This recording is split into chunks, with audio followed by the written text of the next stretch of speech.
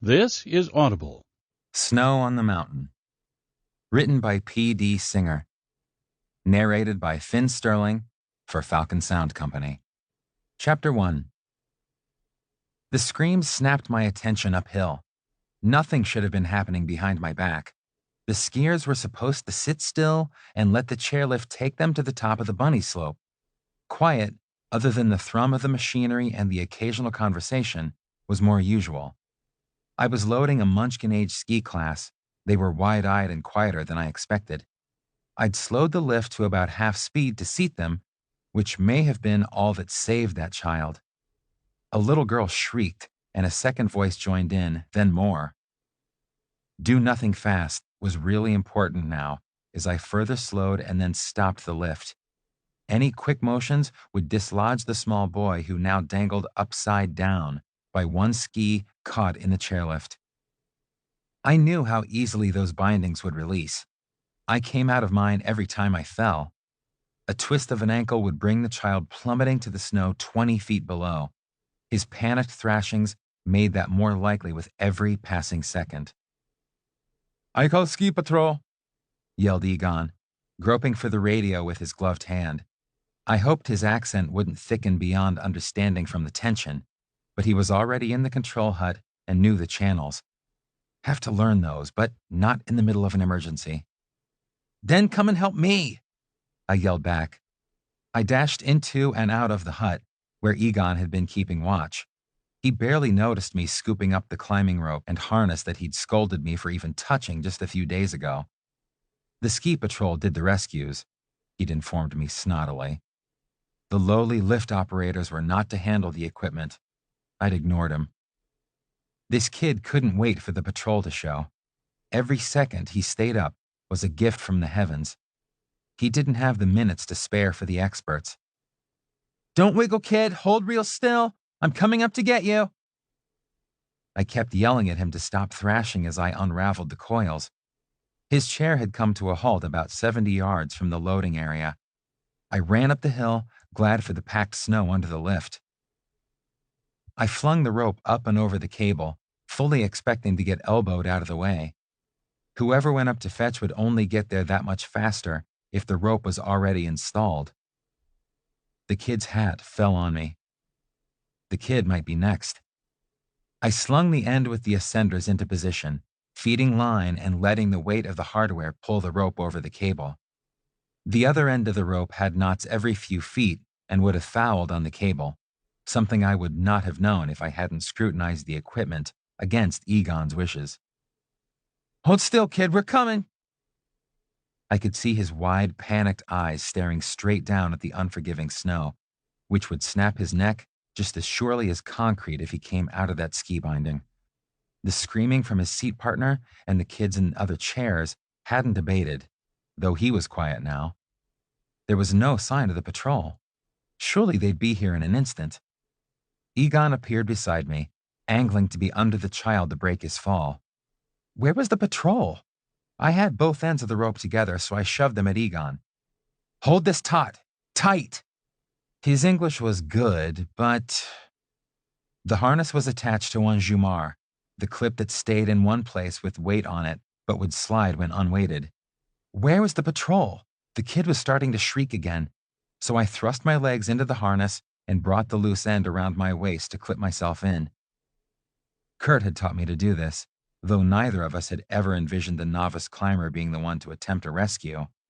But it was me or Egon who wasn't moving, and I knew I could get up that rope fast. "Keep it real tight, I'm going up," I snarled at him. I grasped the double rope with my feet braced against the knots and jumarred my hands up the other side. Kurt had emphasized safety over speed, but this kid's safety lay in speed because he could come down at any time. I was clipped in. That was as safe as it was going to get. I'd come down hard, too, if Egon couldn't keep enough weight on the rope. Maybe someone was down there helping him by now, but I dared not spend the attention to look. "Hang on, I'm almost there," I kept reassuring the little boy and myself. A few more feet and I'd reach the chair. Hauling upward with my arms and pushing up with my feet on the knots was getting me where I needed to go. Little hands reached to me once I made it the last foot to chair level. I snagged the boy. He nearly strangled me with his arms around my neck. I won't let you fall, I promise. I could promise that now. It hadn't been a certainty at all. We're going to go up a little more, okay? I had to, or I wouldn't be able to get him unhitched. That damned binding should have released him with all the torque we were putting on it, and it was stuck fast. I had no more hands available, so I hauled us up the rope with another few pulls of the jumars and clung for dear life with my feet, once I finally found one of the knots. He had U-turned as we went up and was upright again. I hoped he wouldn't pass out on me. See, I got ya, I crooned. I tried to decide how to get him untangled, now that the danger of a fall was past. At least he wasn't howling anymore. His ski was caught in the safety bar of the chair, but I had a second child to worry about while I fixed that. Sweetie, you are going to sit real still while I lift the bar to get your friend unstuck, okay? I tried to smile reassuringly at the little girl, who had been uncorking the ear-splitting screeches. All you have to do is sit real still. Suggesting that she might fall out if she didn't was a fast track to more screaming, I thought. She blinked at me and nodded a fraction of an inch. Yeah, real still. Good, good. I felt like I was talking to one of the horses at the Rendezvous Lake Lodge stables, but the more I talked, the calmer she got, and the little guy who clung to me stayed still and quiet while I lifted the safety bar with one hand to release his ski. It swung around and finally came free, clipping me hard in the knee. The pain made me gasp, but I didn't drop anything or anyone. Now I wondered if I should take them both down. Where was the class instructor? They were wearing the number bibs of a ski school. More bibs were on the chairs ahead of us and on the one behind. The instructor was below me, apparently, along with a patrol, at last.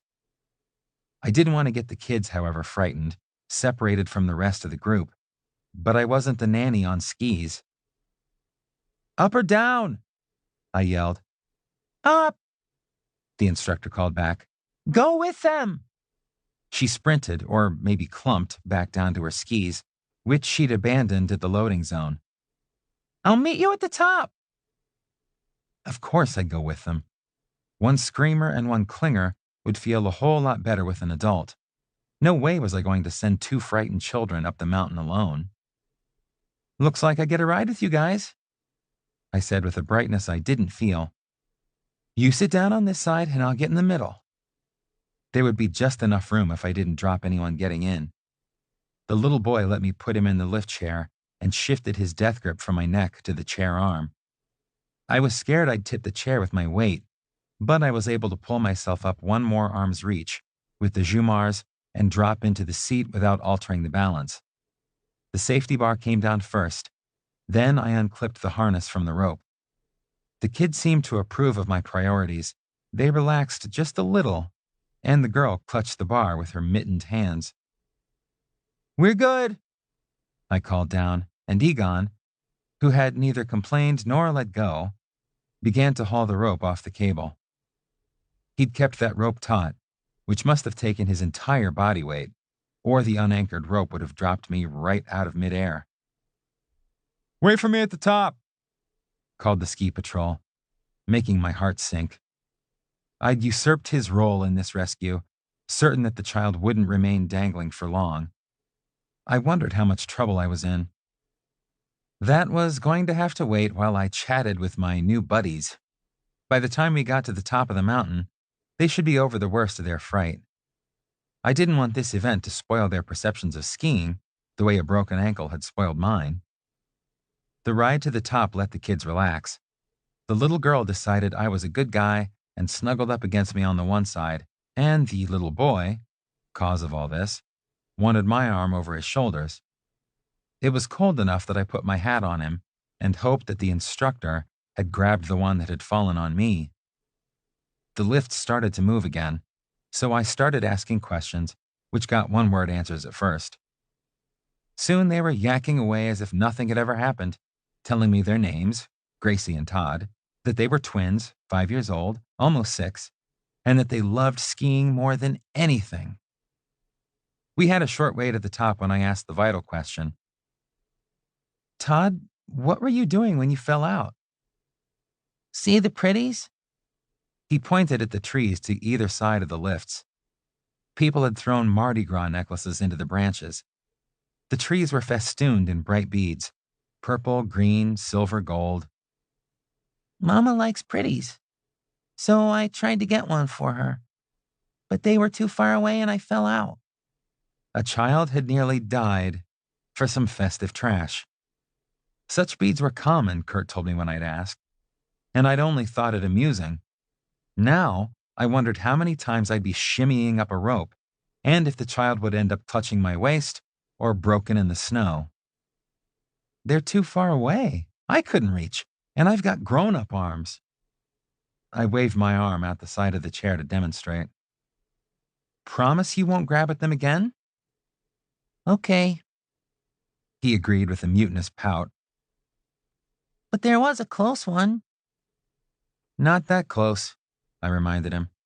He grinned at me, and I quit worrying about Todd no longer enjoying skiing and began to wonder more about what else he'd find to get into. Your job as a skier is to sit quietly on the chair until it's time to get off, I told them, which is now. I lifted the bar and helped them offload. Help they probably didn't need, I thought enviously as they skied over to the little group of bibs who had already reached the top. They probably skied as well as I did. They could afford to be fearless because they didn't have nearly so far to fall. The instructor was a few chairs behind us, so I waited with the little group, none much bigger than my pals and none with ski poles. Todd was done with me, but Gracie held my hand and chattered at the children, and when the instructor got to the top with the last of the kids, she introduced me. Miss Julie, this is Jake. He saved Todd. He's so cool. All of this was getting recorded for posterity. I noticed a few people with their cell phones out taking pictures, maybe videos. I didn't want to think about how many times my face would be on YouTube by tonight. One of the picture takers fell into a snowbank, and I couldn't bring myself to feel sorry for him. Miss Julie checked Todd over carefully, though he was all agog to get back down the mountain and tried to squirm away. I checked out Julie, about my age, brunette curls exploding at the ends of long braids, and a figure that looked all right even in insulated pants. Kurt had said the resort wanted good-looking employees. She looked like confirmation of his statement. If she always got the very young students, I was going to be seeing her a lot at the bunny slope lift. I guess he's okay. He's acting like his usual daredevil self, she said, swapping his blue hat with the big white pom-pom for my gray beanie. I was glad to get my head covered again, since my ears might freeze solid in another 5 minutes. I asked him if anything hurt, and he said no. More shaken than anything, and even that didn't last. I had to smile. Todd was scooting down the slope 2 feet at a time. He'd be at the foot of the mountain before this conversation was done if we didn't hurry. He wanted to grab one of the necklaces in the trees for his mother. Figures, she said darkly. His mother knows all about getting men to give her jewelry. I raised my eyebrows at her, and she squinched her face with embarrassment. Did I say that out loud? Forget I said that, please. Her eyes carried a hint of flirtation. Wondering who Todd's mother was, I just said, Don't worry. The ski patrol had offloaded and had joined us. Is the kid okay? He asked Julie. The kid trying hardest to get away is the one who was upside down. He's fine, Mark. She spoke into her radio, and then she and her little crew were off to shouts of, Pizza slice turns, follow me. The line of tiny skiers, even Todd, trailed her across the snow doing snowplow turns, though Gracie had to hug me one last time before she followed the class, skiing with skill that none matched, except Todd. The ski patrol introduced himself as Mark McAvoy and asked all the details of the rescue before he got to the question that worried me. Why didn't you wait? There was no anger in the question, making me think he only wanted to know, not that he wanted to admonish me. I knew how to use the equipment, and I thought the kid's ski was going to come off any second. It was about 20 feet down. I figured that I'd have the rope up for you, and then it didn't seem safe to wait anymore. I'm glad you didn't, even if the lift operators aren't supposed to do that sort of thing. He could have come down at any minute. You were most of the way up the rope before I got there. I was halfway down the Galloping Goose. It took me a couple of minutes. That was an intermediate run, marked with a blue square on the maps, which led into the Bunny Hill. I laughed, more at the name of the run than anything else. This mountain had trails named everything from Helium Heights to Fast Track to Nowhere. The names at least told you exactly where you were, and it was a lot more fun to say, I fell twice on the cereal bowl, than I fell twice on easy number 3. I figured you'd say something if I needed to know. I wasn't about to joggle your elbow, although you could have clipped the kid in with that extra webbing on the harness instead of your arm. But he was thin enough you could reach around him. You do some rock climbing? Mark sounded friendly. Some. I've used Jumars, Ascenders. Wish I'd realized about that extra strap. It might have saved me some worry. Good thing, too. He made some notes in a pocket-sized notebook. What's your full name? I'll need to put it in the report. Landon. Jake Landon. That's your alias today, Mr. Bond? He smiled warmly, but I was rather proud of myself for performing some daring do. I think I've got all the details, but what's your number if I need anything more? He wrote it down and stuck the notebook into his pocket. I'll see you around. There's a little pub that caters to the ski workers, not the tourists. Some of us get a beer there now and then. I could give you a call. He quirked an eyebrow, which disappeared into his hat. Thanks. I'm not much of a drinker, though. If the invitation was just friendly and it included Kurt, then it might be nice to socialize with a group. We'd been hanging around home a lot since we'd come to Wapiti Creek because we weren't entirely clear on how to handle ourselves in public. Did we introduce each other as partners, roommates, friends? How out did we want to be? Mark waved and skied down the hill, making it look like the easiest thing in the world. I headed back to the offloading ramp and sat in a freshly emptied chair to get whirled around the big pulley and toted back down the hillside. On the way down, I considered the casual way Mark had basically asked me out. I wasn't used to that by a long shot. He was as tall as I was and a lot more athletic, certainly more socially poised, kind of good-looking, with brown hair long enough to escape his wool hat and wide, sensuous lips. But he wasn't Kurt, so I didn't want anything more from him than some friendship. On the trip down, I wondered if Kurt was worried about me looking elsewhere. Chapter 2. So the hero returns. Egon razzed me when I got off the chairlift. Shut up, you idiot, I responded pleasantly. Though I didn't like him much. He had an assortment of grudges and was usually surly, but I'd conceived a hope that his attitude might adjust as a result of this little adventure. If he thought I was going to play lone hero over this, he was mistaken, because that would only grow another grudge, this one personal. That kid needed both of us. He'd been tending the chairlift base alone, while I'd gone up and come down, which gave him time to have all sorts of conversations in his head. Maybe what I said wasn't what he'd been telling himself, because he squinted at me over the heads of a couple of 10-year-olds who trudged up to the loading zone with their snowboards. Seriously, I could not have climbed that rope if you hadn't been holding on, so cut the hero talk. I spoke into the clear space as the chair yanked the two boys into the air. We were a team. I paused while a couple of women in expensive ski clothing shuffled to the loading zone. The chair hauled them and their appraising glances away before I spoke again. And thanks for not dropping me. He sniffed. I would not drop you unless I was sure you land on your thick head. He grinned. Your head is thick. You must know that only your part in this rescue will be noticed by the people, who will be watching on the internet by tonight, if not already. My heart sank. A couple came up to the loading zone, a man who looked experienced and a woman who looked nervous. Just let the chair sit you down as it comes up behind you, he coached her. buying me some time to think what to say. It was good advice, though she sat with a flump and a yip, leaving me to respond to Egon. "Doesn't matter," I finally said. "I know it took both of us." Those words were barely out of my mouth when I got grabbed and kissed. She didn't let go fast enough, so when the chair came up behind her, the upright clipped me hard on the ear. Her forward motion dragged me a couple of steps up the hill before she released her grip on my jacket. The damage was done. I'd been pulled off balance and landed with a splat on the snow. Egon didn't even try not to laugh, the jerk. But he didn't drown out what she was calling back over her shoulder.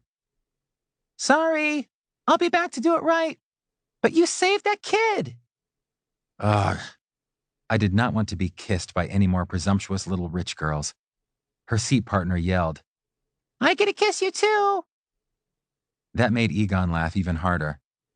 I picked myself off the snow with all the dignity I could muster. "See? No one offers me kisses," he gloated. "Kiss off," I muttered, brushing myself off. "I'll be in the control hut for a while." I could hide there and still do my job while this 9-day wonder died down.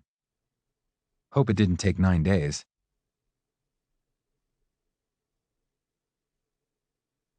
I had been on the job for several days, but had spent little time in the control hut.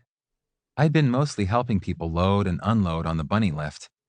The beginners spent their days on this gentle slope, learning the basics of controlling their equipment, or in the case of the super shredder preteens, scaring the beginners with their snowboard antics. This early in the season, it wasn't crowded. Most of the mountain had only been opened in the last day, after a storm had come across and dropped just over a foot of snow. The groomers had been out all night, driving the snowcats over the wider trails. The narrower trails were still being curried into skiability with the smaller snowmobile-pulled drags. Almost all the easy or green slopes and most of the blue intermediate trails were finished, but several of the expert trails, the black diamonds and double diamonds, would be left as powder. It would be a miracle if they could groom the double diamonds, even with winches, since I didn't know how anyone, even Kurt, could ski those and live. The mountain was getting busier as the season advanced. Opening day this year had been earlier than last year between snowmaking efforts and the gift from nature, but most people hadn't planned to be here so soon. That might keep my face off the internet. I could hope. It could have been worse. It could have happened next weekend, over Thanksgiving, when the crowds would be substantially larger. It could get worse now. I saw my boss, Roy, talking with Egon, who pointed him toward the hut with an evil smile. "Audition for the ski patrol today, Jake?" Roy asked when he joined me in the control hut. "That's not why I did it, sir." I did not want him to think I was grandstanding with this. "Tell me what happened," he asked, so I did, leaving out nothing. "The kid is just fine?" he asked again when I finished. He couldn't wait to make the next run. My little buddies Gracie and Todd had waved happily from the chairlift twice already. "No harm done then. You have another parka?" I looked down at the light gray with black slashes. "Yes, why?" "Wear it to work tomorrow and plan on working the upper end of the lift. I don't think the Denver news stations will get teams up here before then. We aren't going to make it easy for them to turn this into a news story. Some sharp lawyer is going to see that a kid nearly fell, not that the kid was saved." He looked irritated. "Then they'll try to regulate the industry some more." I'd wear my other hat and different sunglasses, too. I didn't relish the idea of microphones getting shoved into my face. I might say something that would trigger a huge lawsuit. What about the parents? I didn't know what they'd be told or who was supposed to tell them. Please don't let it be me. "Todd and Gracie's folks aren't going to sue the resort, Jake." I wondered how he was so certain, but his confidence was infectious. He smiled and thumped my shoulder. "They'd have your head if you dropped him, but you didn't. Good job on that, Jake. Really good. Now let's keep the publicity to a minimum." I almost broke my neck nodding agreement to that. If there's a light bulb changer or something really long, we can get the beads out of the trees, not tempt some other kid. Besides, I knew who might like to have some. Good idea, but just take down the close ones, or we'll have more getting flung. I'll send someone out. He warned me again not to speak to the press, and headed to the warming hut. Some hut. Antler chandeliers, fieldstone fireplaces, fancy food, and designer goggles for sale. But traditional names just stuck.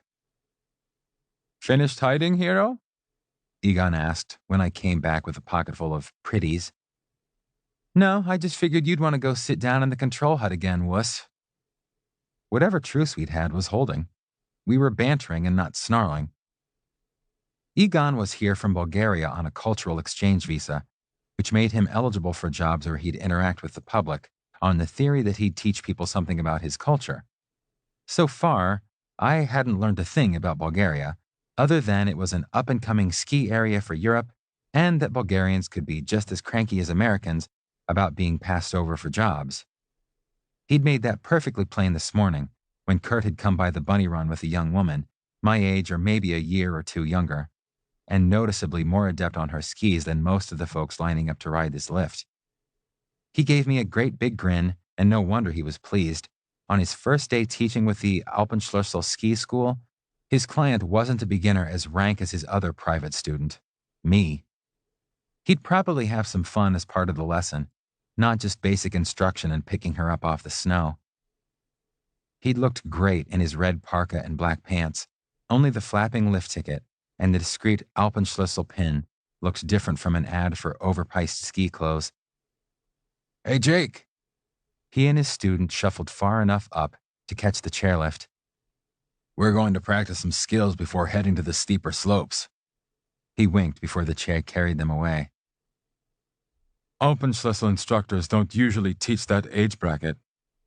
Egon's voice was snide. Really? How would you know? I slowed the lift to let a couple of kids get on safely, then brought the safety bar down before they got out of reach. Egon sped the lift again before replying. Oh, the whole mountain knows. They hire only the best, you see.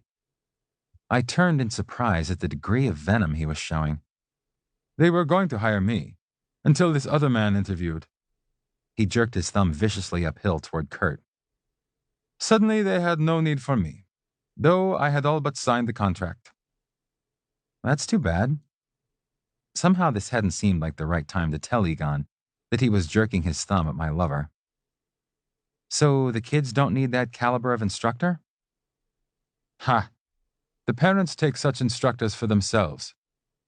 With that bit of rancor, Egon had stumped back to the control hut, leaving me feeling proud of my lover for being acknowledged as one of the best and wondering how I was going to get along with someone who hated Kurt for being just that much better than he. I was glad Egon had more or less gotten over his snit before Todd toppled. Late in the afternoon, I found my little buddies just outside the lift line. Motioning to Egon to take the loading deck, I headed over to them. When Gracie saw me, she started to wave wildly and shriek. At least it was happy shrieks this time. Jake, come tell my mama. Oh, great. Even if lawsuits were as unlikely as Roy seemed to think, I didn't want to tell the person with enough clout to retaliate that her darling child nearly had a fatal accident today. Mama was a lovely, well-groomed brunette who looked like late 20s but could have been older, in a spandex ski suit that I recognized from my outfitting as costing rather more than I was going to make this month. Her companion was someone I recognized too, Ulf, Kurt's fellow and least favorite colleague at the Alpenschlüssel ski school. I'd decided he had muscles in his forehead when I'd met him, and his attitude hadn't improved much when he'd come by with students. He looked disdainfully at me and went for ignore this time. I returned the favor. Hi, Gracie. Hey, Todd. Gracie had flung herself at me, so Todd came out more like oof. Hey, buddy, I brought you something. Using one hand to helplessly pat my little admirer and the other to dig the beads out of my pocket, I smiled apologetically. Excuse me, ma'am.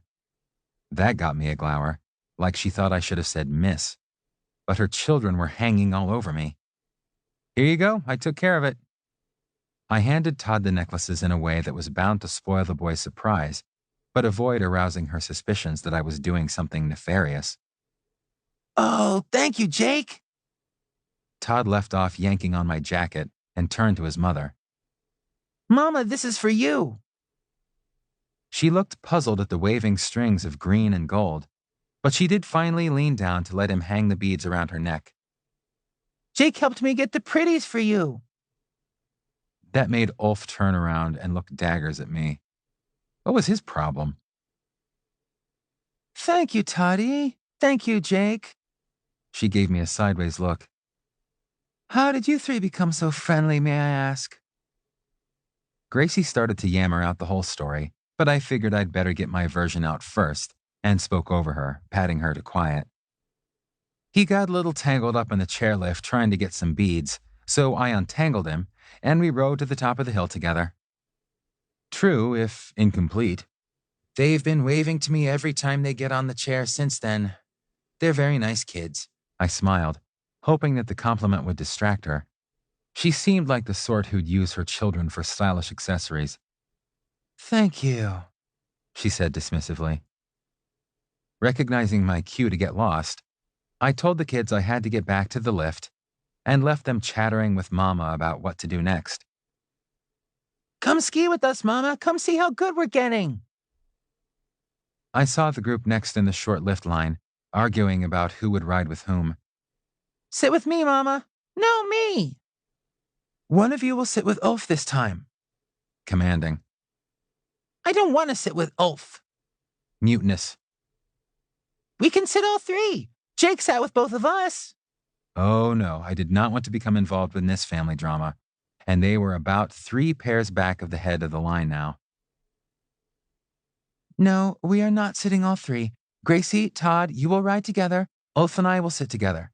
End of discussion. She sounded cold. Poor kids, they just wanted her attention. They were at the head of the line now. The adults waited about 15 feet back of the loading zone as the kids slid to the mounting mark. I slowed the lift to let the kids load and get the bar down, which gave Todd enough time to grumble to me. I hate Ulf. He takes Mama away all day. Mama and Ulf loaded without a glance at me, though Ulf exchanged some sort of lifted eyebrow communication with Egon, who stood on the other side of the loading zone. I watched them swing into the air. Their skis had barely left the snow before Ulf pulled the bar down and put his arm over her shoulder. She snuggled into him.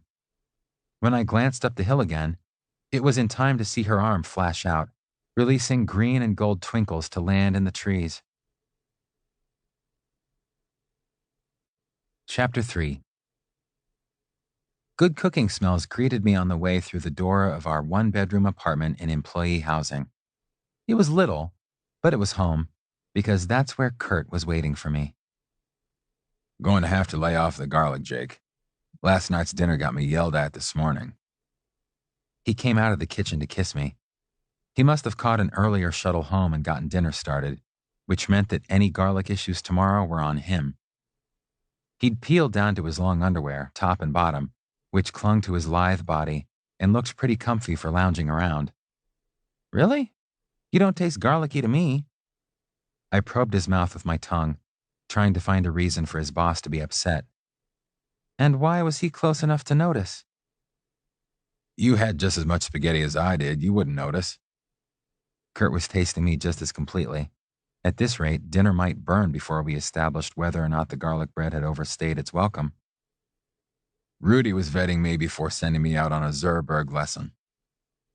Top-of-the-line package, and I didn't make the grade. Sucky way to start a new job. Amber said the tips from those are good. Ulf was already booked, so Rudy ended up with it. And he was pissed with me. That's too bad. I saw who Ulf was booked with. Money and 2 kids. Ulf had seemed awfully comfortable with her, too, judging from the snuggling in the chairlift. I made a note to lay off the garlic since Kurt, who had never acted concerned about money before, seemed interested in making as much as possible. If it mattered to him now, I wouldn't do things that interfered. Most of my pay went to the tuition savings account, but that wasn't Kurt's responsibility. Yeah, but they all have to have bucks to pay Alpenschlüssel rates. The ski school Kurt just hired on with had the highest rates and the best ski instructors at the Wapiti Creek Resort. They also had the best-looking instructors on the mountain. Kurt certainly qualified on that score. He was about 5 feet 10 with a slim but muscular build, shoulders broadened from swinging axes and shovels, and quite possibly the nicest ass on the planet. But then, I'm biased. He'd let his blonde hair grow longer than he'd kept it all summer, when we'd both trimmed short for life in the mountains without running water. Now it was curling over his ears and forehead, nearly the same shade as his well-defined features, still tanned from our summer in the Uncompahgre National Forest. His eyes, the brilliant blue of the Colorado sky, made a startling contrast, which I liked to explore from kissing range. He was also a fine instructor for a lot of skills, something that I could personally attest to. Since meeting him, I'd learned to shoot a bow and arrow, ride a horse, rock climb, and cook on a propane stove. I'd taught him to fish, though he didn't have enough patience to enjoy it the way I did. He was also teaching me about being one half of a couple, and that was best of all. But Kurt had been shoveling snow, not teaching, the sort of pickup job he could get after the lifts opened. We'd painted hotel rooms in the Gap season, but the smell of wet paint was no longer welcome once the guests began to arrive in earnest. I'd already been tending the bunny lift for a week. Kurt had turned down one teaching job for not paying enough, and while his assurances of getting hired without a problem hadn't dwindled, he was beginning to show a little strain around the eyes. So when I came home last night to find him pulling on fleece and microfiber for an interview, I knew he had really high hopes for the Alpenschlüssel ski school. "How do I look?" Kurt held out his arms, twisting his shoulders to mimic a fashion model. He said to dress like I would for teaching. I looked him up and down, from the high-tech boots and ski pants to the fleece shirt over the silky turtleneck of some wonder fabric, all in black and red. "You look great. The clients will be all over you." I was afraid of that. "I can fend them off, just so long as you are all over me." He grinned and stepped forward for a kiss. I grabbed his ass and smooched him. "I'd be all over you anyway." "Good." He grabbed my butt with one hand and then swatted it gently. "But let's get this interview over with first." I drove him to the interview in silence. This was the ski school that had wanted pictures with his resume. I'd thought that was weird, but he'd reassured me that it was a sneaky way to get around some labor laws, in a place that catered to the rich and the famous who thought the likes of Aspen too ordinary.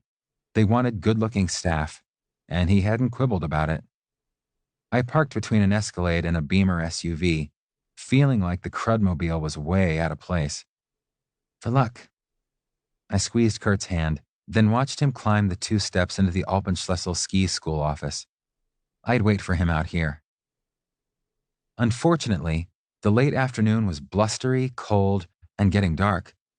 The Crudmobile leaked chilly air at the gaskets, which probably wouldn't keep it from killing me with carbon monoxide if I kept the motor idling. So I went into the Alpenschlüssel office and sat down next to the magazine rack. The receptionist winked at me when I told her I was only waiting for Kurt. She went back to looking at her magazine and then answered the phone. The rates she quoted for a ski lesson package made me extra glad Kurt would teach me for the joy of it, because the figure sounded a lot like our monthly rent. The young woman, who was blonde, attractive, and inclined to chew her fingernails — I love Kurt, but I do notice, okay? — was sitting behind a dark wood desk, ski posters of places like Banff, Chamonix, and Flen on the walls behind her. There was a door to her left, where, I assumed, Kurt and his prospective boss were hashing out the details. A tall blonde man in ski clothes entered while she was still on the phone and took a seat on her desk, one thigh raised against the edge. He scowled at the closed door, then at me. What? I was just waiting. "Did Rudy not decide upon Egon?" His words were to her, but his sneer was to me. "Or does he want corn-fed Americans now?" She slapped his thigh. "Be nice, Ulf. He's just waiting for his buddy." Asshole. I kept it to half volume to make my opinion felt without escalating the situation. He didn't get up off the desk. Kurt wouldn't have to spend much time around this guy, I hoped. The door opened to let Kurt through, and he looked mad. He noticed me when I stood up to follow him out the door. Say, Jake, are you a happy man? He had to be asking for the benefit of the tall man in his mid-30s who was right on his heels.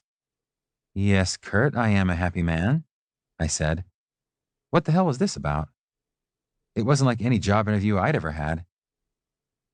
Are you agreeable to Kurt taking this job? The ski school manager asked me. Weirder and weirder. I'm sitting here waiting for him, aren't I?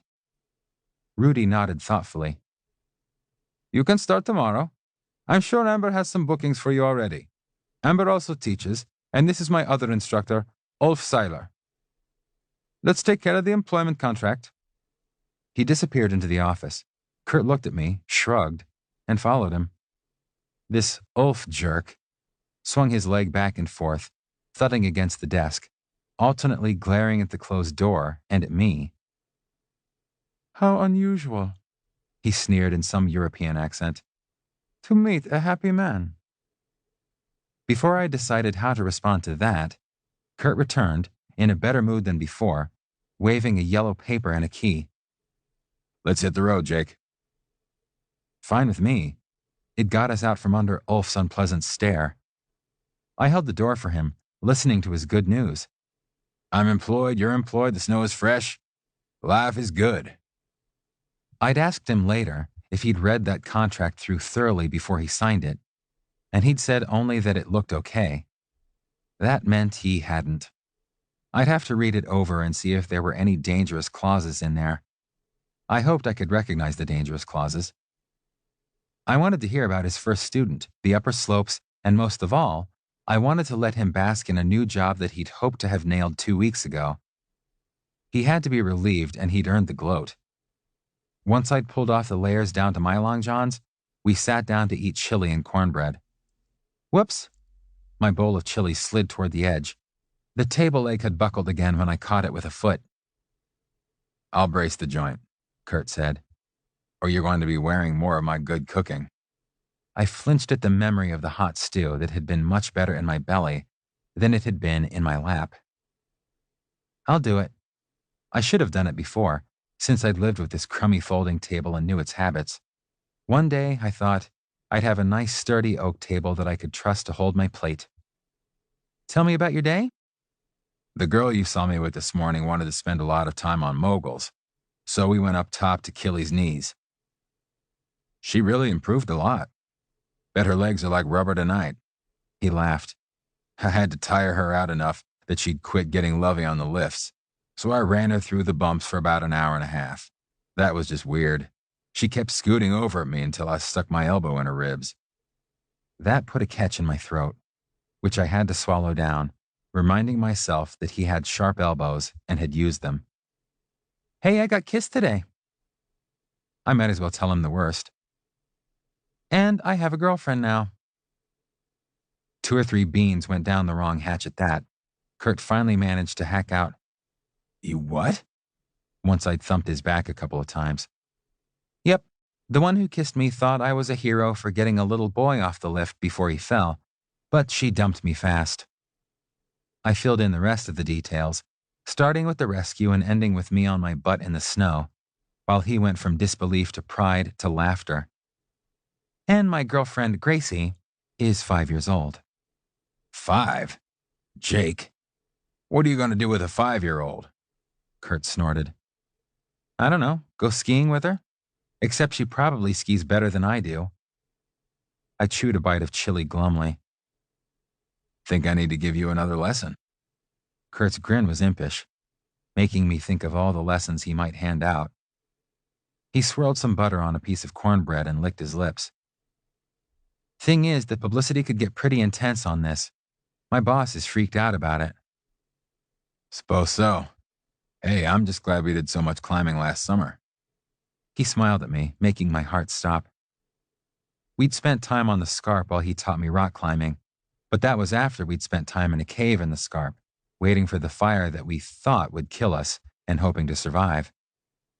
We'd become lovers that night, Though it had taken a while to straighten out the details, it had made the rest of our season as forest rangers in the mountains of Colorado into a whole new kind of heaven. That blinding smile made the dimple near the right corner of his mouth show. I loved that dimple. Actually, what I loved was Kurt. Charming, confident, competent Kurt Carlson, who at 25 was good at so many things I could barely do or had never tried. He was teaching me a lot of those skills and had assured me that I'd be good at them too by the time I was 25. I had a lot to perfect in the next 2.5 years. Maybe by then, I'd have mastered my heart too, and not be so scared of this relationship. It was still amazing to me that he wanted me as much as I wanted him, that he cared for me as much as he did. We'd been lovers for the 5 months since the fire, and if I was really lucky, we'd be together always. An attractive, capable guy like Kurt could have anyone he wanted, and he wanted me. While we were rangers, there hadn't been much competition. We could go for days not seeing other humans. In a town like Wapiti Creek, where beautiful people were thick on the ground, I could only hope that our bond was strong enough to stand up to everyone who would find him appealing. I certainly loved him, and I thought he loved me, though we'd never said those words out loud. It had been hard enough to get past the barriers in our heads to become lovers. Maybe I was just going to have to make that stretch. This new environment was testing us. I wanted to feel as secure with him in town as I did in the wilderness. We'd already scared each other once tonight with stories of other people, and I hadn't even mentioned Julie or Mark. Hearing the words would do wonders for my confidence, but if I wanted to hear them, I'd have to be willing to say them. Kurt caught me cleaning up the kitchen. In those long johns, you look ready for a ski lesson. He snuggled up behind me, his legs pressed against mine from ankle to butt, his cock snugged against my ass, his strong arms pulling my back against his chest. How, in the kitchen? I rubbed my ass against them, feeling how his cock was rising. 2 layers of high-tech fabric were going to have to come off soon. He was kissing the back of my neck, which is going to make me start dropping dishes. I'm a damned good instructor, so there should be a way. In fact, he shifted his feet so they were parallel with mine, his body totally plastered against me. I don't think I would use this approach with just any student, but I could feel his cock pressed to my crack. You better not. I decided to wash the chili pot, since I couldn't do more than dent it. His hands on my hips excited me. Shh. You have to feel the balance like this. Kurt began to sway his hips gently from side to side, moving me. You want to turn. You shift your weight like this. His knees against mine made me shift my balance. You unweight, then once you're around, you shift back. You weight again. He shifted me the other way. Now let's turn the other direction. Again, he changed my balance. His warm breath on my neck made me decide to put the pot down before it made a clatter. See? We turned several times as he coached me, and now that my hands were free, he took them, sliding under my forearms so that we were holding each other in some phantom ski poles. My own growing erection rubbed against the edge of the counter in front of the sink. Yeah, this is lots of fun. Keep turning. He laid his cheek against my back as we skied through the kitchen. Though my own preferred terrain at this point was in the bedroom, covered with burgundy-striped sheets rather than snow. You're doing good, Jake. Not one fall. Keep going. You're going to kick ass tomorrow. His shoulders angled slightly when we shifted weight, turning me, getting me into the rhythm. I did my best to follow his movements. Desire was warring with understanding that I really was doing the correct motions. Yeah, shift your weight to the left. Now come back up. Practice it slow, then speed it up for the slopes. Bend your knees. Damn. How did Kurt come up with so many ways to drive me crazy? He'd just thought of a fresh one. We need a ski pole now. He nibbled on the back of my neck, then pushed me over the sink and pulled my long johns down. What? I tried to look at him over my shoulder, seeing his smiling face and then his arms snaking over to take a glob of butter out of the dish. He had one hand on my back, holding me down while he wiped the butter into my ass, plunging two slippery fingers in as I tried to relax for him. Tonight wouldn't be a lot of foreplay night, but that was fine. I was plenty worked up from our ski runs and groaning from his fingers slithering in and out. He checked my hole one last time before pulling his own long johns down, just enough for what I knew he was going to do. Ski pole, huh? I gasped as he pushed into me. You bet. Kurt laughed deep in his throat and pulled me back upright against him. Don't lose the balance. His hips continued their slow skiing twists. His arms held me tight, so I followed, feeling how he slipped in and out of me as we slalomed in the kitchen. His hands were flat against my chest as he writhed. I could only hold him with my hands on his hips. The skiing was getting lost, but the wonderful feeling of his cock working in and out of me slowly carried me along. I stayed slow as best I could in our excitement, and then to hell with it. Moguls ahead, I told him, and then picked up the pace, slamming back against him without trying to turn. I knew the big bumps on the slopes needed fast reactions, even if I had no hope of negotiating them for real. Whoa, moguls. With a soft bite to my neck, Kurt bent me over into the sink and thrust into me fast. One hand on my shoulder pulled me back against him, and then he leaned over me, reaching forward to grasp my hard, thick cock. I yelled out, loving the way he pumped my cock. His strong hand moved at about twice the pace of his hips, speeding me toward the finish line. I had a hold on his ass with one hand, though I needed the other to keep me from falling into the soapy water in the sink as we raced toward climax. This slope we were negotiating was high and steep. On this mountain, I could do the double black diamonds.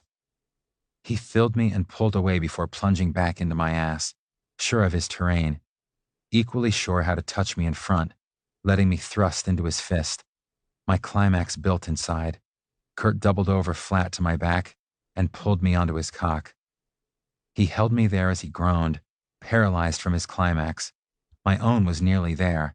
I couldn't bear not to go over the precipice, no matter how I loved to feel Kurt pulsing within me. My hand on his, together we stroked my shaft those few last times to take me over that last jump until my orgasm caught air. It was a while before I could turn around to hold him, and I damn near fell into the soapy water, trying to stand upright to do it. He was breathing as hard as I was, and only then did I think to shut off the open tap. Now would be a good time to tell him that I loved him. Except, I didn't want him to think that all I meant was that the sex was great, though it was. I should tell him. I slipped my tongue gently between his lips, more of a caress than a kiss. Wonderful run, Kurt. Chapter 4. The evenings were different without any of the diversions we'd used all summer. It was too cold and dark for archery. There was no lake to swim in, though if we wanted to, we could go over to the gym and work out.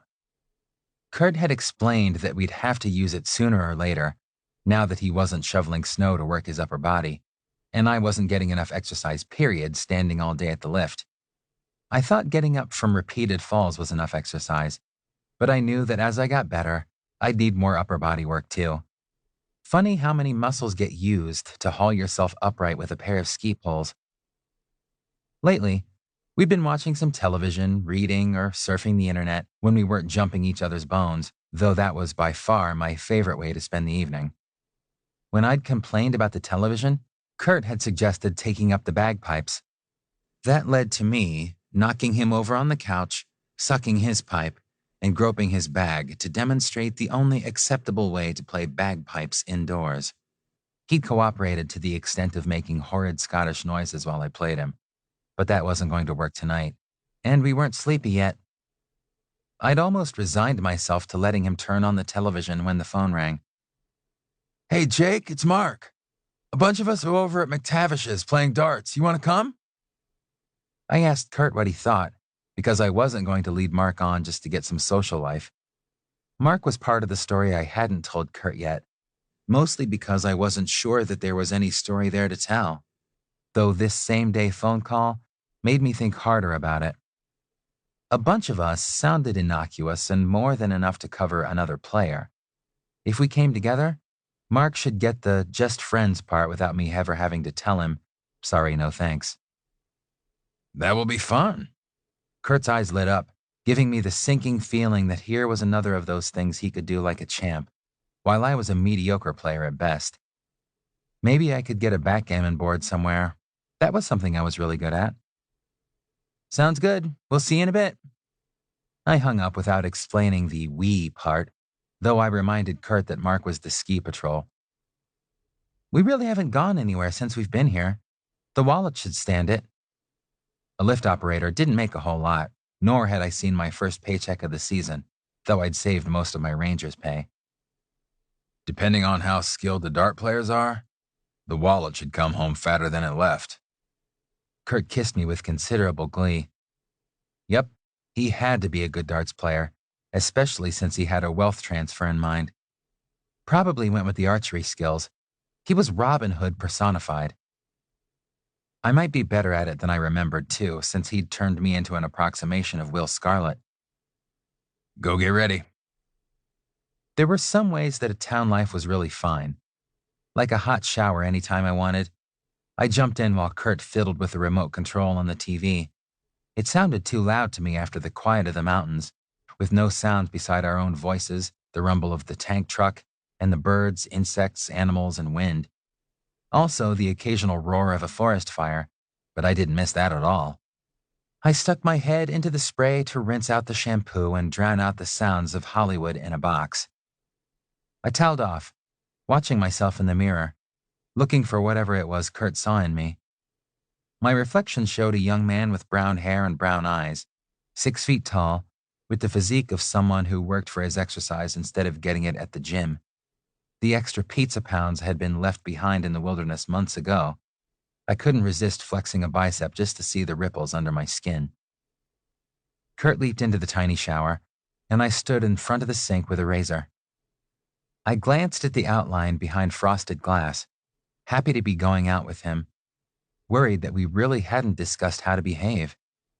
It hadn't been a problem during the Ranger season, since most of the time we were around other people, there was something really unromantic going on, like a forest fire. On our forays into town, we assumed it was a case of turn your calendar back 20 years on the attitude, so we didn't walk closely at the grocery store or hold hands on the street. That was actually fine with me, because I was all over Kurt in private, but not at all sure I wanted to be open in public. Wapiti Creek was probably as cosmopolitan a place as could be found in the mountains, but I still wasn't ready to walk into the pub with one hand on Kurt's shoulder. Guess we should play it cool, huh? We can if you want. Kurt turned serious eyes on me. There's no should about it, I read within their depths. Kurt, you know that this was heading into uncertain territory, so I showed him lips to lips what he ought to know. But let's not do any public displays of affection yet, okay? Yet. Kurt slipped me some tongue before pulling away to swab himself with the towel. Since we didn't even ping each other's gaydar all that well at first, I think we'll do okay. Kurt had spent 2 weeks trying to get my attention, which he'd gotten all right, though it had taken me a lot longer and a fairly direct invitation before I could believe that was happening. But now I knew. And if Mark had really asked me out, the only person I was fooling with the closet act was me. At the other end of a shuttle ride into what passed for downtown, we found McTavish's, a pleasant pub with some pool tables, a couple of dartboards, and tables for small groups in the rest of the space. It was pretty full, and the cheery sound of Irish fiddles was entwined in the happy babble, some of which came out of a television mounted near the ceiling. I looked around for Mark, who spotted me and waved.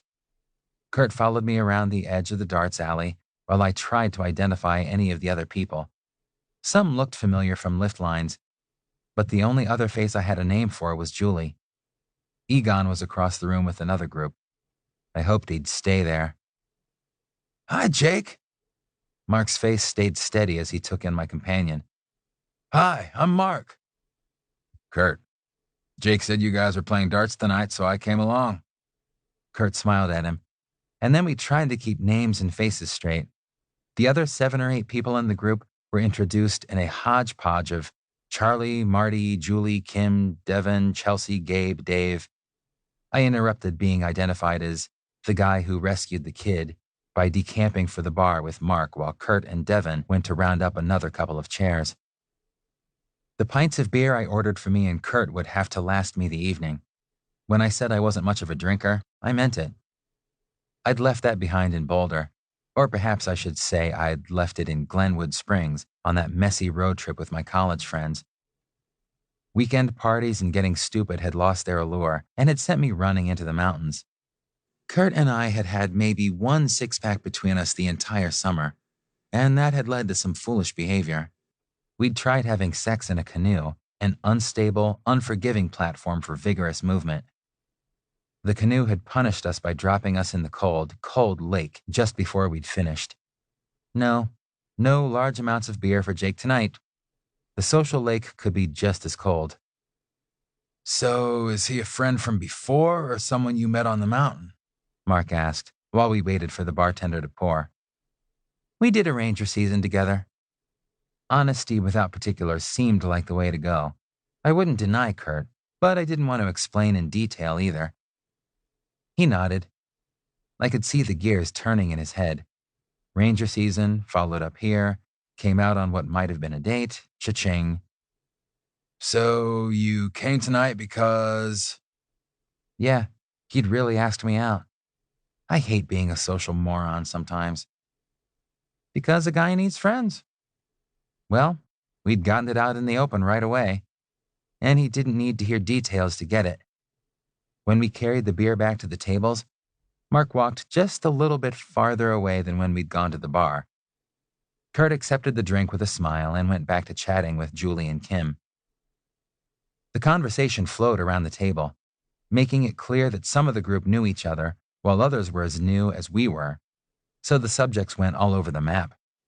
I put together that Julie, Chelsea, and Dave were instructors, Devin worked the ski rentals, Mark, Marty, and Kim patrolled, Gabe had one of the high mountain lifts that serviced the expert slopes, and whatever Charlie did on the mountain, he was miscast because he should have been a freaking gossip columnist.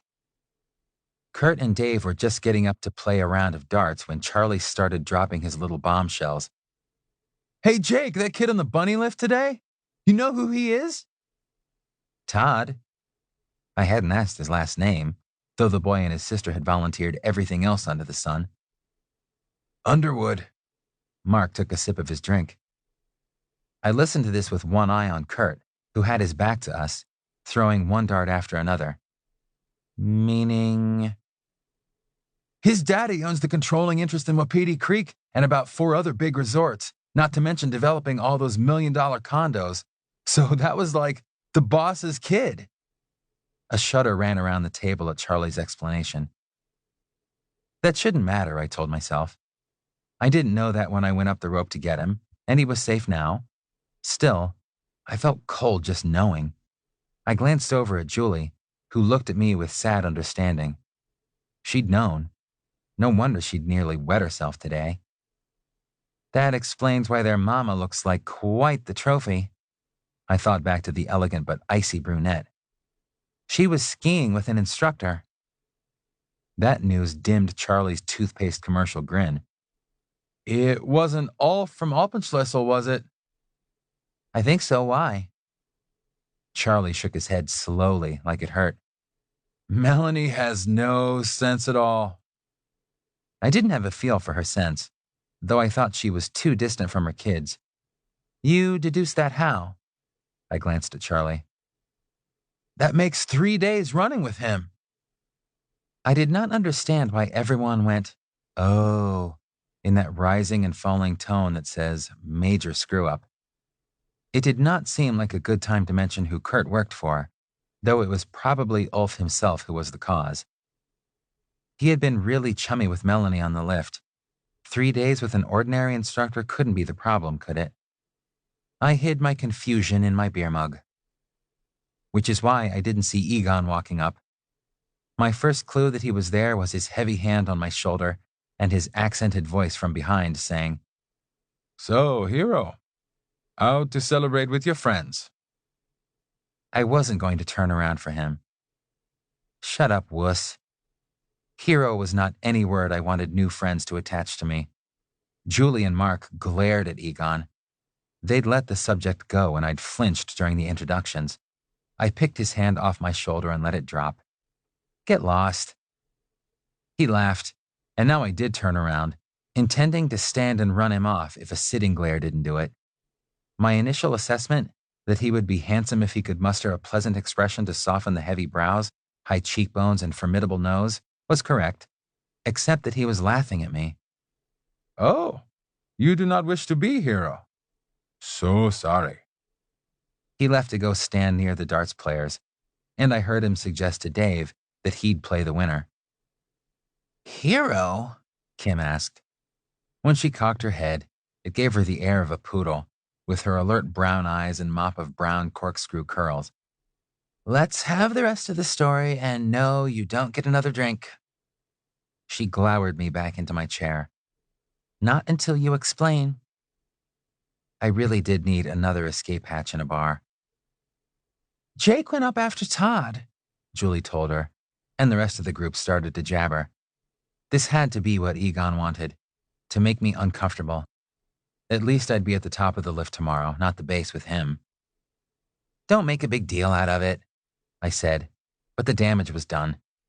Charlie had whipped out his cell phone and punched up a video. Damned internet. The wilderness had no people and no cell phone towers. Friends were highly overrated. The bastard passed the phone around, to the oohs and ahs of the group. Kurt came back to the table to stand behind me and have his turn to see what had happened. He let the video scroll out where we could both see it. I tried to watch through his eyes, but I was reliving the fear that Todd would plummet past my hands. He handed the phone back to Charlie and squeezed my shoulder hard. "You did good, Jake." Then he returned to his game like it was no big deal. But I was sure we'd have a talk tonight about my technique. "You did," Mark said, and then he changed the subject, to my intense relief, asking Marty, a 30-ish man with wire glasses, shoulder-length hair, and an academic air, about the snow conditions on the upper mountain. They were often running on something that sounded too technical for my tastes about slabs and cornices, and whether they'd need to assess some of the upper slopes for stability. Chelsea snuggled against Marty's side and poked him when he expressed concern about depth hoar. Wasn't sure I'd heard that right, but I had other things to think about. I tuned one eye back into the darts game behind me, answering Kim's question about where I'd learned to climb with one word, and then asking the newbie question, "What's a cornice?" "A place where the snow extends out over a void, like at the top of a hill or over a drop-off.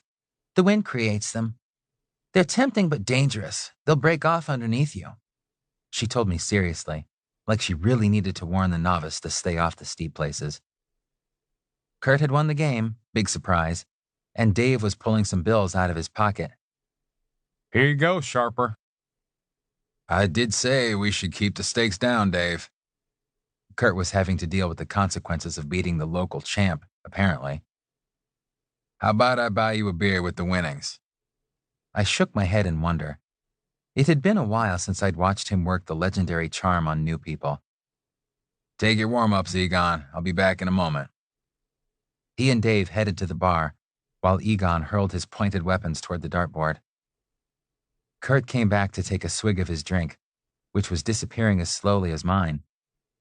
He set the glass down and cautioned the beaming girls against finishing his beer, then went back to the darts alley where Egon was retrieving the darts.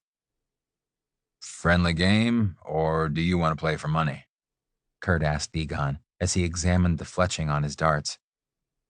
"Friendly, but with stakes." What Egon said next was too low for me to hear, but it changed Kurt's face, and not for the better. Egon went on. "A win for everyone, no?" "No, forget it." Kurt stuck his darts into the corner of the dartboard and left Egon standing. "Not interested." "Oh, you save it then." Egon grinned nastily at Kurt's back. Kurt turned around and snarled, Fuck you. That made everyone at the table who hadn't been tuned to this conversation swivel around and stare. You did not want. His voice was mocking. I wanted to get up and pound his big nose until it stuck out the back of his head. But Kurt squared himself in that one more comment and I'll punch you way that made Egon back down. Okay. He strolled down the alley to the board to impale his darts, leaving Kurt furious. Kurt sat down in the one empty chair with a crash and drained the rest of his beer in one angry gulp. His face was thunderous, and I thought he needed to get away from the group until he calmed down. I'd never seen him this mad.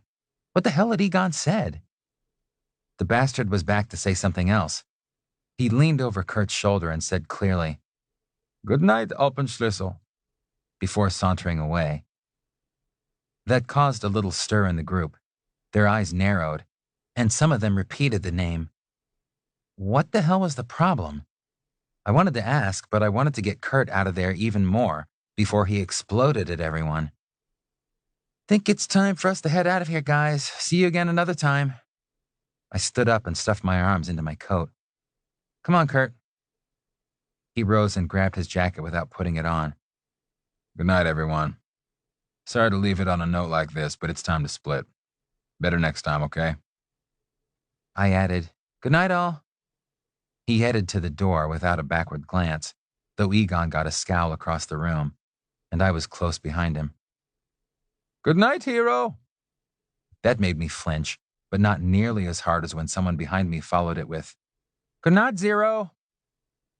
The cold night air was a bracing shock after the warmth of the pub. I caught up with Kurt halfway to the shuttle stop.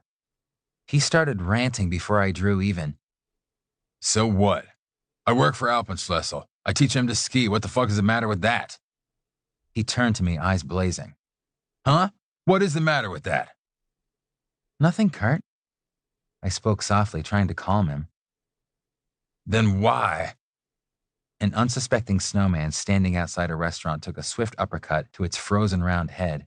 Snow exploded everywhere.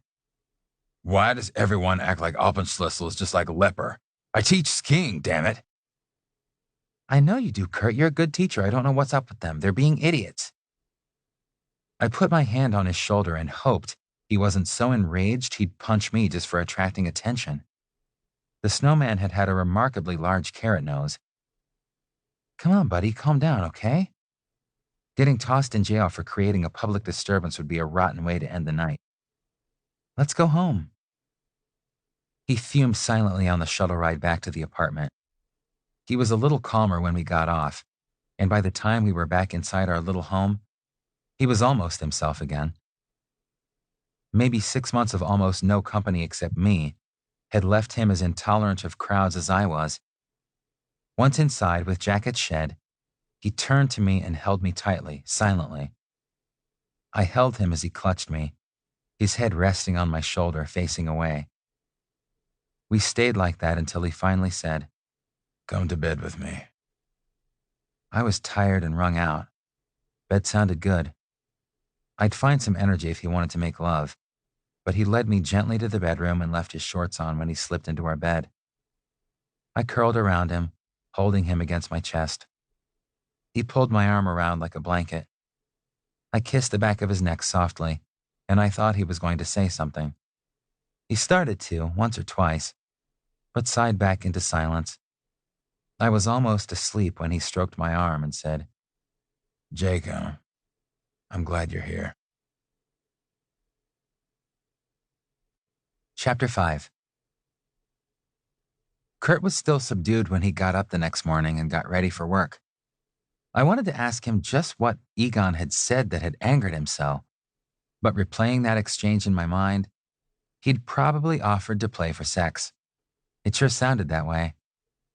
Other things about that were strange too, but that just might be Egon's English, which was good, fluent even, but didn't always contain the words you'd expect to hear. If he wasn't reminded about that, Kurt might just get back to his sunny self before meeting his client for the day. We danced around each other quietly getting ready. He laid out clothing on the bed, which of course he'd made first. The man always made his bed. even if it was just snapping the sleeping bag straight, though his socks tended to migrate randomly. The ski pants were by a well-known designer, though they'd been purchased via online auction for a fraction of their cost at retail. I still don't see how ski pants could cost $700 a pair, unless they came with Krugerrands in the pockets. Do they keep you $650 warmer? I tried to tease him. No, they keep you just warm enough. Kurt did smile at me as he pulled on silky underlayers and thin socks. This sort of clothing would help him blend in with the clients, a problem that I didn't have. He'd helped me choose winter gear online, though I had gone for good but less glitzy brands. Between us, we'd spent a lot less than $700 outfitting, though it helped that Kurt had some nice things from previous seasons. Now he pulled on a fleece shirt, the same one he'd worn to his interview. Sitting down on the battered green couch that I'd rescued out of a charity pile on a sidewalk in Boulder, Kurt put his boots on and then came into the narrow galley kitchen where I was making some sandwiches. He threw some soup into the pot to heat while he located the lids to the thermos containers. No sense in paying resort prices for chow, even with the employee discount, though Kurt would have lunch with his clients twice this week as part of their ski package. I don't know who I'm booked with today, so I might be able to get by your station at lunch. We can get some runs in. I felt kind of bad when we did that, since it limited him to the bunny run and the green runs, which he told me were a little more challenging than what I'd been doing. I needed to pick up some skill with skiing, and fast, to keep Kurt from getting bored. It was hard because I was still apprehensive about skiing again after so many years.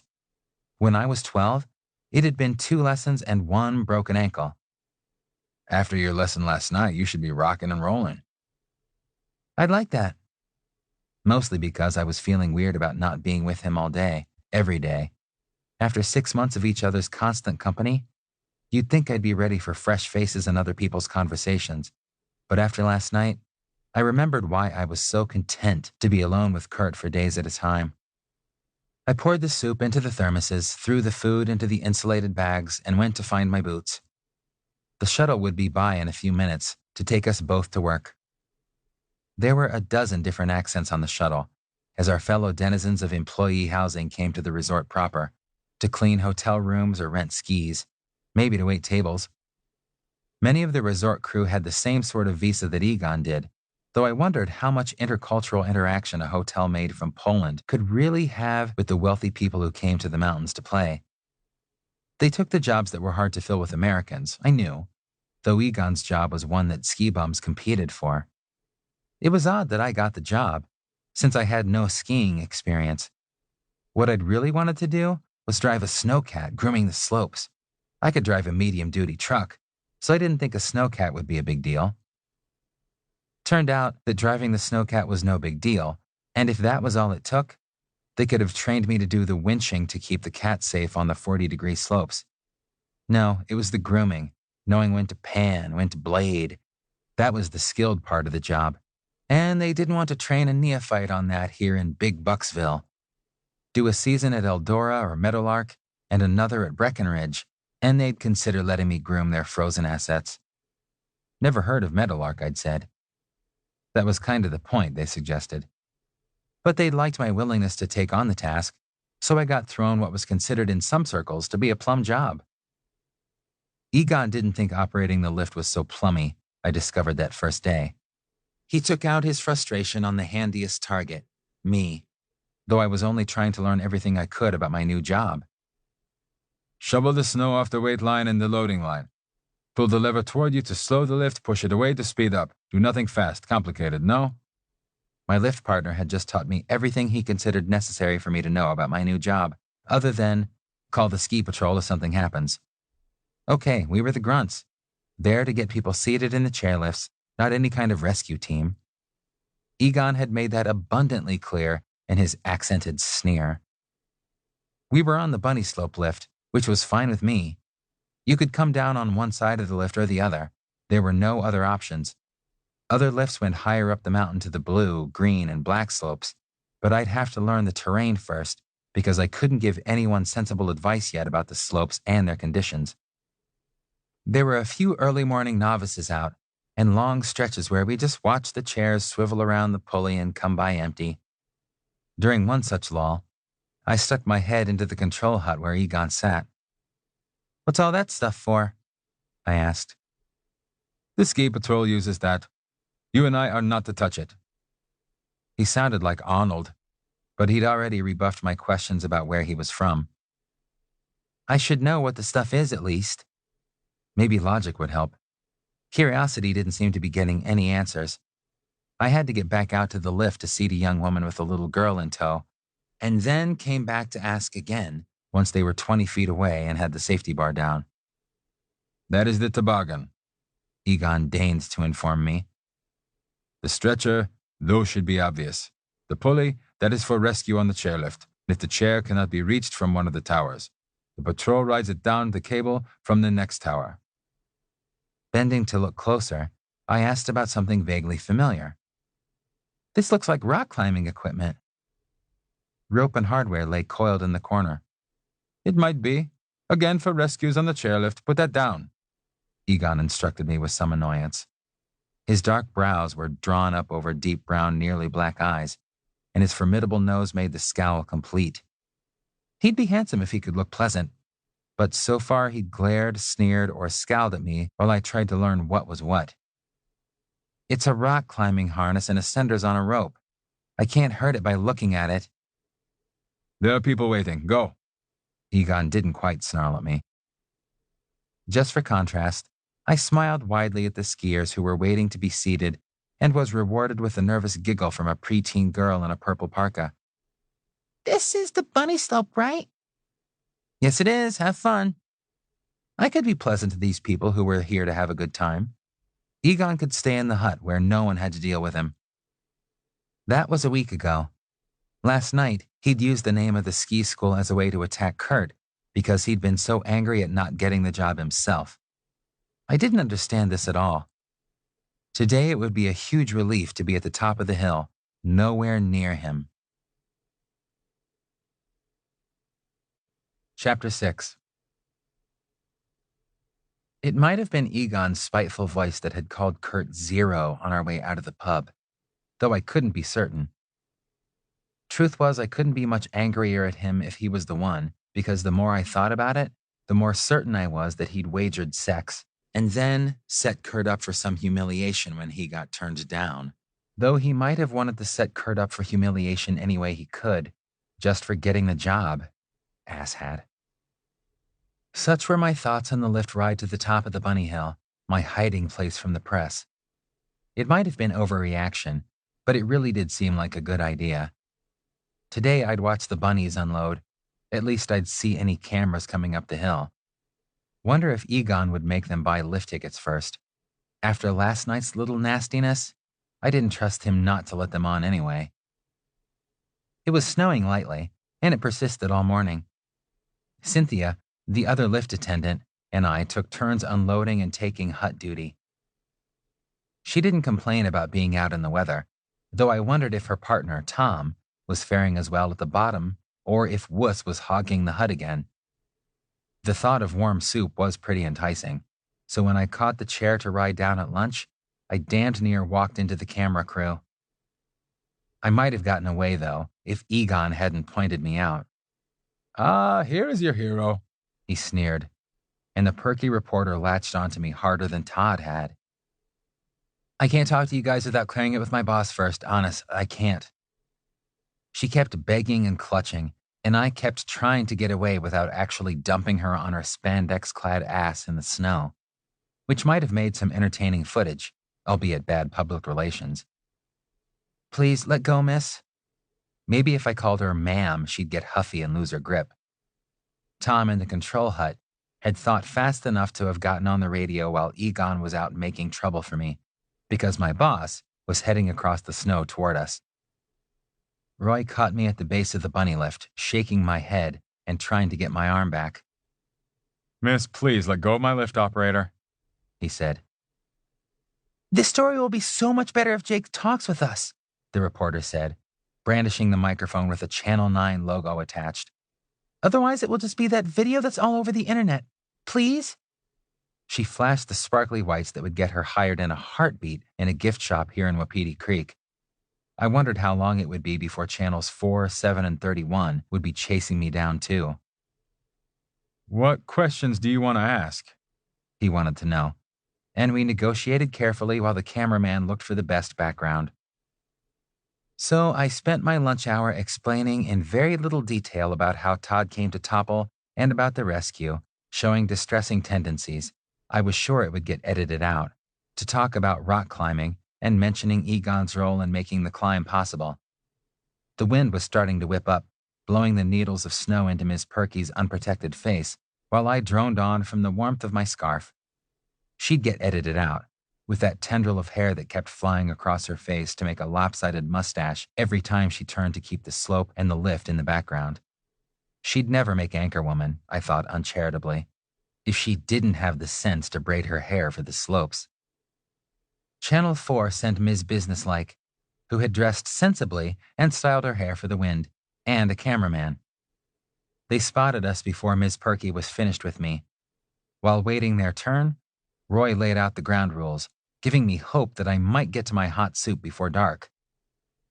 "Late again, I see," Miss Perky told Ms. Businesslike with a smirk as she and her crewmen headed out.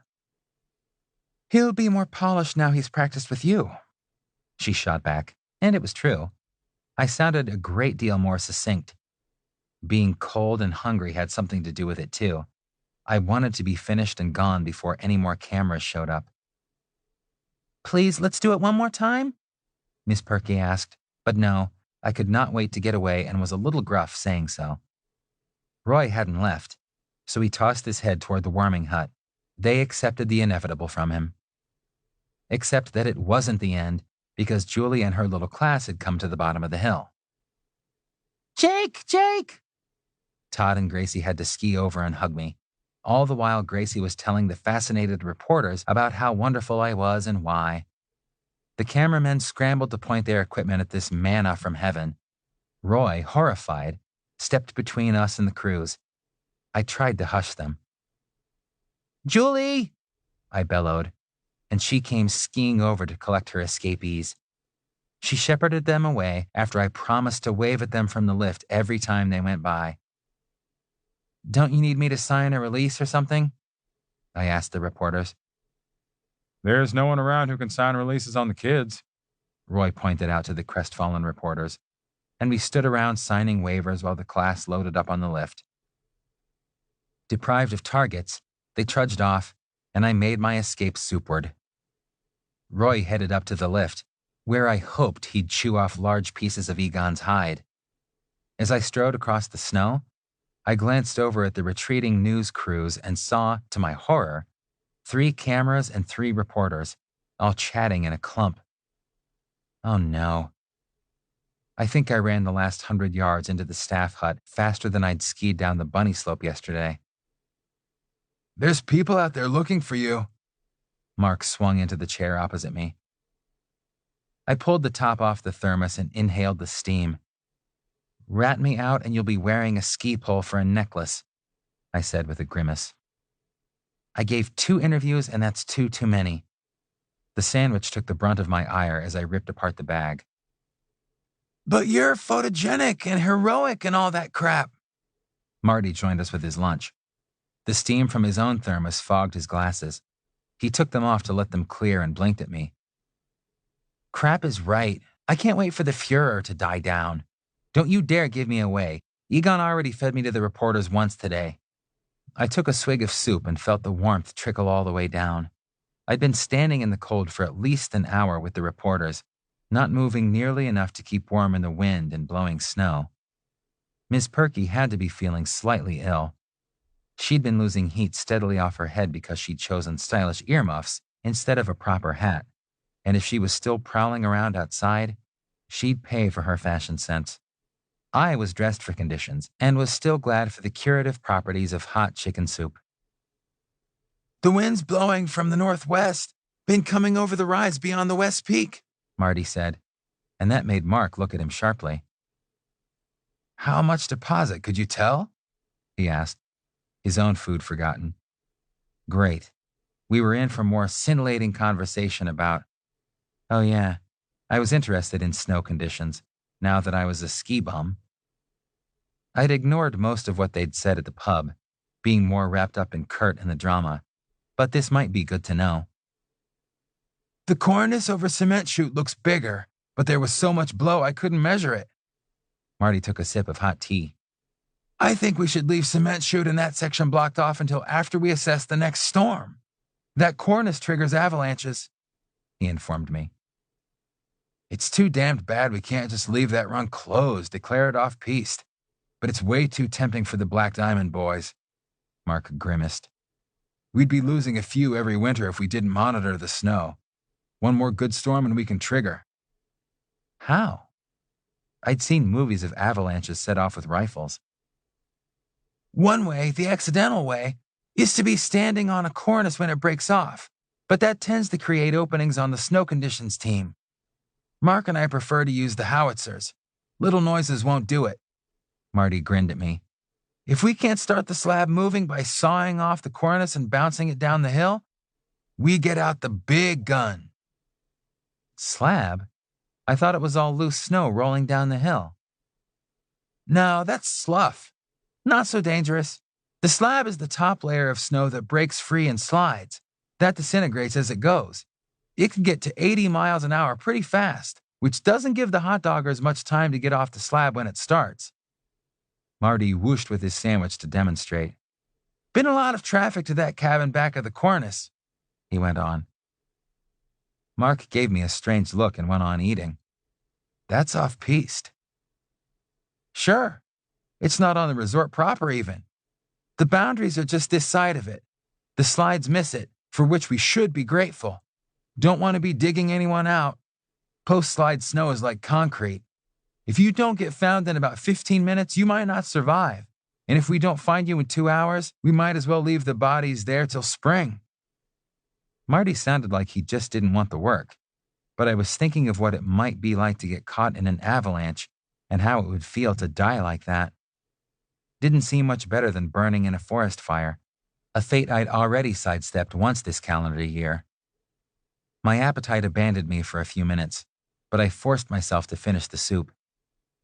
Then my appetite fled permanently because out the window, a cameraman and another man were stopping passers-by, asking them questions. Everyone they spoke to shrugged or shook their heads, but I felt like I had a great big target on my back to go with the great big 7 on the camera. Oh, great. I have to get back to the lift somehow. Can you guys distract them? I must have sounded hunted because Marty laughed. Tell you what, we can give them endless information on snow. Falling snow, powder snow, snow suitable for making margaritas. They might care about sliding snow more, Mark suggested. We could use the exposure. Maybe convince one dumb kid to stay out of a slide chute. Thanks, guys. I stuffed my lunch bag back into my locker and waited for the 2 ski patrollers to decoy my hunters away. They strolled past the camera team, stopped to answer, and then they were off and running, asking questions and motioning to the cameraman that he should start filming, pointing up at the slopes and making explanatory hand motions. They were just as photogenic as I and had much more interesting things to say, so I slipped out of the staff hut and pussyfooted back to the bunny lift. That was low, wuss, I snarled at Egon from the loading line. I better not see cameras coming up the lift. He only laughed. Chapter 7. Kurt got off the shuttle opposite the Alpenschlüssel office. He'd been so glad to get this job. He hadn't told Jake, but he had big plans for the money that he'd expected to earn over and above what he'd made last year. Jake had confided a dream to him back in the cave while they were waiting for death, and he wanted to make it come true for his partner. Now, he thought as he crossed the street, dodging the big SUV that honked at him, this job looked like a big mistake. He hadn't mentioned the knowing smirks on the lift operators to Jake, nor a snide remark in the lift line, and Egon's suggestions last night had been just too much. Kurt was only sorry he'd punched the snowman and not that miserable bastard, who wasn't any more pleasant than Ulf. He didn't know how Jake put up with the guy all day long. Highly recommended. That's what Rudy had said. He'd been recommended by someone who spoke very highly of his skills, and that was the only reason that Rudy was taking him over another candidate. Of course, that was after he had gone back into the office with Rudy. Jake was sitting there, waiting during the interview, and what Rudy wanted was bad enough. But to think that he wanted it while Jake was on the other side of the wall was just disgusting. Only the thought of getting his partner to Vanuatu with the big bucks made him go back and accept the position, sign the contract. Before he'd stomped out, the position Rudy told him to assume was on his knees, mouth open. No way. No way in hell. Kurt knew he was good enough to be hired at any of the other ski schools in town without any of this casting couch bullshit. And Rudy should know that Jake was his partner. Jake, who had said he was a happy man. Kurt hadn't wanted to tell Jake about this, knowing his partner would be unhappy about it, and besides, he'd turned the guy down firmly and still gotten the job, so no harm, no foul. Kurt smiled, thinking of Jake, so unsure of himself sometimes, but cast as the hero of the hour, and for good reason. He was still smiling when he got into the office and headed for the equipment locker. Hey, Amber, what's on the docket for today? No garlic in last night's dinner meant he might even score one of the Zerberg packages. He smiled at the young blonde woman with the gamine face and hair and the thighs of a serious skier. She was cute, if you liked girls. I have Ulf out with Mrs. Underwood again. She's economizing, apparently. She's got Ulf as a Zoomheim this time. That girl is going to be ready for the Olympics or something, Amber said, snickering. Rudy's got one of his regulars flying in from California, and I, dear man, have been booked Zerberg. Good for you. Who's my student du jour? Kurt hoped it was someone hearty, because the weather was crappy, snow and wind. He didn't feel like listening to endless whining. You are my student du moment, because I have just time enough to show you the computer. Sit down. Amber motioned at the desk. You're the booking agent today. I am. Kurt stared at her. I haven't the foggiest. Sure you do. You teach them to ski. Here's the rate screen. Don't book anyone on a Zerberg unless they're on this list. But don't worry about it if they haven't been offered it before. They won't know about it. This list, she said, clicking to a different screen, is okay for a Zoomheim. Don't offer that unless they ask, and everyone else gets Zoomberg. Don't screw it up. There's a big difference in rates. Got it? Zerberg, Zoomberg, Amber repeated, like he didn't get it the first time. And don't book more than one Zerberg on any given day. He'd picked up enough German in his years on the racing circuit to know the articles, if not always to use them correctly. I got it, he said irritably, tugging at the neck of his fleece shirt. He hadn't dressed to be inside all day. Half of this stuff was going to have to come off. Here's the calendar. Add the names in the slots and click Save, and you can surf on the net or whatever the rest of the time. The rest of us are going to be too busy to back you up, so I had to turn down that last client. She booked you for tomorrow, and she sounds thrilled about it, so you make her happy, okay? Zoomheim for her. Amber flashed him a big smile and pulled her hat on. What's different about that than what I've been teaching? He asked, but he was talking to empty air because Amber was outside greeting her client, an older man who chivalrously picked up her skis and offered her an arm. Guess you'll tell me tomorrow, he finished glumly. Great. He gave the phone a crusty look. Cursing the luck that had put him indoors turned to a smile when a gust blew a swirl of flakes past the window. He hoped Ulf, that muscle-bound jerk, got plenty of snow down the back of his neck. Layers of clothing got folded neatly on a chair, including the top layer of socks, which he'd picked up from their roost beneath the chair, thinking about the grief Jake gave him every time a stray turned up. Guess he had a point. Kurt's socks did appear in the strangest places.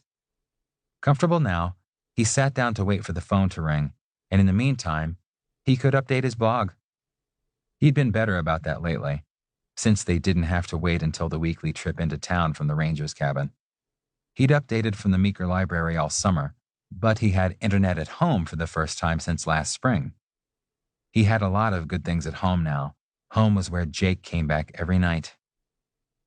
Wonder if Jake had looked through that contract yet. He'd been concerned that Kurt had signed it without reading it thoroughly, but really, Colorado was an at-will state. It wasn't as if he couldn't leave if he wanted to, or that Rudy couldn't really fire him if he was so inclined. Kurt peeked through the file drawers, looking for a blank that he could read more thoroughly, since he had all this time while the phone wasn't ringing. The phone stayed stubbornly silent during his hunt, but what he wanted was probably in Rudy's office, and that door was locked. He shook the door handle, wondering if he could pick it, but it looked too solid for his burglary skills, which were limited to simple locks he could unlatch with a credit card. Jake would be shocked to discover there was something he couldn't do. Kurt was a little embarrassed about how his lover thought he could do anything sometimes, but the things he couldn't do well didn't often come up in conversation, aside from backing big trucks down steep roads. He sat down, preparing to browse the web for something entertaining, maybe find the real difference between the Zoom and the Zur, and why a mountain would be referred to both ways, if he got bored enough. Business. He picked up the chirping phone, all set to be professional. Alpenschlüssel Ski School, this is Kurt. Keeping his face straight while he quoted rates was the hardest part of the call. But he gamely made the prices sound extremely reasonable, extolling the virtues of the mountain, the skill of the instructors, and the great strides in skiing the clients could hope to make. By the end of the third such call, Kurt thought he'd done well to book 2 of the 3 callers to lessons, credit cards and all. Then the phone stopped ringing, and he had time to get bored again. Kurt had just watched, for the 3rd time, the dramatic footage of Jake's rescue in all its gritty, grainy glory on a video site. This one was destined to be a classic of its kind. He wondered if the news crews had come up from Denver yet. Honestly, Jake just didn't give himself credit for how fast he learned things, nor how well he applied them. Kurt shook his head slightly and decided to find his lunch, made by Jake's caring hands. He thought about all the things Jake could do with his hands. Keep up this line of thought, old man, and you're going to have to whack off. Would serve him right, too, after what he'd put Jake through last summer. While munching the sandwich, he'd started flipping idly through the client lists, just to see how many names he recognized. Yeah, there, and that one sounded familiar. He leaned forward, forgetting to chew, when he spotted a name that he knew. Damn, he hadn't seen that one in a while. Not since he'd left from that very address on the climbing trip to Yosemite that had ended his friendship with the man's son, Benji. He still grieved that friendship, 2.5 years later, though so much had passed since then. He didn't remember Mr. Schaefer as much of a skier, though. Wonder what he was doing on the Zoomheim list. Kurt swallowed hard and pulled up the client history. A couple of lessons, one with Rudy, one with the man who no longer worked with Alpenschlüssel.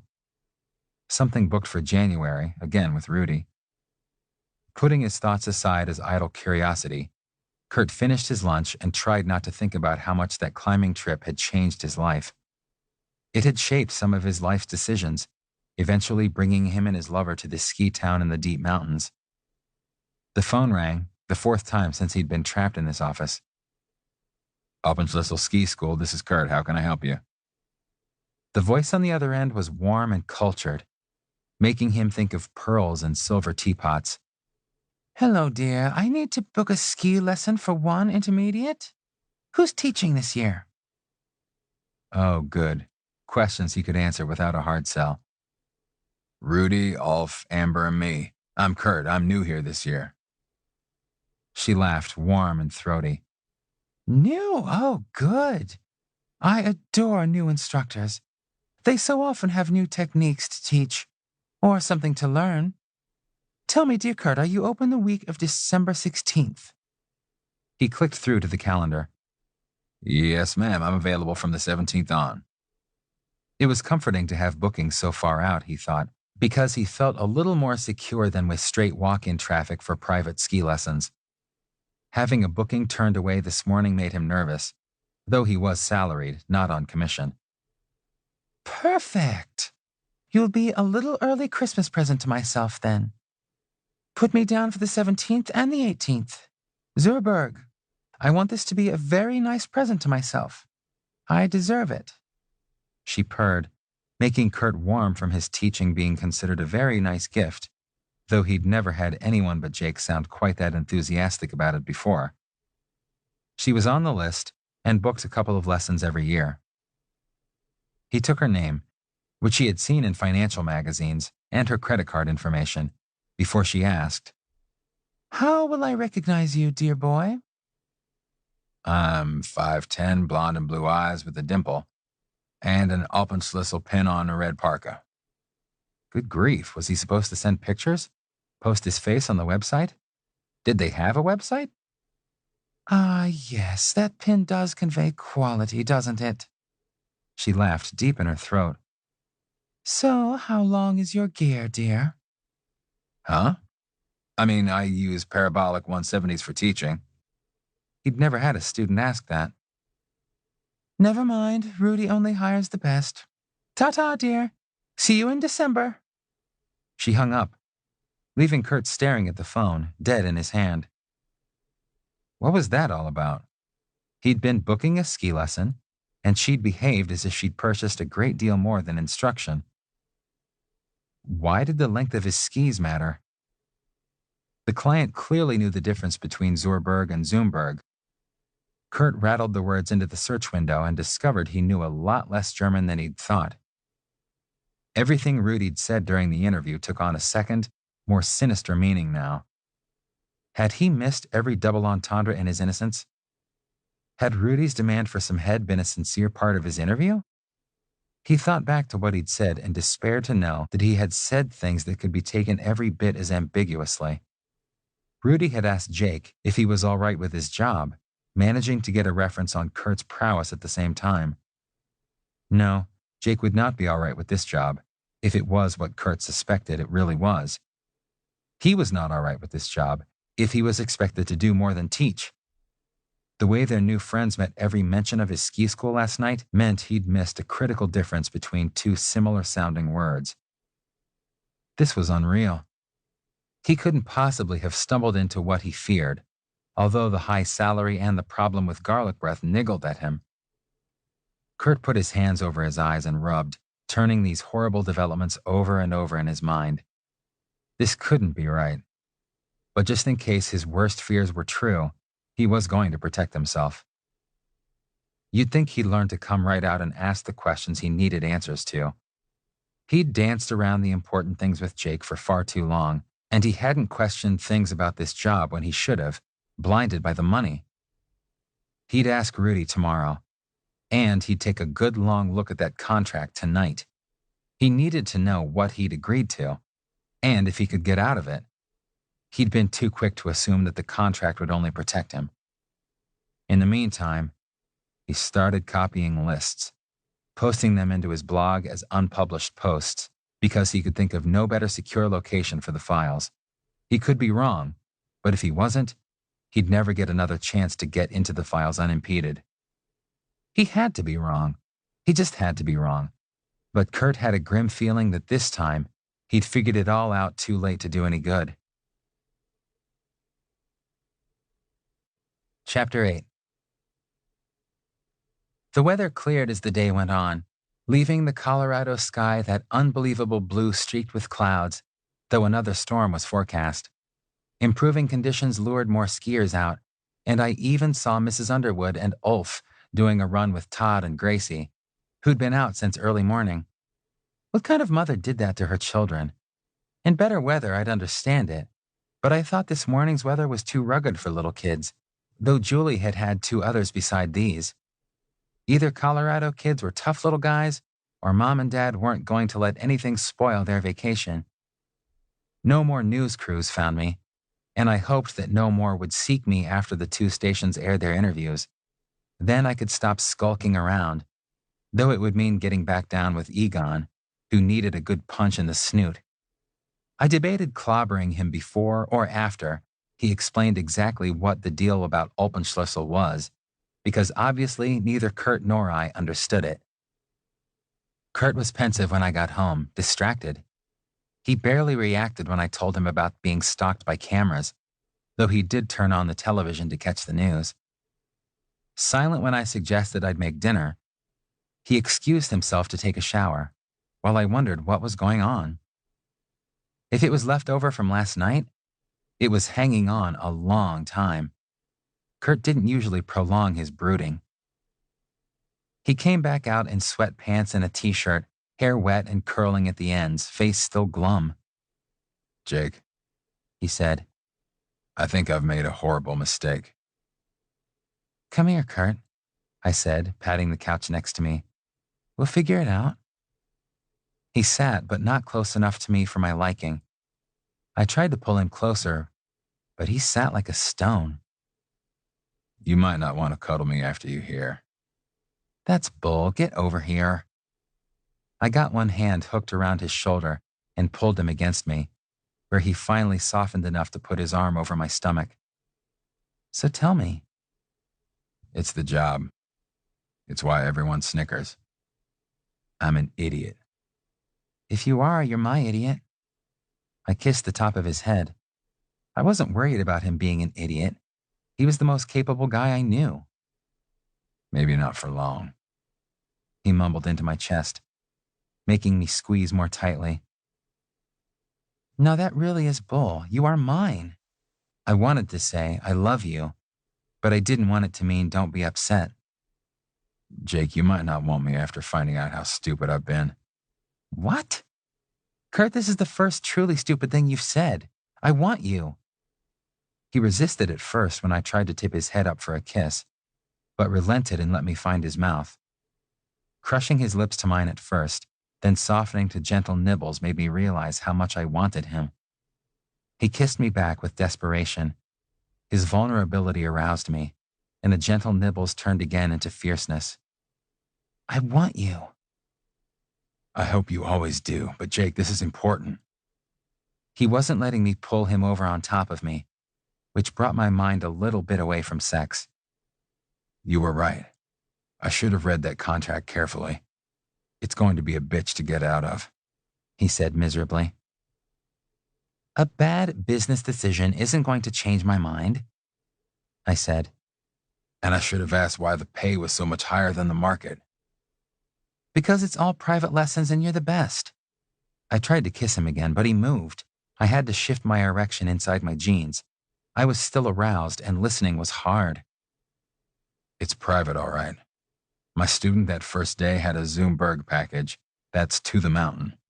But there are 2 other levels. I've been grumpy about not getting those clients, but it's a good thing I didn't."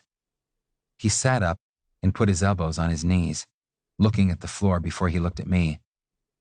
"Jake, the Zoomheim package, I think, means the instructor goes to the client's condo or hotel. It means to the home. And the Zerberg, it's to the castle. And we can only book 1 a day, and it costs twice as much as the Zoomberg.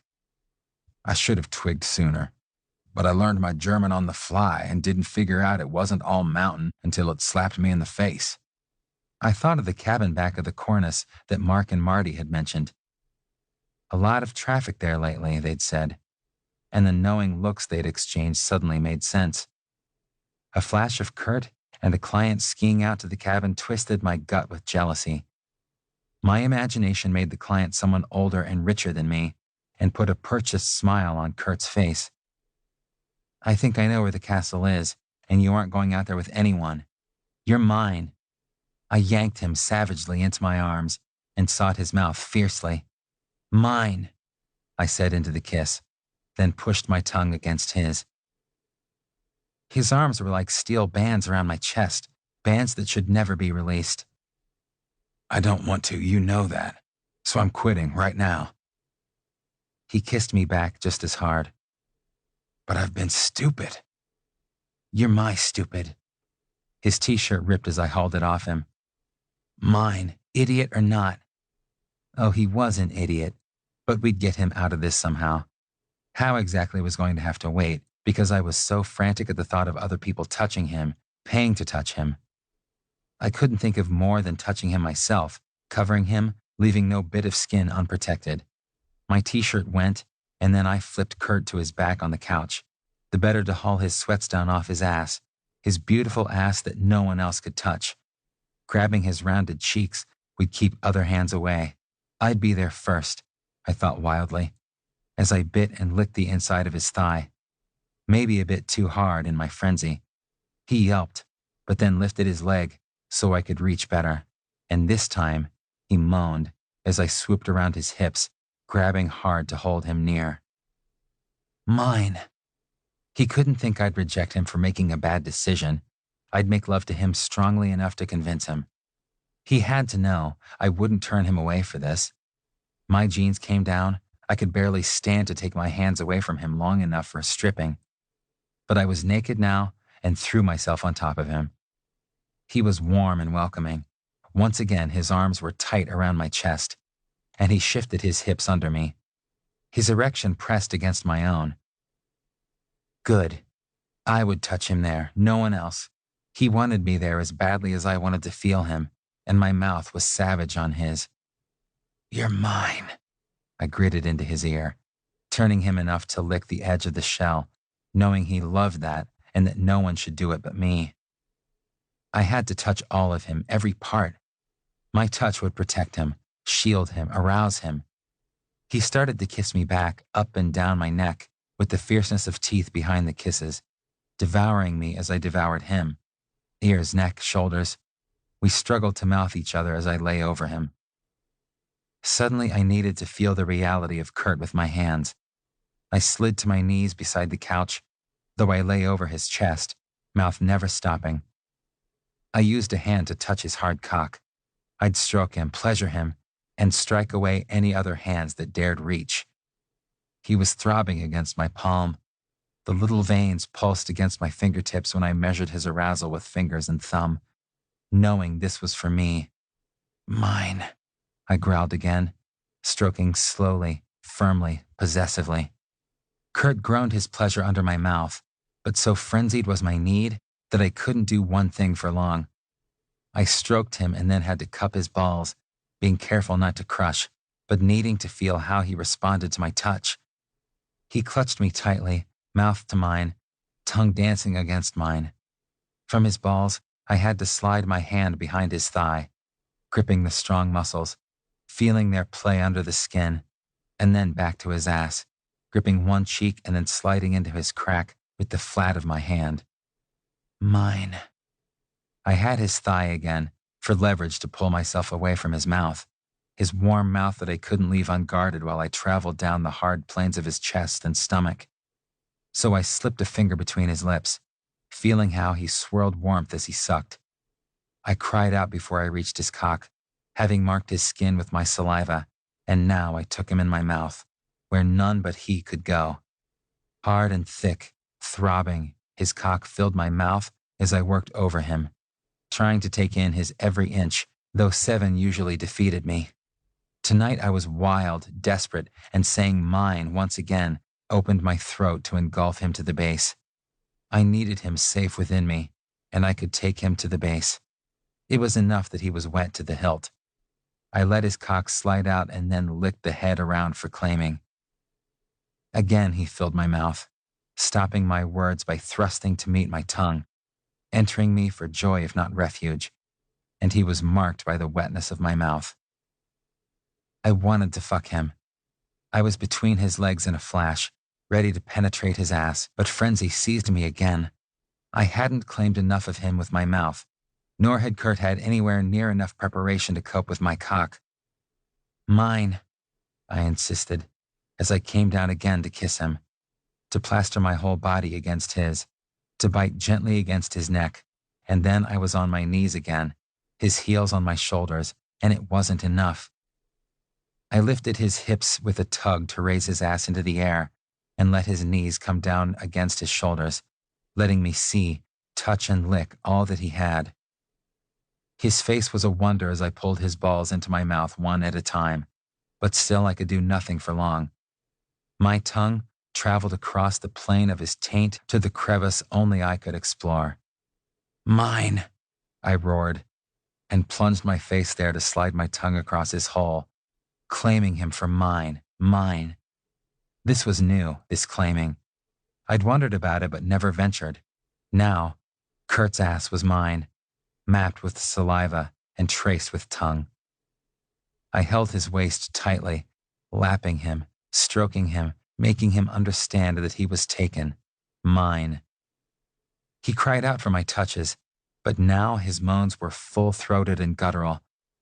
Nearly upside down as he was, he sagged against my chest, and only my arms around his hips kept him balanced on his shoulders, letting me devote full attention to exploring him, learning his ridges and opening. He blossomed under my tongue. The tight muscle relaxed with my probing and licking. This I would do for a long time, to make him ready to accept what we both knew could hurt him if I was careless. I would not be careless with this man who was mine. I would pleasure him, treasure him, protect him even from myself. I'd hesitated to fuck him when we were new together, because I wasn't sure my thick 8 inches would fit. But he'd shown me how, and we never hesitated again. Now, I would prepare him with licks and kisses to take me inside. My frantic need to see his face made me lift my head. He raised his hands to me, and I pulled him upright to crush him to my chest before taking his face in both hands to look deeply into his eyes. Did he understand that he was mine, that nothing he'd done could change that? I gazed into Kurt's blue eyes, heavy-lidded with the pleasure I'd given him, and he smiled. His dimple showed he understood. So with fierce tenderness, I kissed that dimple, flicking my tongue briefly into the sweet hollow that only showed when he was happy. I pulled him to my chest again before want made me push him backward. His hard cock needed reclaiming. I knelt again to bob my head over his groin, taking his cock into my mouth as deeply as I could. Not as deeply as before, but deeply, repeatedly, enough to make him moan. I tasted his salty, musky skin as long as I could before the greater need took me. He had to be wet again. I needed to make my final claim upon him. Kurt helped me flip his butt toward my face once more, showing me his sweet ass slicked with my spit but needing more. Mine, I reminded him, before swirling my tongue across his tender pucker, poking the wet where he'd need it in seconds. Kurt needed it now, because I'd let his butt down again and was ready to push inside him. The head of my cock, so hard it damned near hurt, touched the wet at his ass, before I shifted my hips in my only careful move of the night. The first joining took all my care, and then I could only buck against him, thrusting into his hot ass with strokes that grew longer, harder, and wilder. Bracing one foot on the floor let me stay upright, to look down into his face as I fucked him, to see how his face reflected his pleasure at being taken. Kurt's lips were parted as he panted, his gaze on my face as I thrust. Mine, I said again, feeling the climax building, threatening to sweep me away. Unstoppable as an avalanche, my orgasm pulsed through me, rolling down into Kurt, who dug his hands harder into the cushions. I slammed into him one last time. Mine, I whispered now. My hand closed over Kurt's cock. He'd spent himself only for me. I knew how to touch him. I'd learned what he liked and gave it to him now as I clasped him, stroked him, claimed him. My cock was still inside him as I rolled soft skin over hard shaft, bringing him closer to climax with every move. He went over the edge, thick white cum spurting from him as he called my name, the only word he'd said since I'd first claimed him as my own. Exhausted, physically and emotionally, I lay down against him again, not caring about the spatters. Kurt held me against his chest, his lips to my hair and his hands softly stroking my back, returning me to rationality. Mine, I muttered, my heart aching that he'd said nothing so far. I could feel his lips moving with the one word that could comfort me. Yours.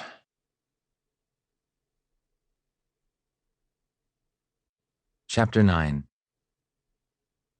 We woke the next morning clutched in each other's arms, having barely moved from how we'd fallen asleep. The bed was one of the best things about a town life. Sleeping entwined hadn't been possible in our camp cots, and the deer mice that inevitably found their way into the cabin had chewed holes in the air mattress faster than we could patch them. If we snuggled, it was outside on the ground, usually near the lake. The lake was frozen over by now, but the bed, with the new burgundy-striped sheets, slept on by nobody but us, was warm and comfortable. We'd come back to bed for another round of sex last night after treating ourselves to a celebratory meal. Rudy had no more say over what Kurt did or didn't eat.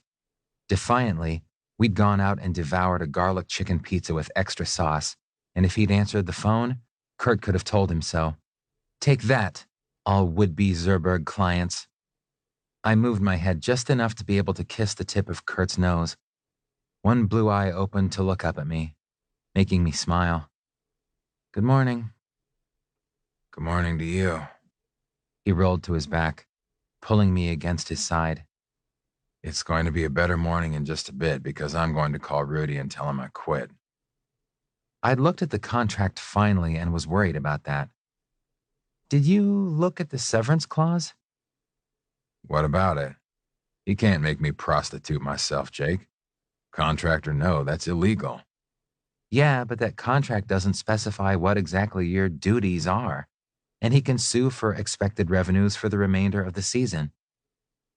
I had thought about that before falling asleep.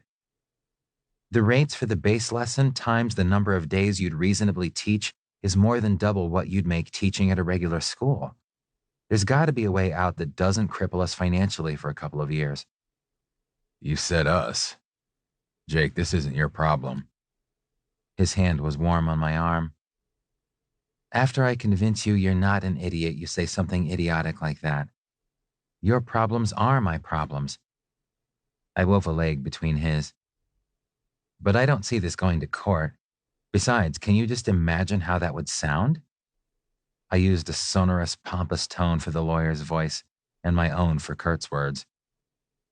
Mr. Carlson, before you attempted to quit, had you been instructed to do anything other than teach skiing? No, but I'd figured that I would soon. Based on what evidence? The word on the mountain was that the school was a front and the clients were too friendly. Oh, really? Based on rumors and a few fluttering eyelashes, you are attempting to deprive Rudolf Gernsbach of revenues he could expect from the legitimate operations of a ski school? Then the judge says, pay up. Nope, that won't work. Even if it might take a while to play out. I don't see it going to court either. Not the least because I'm judgment-proof. What can they take away from me? Some sporting equipment? My biggest asset isn't something they can turn into cash. He kissed my forehead softly. No, but if Rudy thinks that your biggest asset is that ass you're setting on, do you really believe he'll try to keep you to the contract by legal means? This whole thing is outside the law to begin with. Well, now, that is true.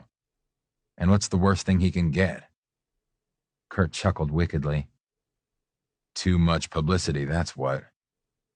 Ask me what I stole yesterday. I sat up abruptly. Kurt, what did you steal yesterday? He laced his fingers behind his head and grinned. I have the entire client base for every sort of lesson sold in the last 3 years, plus this season's bookings, parked in a nice, safe place where he'll never find them. Lot of recognizable names. Whoa, that will twist his tail. But even if you make it public, he'll just say, these fine people ski better now than they did before they came to us, and that is all. I had to admire the beauty of the setup, hiding right in plain sight. But will these fine people ever return to Alpenschlüssel? The ski and sex packages aren't offered to just anyone. Amber told me that. He looked puzzled for a moment.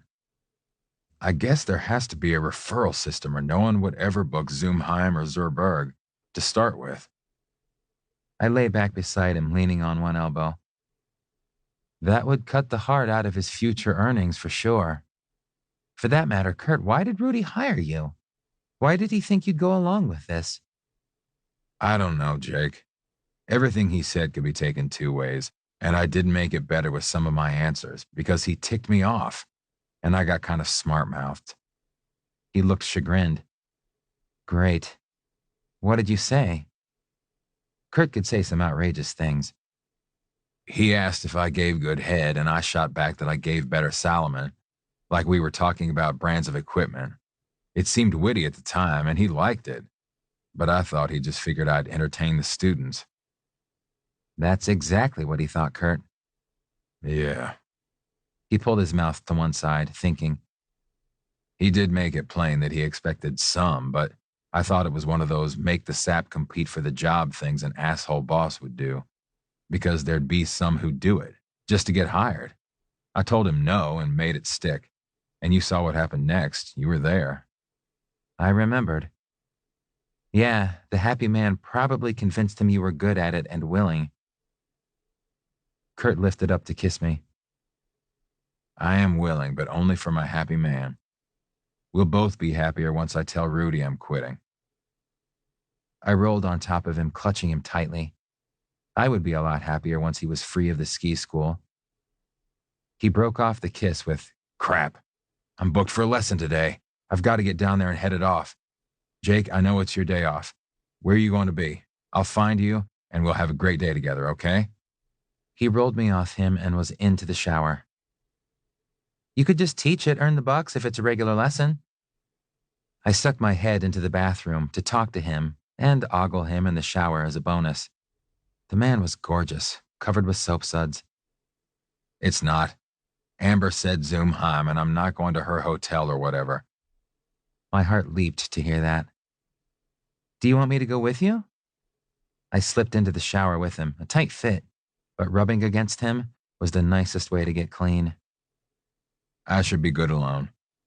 What I do want you to do is get into my unpublished blog posts and look at the names, see what you think. It isn't like anybody's being mistreated, and Rudy sure didn't pick Ulf, Amber, or me up at the bus station to exploit. I'll leave you the password. One last kiss and he was out of the shower for a quick stop at the sink, where it was a miracle he didn't slice his chin off. I reached for the shampoo and was still in the shower when he poked his head back in to say a quick goodbye. It was all going to get better. Kurt could find another job quickly, and if he couldn't, well, we didn't have to stay in Wapiti Creek. Anywhere would be good with me. I lathered up, thinking back to last night. I'd been so desperate, and he'd been so pliable. Yours, he'd declared himself to me. And we'd been so intimate. Condoms were a fact of our sex life, but we hadn't used them last night. And I'd never licked him between the cheeks before. He'd done it only once, briefly, to me. I'd made him stop, afraid I'd disgust him, but I hadn't even thought about that as I'd tongued him. Wild to claim him. Considering that made my cock stand up, begging to be stroked. Touching myself and thinking about Kurt was nothing new, just nothing I'd had to do lately. Before the big fire, I'd jacked off 2 and 3 times a day, yearning for him, not knowing he yearned for me. Now I only had to reach for him. Waiting until he got back wasn't an option.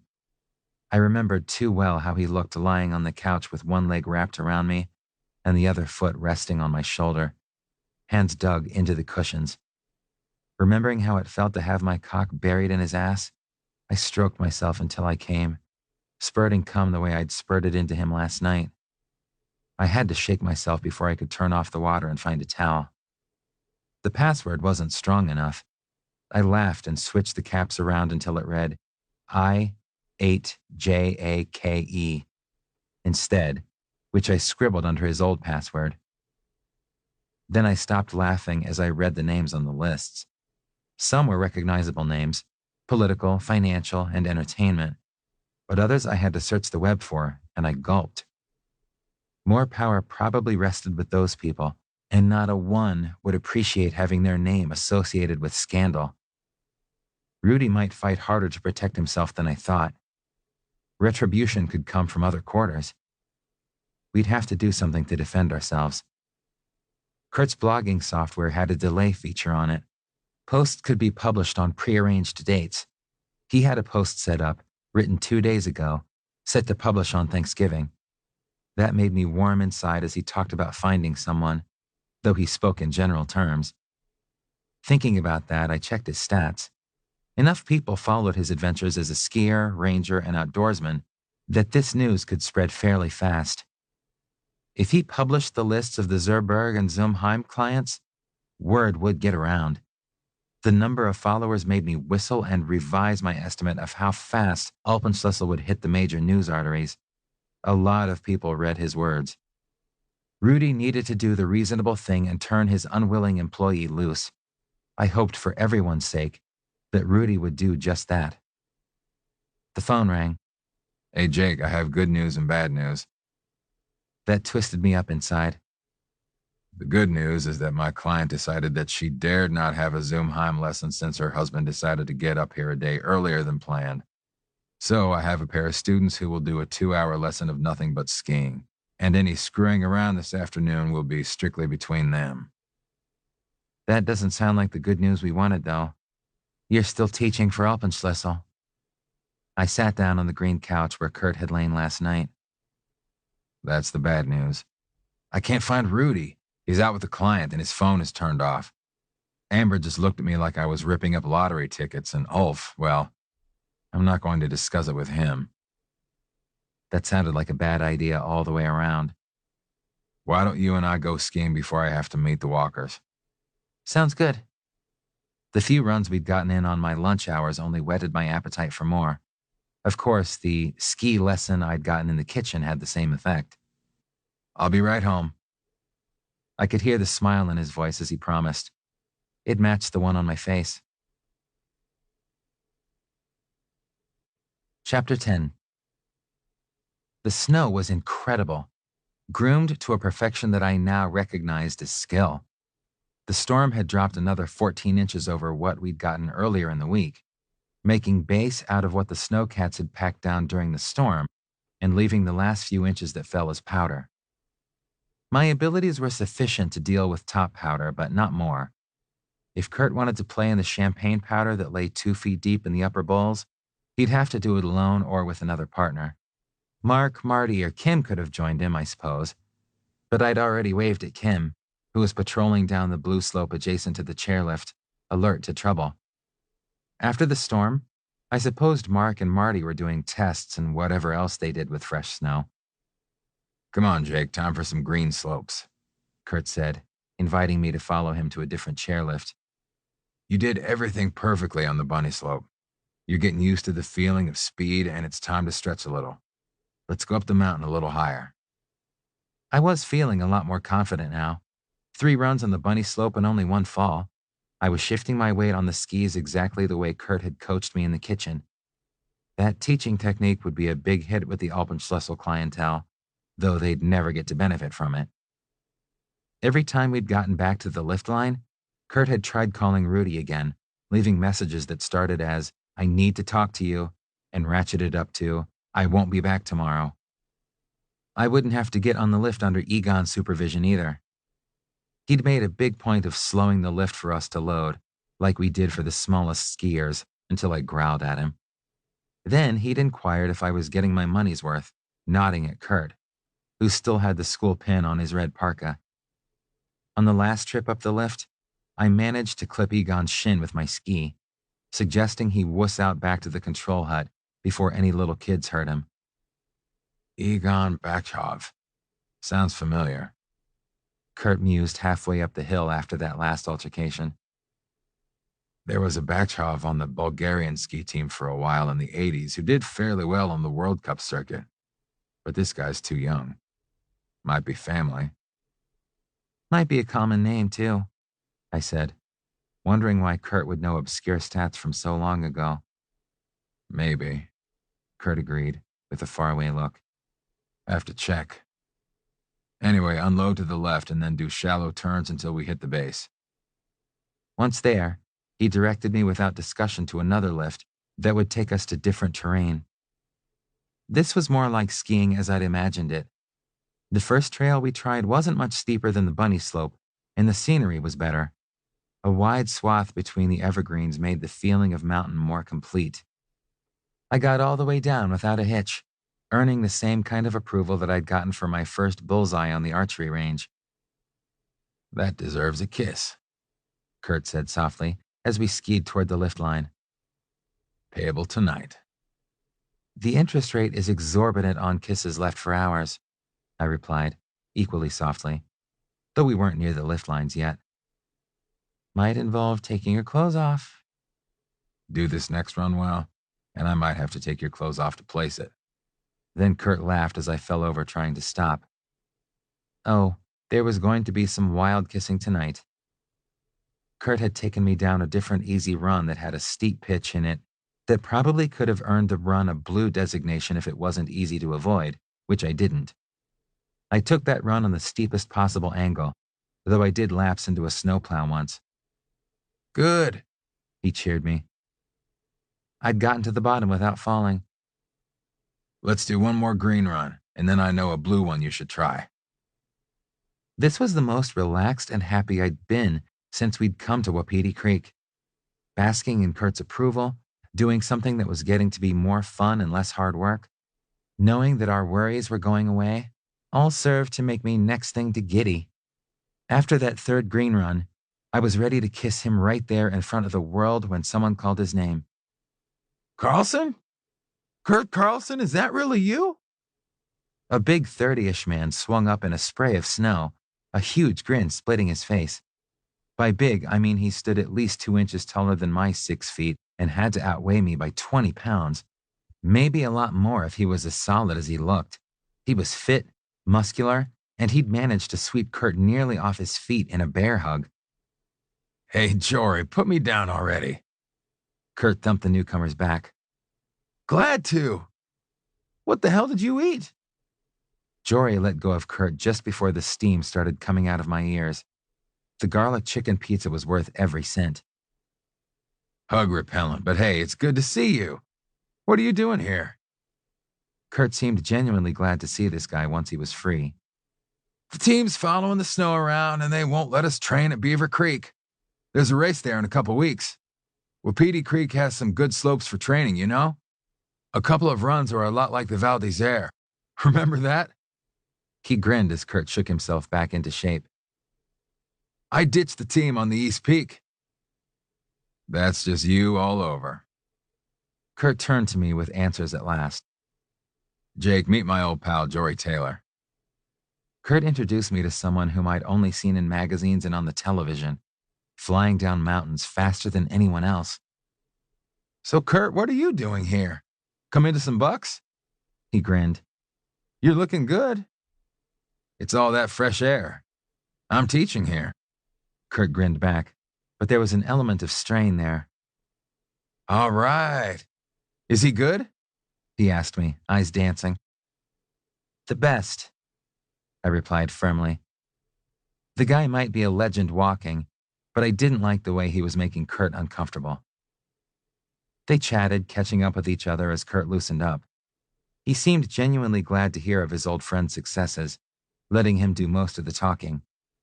They sounded like they knew each other from way back, making me wonder what else I didn't know about Kurt. It wasn't that he was secretive. It was just that he lived so much in the moment that a past was almost hard to imagine.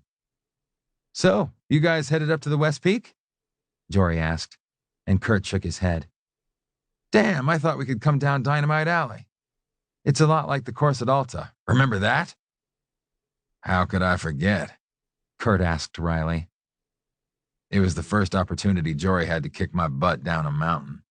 He explained to me. He was thorough. They'd competed? I took another look at my lover, seeing a part of his life I hadn't shared, couldn't hope to share.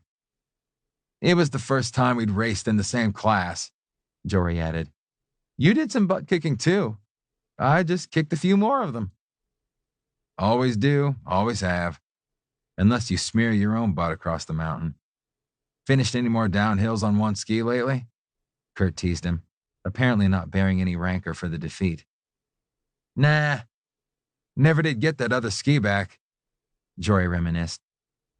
So, maybe change your mind and do Dynamite Alley with me? Both of you?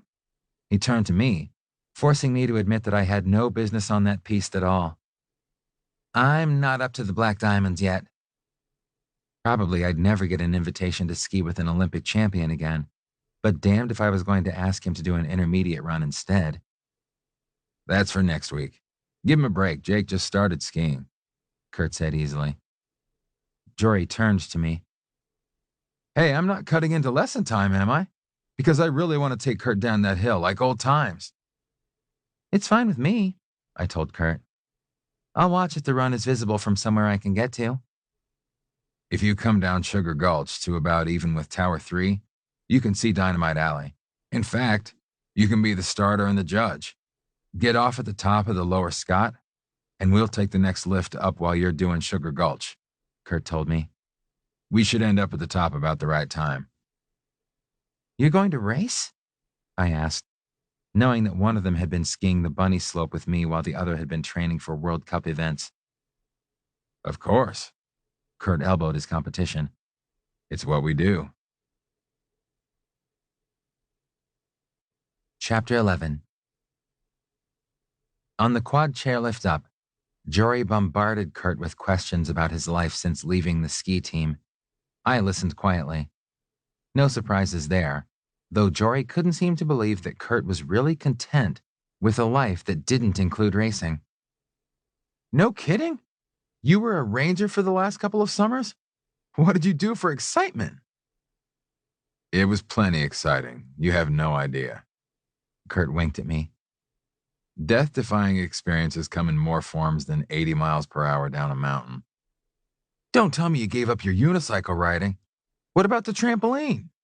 Jory rattled on. Didn't drag any of that up to the mountains. I do a lot of archery and rock climbing, and skiing is more fun now than when it was a job. Kurt was starting to sound a bit uncomfortable again. Jory, I don't miss the endless training.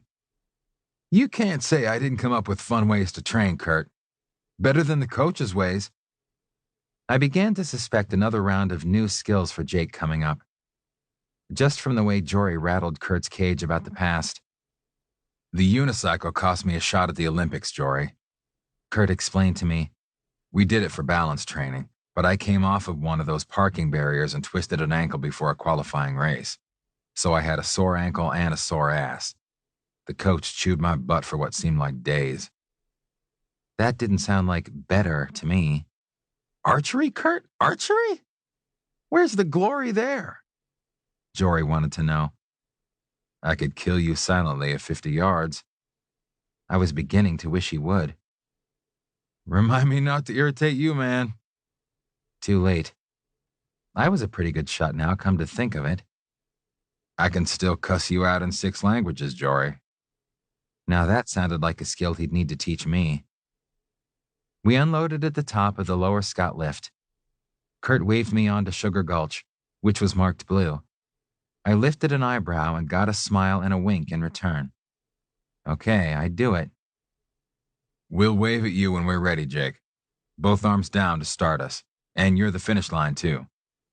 See you in a few minutes. Kurt and Jory headed to the line at the Upper Scott, which was Gabe's lift. I hadn't seen him since the other night, but I could go days without seeing the other lift attendants. Sugar Gulch was fun. I allowed myself to pick up more speed. The turns weren't different, though I discovered I could shed just enough speed by turning frequently, if shallowly. One edge of my ski caught on something, which sent me tumbling, but I picked myself up and kept going, unseen by anyone other than a pair of teenage boys on snowboards, who hit the snow themselves not much farther down. It was almost too soon when I reached the wide spot where the runs converged. I looked up the steepest run, figuring that was Dynamite Alley, and in a few minutes tiny figures at the top waved at me, Kurt in red and Jory in blue and white. Setting my skis into a reverse snowplow so I didn't skid backward down the hill, I held up both arms above my head. They crouched in a start position. I dropped my arms abruptly, and they began their hurtling descent. I kept forgetting to breathe, watching them throw themselves down the mountain. Kurt stayed near Jory as they turned only enough to stay on the fall line. If my efforts could have sped him, Kurt would have passed Jory. I urged him onward with each heartbeat. Still, The gap between them widened as they came toward me at impossible speeds. I counted seconds after Jory blew past me, marking 1 chimpanzee, 2 chimpanzee, until 4 primates had been totted off and Kurt sailed by. I turned to watch him stop, just in time to see Jory grab him again, thumping his back and laughing. See, man, you still got it? Why ain't you still racing? Kurt looked small, crushed against the big guy's chest, and not happy to be there. I still have it, just that I don't have the desire for it, Jory. Kurt smacked the side of his fist against the racer's arm. Let go already. His voice was muffled because half of his face was smashed into Jory's parka. Okay, but man, you made me work for that. Jory calmed down and let go. You still ski like a cat thrown across an icy driveway, Kurt told Jory, a wry grin on his face now that he wasn't being clutched. A cat that's been thrown real fast, Kurt. Hey, I'm supposed to catch up with the rest of the team. Gotta go, but I'll tell everybody I saw you, okay? Jory pulled back his sleeve to look at his watch and turned to ski away. Yeah, and good luck in Beaver Creek and Kvitviel. Kurt wished him well. One side of his mouth quirked. So, want to go do Sugar Gulch again, or do you want to try Sundance? He turned to me. It's the intermediate slope I mentioned. Is it harder than Sugar Gulch? I refused to drag Kurt any farther down from his ability level than I had to. About the same, it's fun. Let's do it. I was ready to try to match Jory's breakneck journey down the mountain. On the chairlift ride up the hill, I asked, "When did you race?" Jake, it was a long time ago. It's done. He tipped his head back and closed his eyes. But you were only about 4 seconds behind Jory. He looked so fast as he'd come down Dynamite Alley. Jake, listen carefully, okay? He took his sunglasses off to look me full on now. I have always been 4 seconds behind Jory. 4 seconds is what separates first place from last place in a World Cup race. Sometimes 6 seconds, if it's a really long course, which Dynamite Alley is not. I didn't make the Olympic team on my one and only shot. I wasn't on the American team ever again after that. There were too many guys that were just that tiny bit better. I'm good, I know that. But I'm just not quite that good. He looked straight ahead again after he stopped talking, and his eyes glittered, which might have been from the wind. He put the glasses back on, but I'd seen. The skiing paid for college and it keeps me fit in the winter. But I'm not going to race at that level again. But I'd just seen him chase a champion down the hill, untrained, and stay in range. What could he do if he worked at it? Jake, you saw one old friend beating, but not humiliating another. Do you really think he was skiing full out? I shrugged. Looked like it to me. He said so. He has a reputation for never holding back. I'd read the article at the Alpenschlüssel office just a few days ago. He does. And for a couple of years, my nickname was Jory's Shadow. Trust me, he wasn't going as fast as he could. I was. I never finished higher than 23rd. You can look it up. He just keeps getting better. Kurt's voice grew smaller with each word. You're number one with me, Kurt. I lay my hand on his thigh, mindful that we had only 2 more towers to reach the top of the lift. Thanks, Jake. He gave me a small smile as he put his hand over mine. I like the life I have with you. At the top of Sundance, Kurt stopped to warn me. We aren't racing here. Take it easy. This run looked steeper than Sugar Gulch, at least the part I could see before it curved away into the trees. Still, I wanted to take it at a level that would be at least entertaining for Kurt.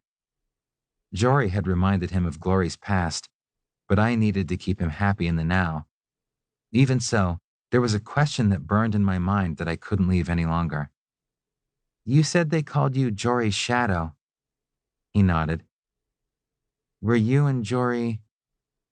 Kurt looked perplexed, and then he laughed. Oh, hell no. He likes the girls. And I. He pulled me over for a kiss, and he didn't even look around first. Like you. I fell 3 times coming down Sundance, and it didn't matter.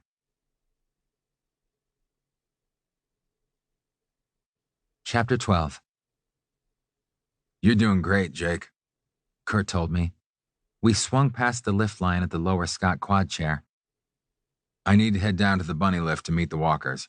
I hope they ski at more or less the same level. It's an easier lesson that way. See you at home. We headed down a green run toward the bunny slope without turning to shed speed. I'd been working on trusting myself to stay upright as I picked up velocity. I could see why both Kurt and Jory enjoyed the racing. This was fun. I planned to ski on my own for a while longer and then go find some lunch. Of course, once I was at the bottom of the bunny lift, I had to watch Kurt ski over to a couple of strangers, one of whom had planned to screw him. I gave her a sour look and him a grateful one for coming up early and interfering with her plans. Kurt greeted his students, suggesting that they do a bunny run so he could see their turns. I decided to start from the top of the bunny hill. Then I could get back over to the quad chair and make another couple of runs down Sundance. That was before my girlfriend spotted me. Jake, Jake, Jake! Squealed Gracie, running the words together in her excitement.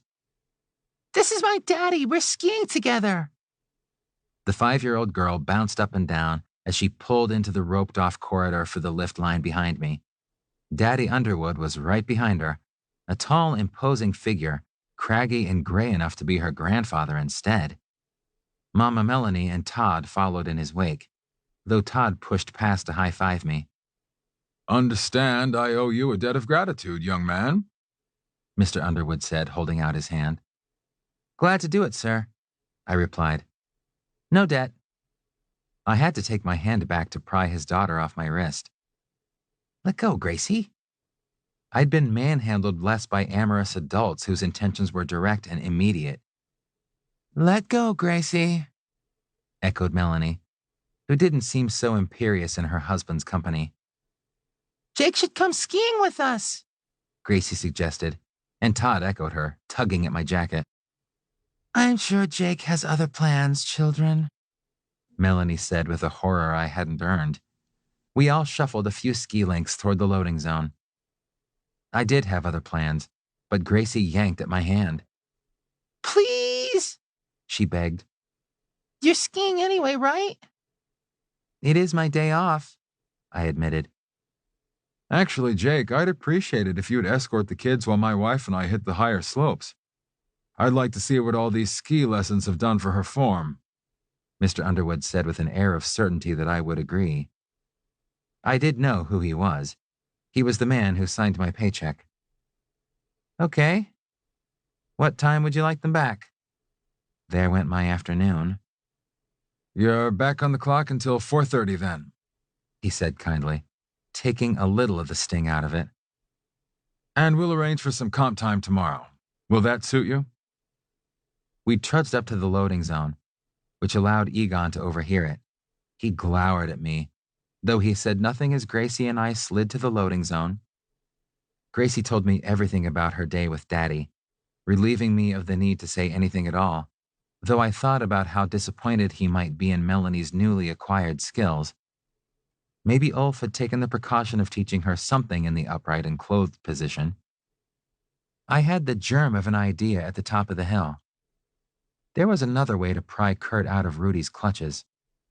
Surely James Underwood wouldn't countenance Alpenschlüssel's less savory operations if he knew.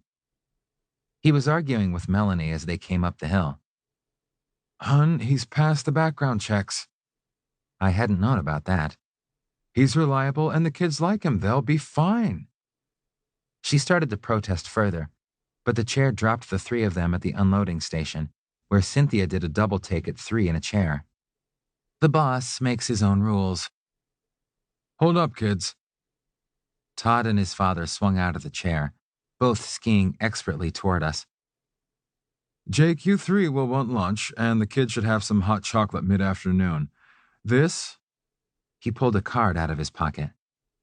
We'll let them put your food on my tab. You guys have a good time. He turned toward his wife, who was waiting at the side looking very unhappy. Oh, and Todd, He turned back for a moment. No black diamonds. Great. He had just told a 5-year-old to stay off the expert runs. Not even with the blue squares? Todd wheedled. Not even. You too, Gracie. He smiled. By the end of the season, maybe, but not today. Have fun. The Underwoods swung down the hill, leaving me with 2 kids. How exactly had that happened again? Where first, guys? I'd done okay with Kurt, so I was not about to let 5-year-olds, not even the sort who had to be warned off the expert slopes, out-ski me. Over that way, and we are going to ski all the runs that have a B in the name, Gracie announced. I know how to write B's. Okay. All the greens and blues that have a B. They started down the hill, and I watched the kids go hell for leather down the slope. Long skis go faster. I caught up. But black has a B. Todd tried to convince me in the lift line. The kids had come down the bunny slope using parallel turns, not the snowplow turns Julie had been teaching. Black has a diamond, too. Dad said no. I found myself calling him Dad like he was my own father. Todd looked mischievous. He won't know if you don't tell him. I'll know.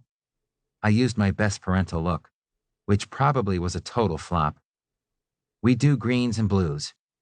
Maybe not. Todd just nodded acquiescence. On the way up the hill on the quad chair, I asked about the turns. Oh, we did pizza turns when we were little. I don't know why Miss Julie made us do those, except that the other kids didn't know anything at all about skiing. Gracie was snuggled up to me. You don't do pizza turns either. Well, no. Kurt had coached me out of those earlier in the week, in the kitchen. Melanie must have plopped the kids in any old class available, just so she could run off with Ulf. I felt sorry for them. The kids and I chased each other down 4 runs with a B. By the time 4:30 rolled around, we'd cleared the M's as well, and we'd had a blast. My turns got faster and more accurate. My speed was probably twice what it had been that morning, and I'd fallen only once since lunch. I felt damned near ready to take on Jory Taylor myself. Chapter 13. It was a hell of a come-down to go from chasing an old teammate with a chest full of Olympic and World Cup medals down a racing slope to coaxing a novice into using a proper parallel turn instead of the obsolete stem Christie turn he'd been doing since before the instructor had been born. Kurt pushed the thought away and encouraged Mr. Walker to keep his feet parallel and to bend his knees. Mrs. Walker didn't need encouragement. She was acting almost as if the arrival of her husband hadn't spiked her plans for a Zoomheim lesson, as if Kurt wanted to touch her under any circumstances. Horrible old bag with her eyebrows in the plastic surgery/surprised position and scrawny legs where she must have been over liposuctioned. No way. Vanuatu would have to wait for a winning lottery ticket. Jake would appreciate that a whole lot more than he'd appreciate getting there on Alpenschlüssel paychecks. Of course, looking at Mr. Walker, Kurt understood why Mrs. Walker would fork over the buck taters to get her mitts on him. He shivered, but not from the cold. Both students had many layers of clothes on, for which Kurt was intensely grateful. He'd also figured out fast to load the quad chair so that Mr. Walker was in the middle, after one ride where the old bat had slipped her hand under his butt about halfway up the hill. Her husband's attention was all over the mountain, which she considered a prime opportunity for groping Kurt. Look over there, Mr. Walker. He'd pointed out a half-dozen figures in blue and white parkas working on technique through slalom gates. That's the U.S. ski team. They're getting ready for the World Cup race in Norway next week. With his arm in front of the man and attention diverted, Kurt had been able to yank her hand out from under him, using a painfully tight grip on her forearm. At least, he hoped it was painful. Too many layers of clothing might have saved her from his anger. Where in Norway, Kurt? She'd gasped once he let go. Zoomheim? They don't race in Zoomheim anymore, ma'am, he'd told her with a steely glare. He did not appreciate the reminder that she had originally booked him with the expectations of sex. They'll be in Kvitfjell. When did they stop racing in Zumheim? Mr. Walker asked, as if he had a clue. Back in 1985, Kurt said nastily, and made sure she had no further opportunities to grope him. Taking them down blue runs at the limits of their skills was his revenge. Mrs. Walker had to concentrate on what she was doing or risk going ass over tea kettle. Kurt bade them wait and watch while he demonstrated the technique again and came to a halt 100 yards down slope to watch the mess they'd make trying to reach him. To his great surprise, Jake came pounding by with the hounds of hell after him. No, those were really small children. They just skied like the hounds of hell. They were definitely after him. He'd pulled up at a fork in the trail, and they'd stopped to confer. What the hell? Wait up, Jake, Kurt yelled downhill, and then, meet me at the fork, uphill, and he took off in a skating start to reach the trio below. The Walkers would probably revert to turning with stem Christies from anxiety over being left for a quarter mile, but he'd sort them out. That was twice today at race pace. Kurt pulled up just downhill from Jake and the kids.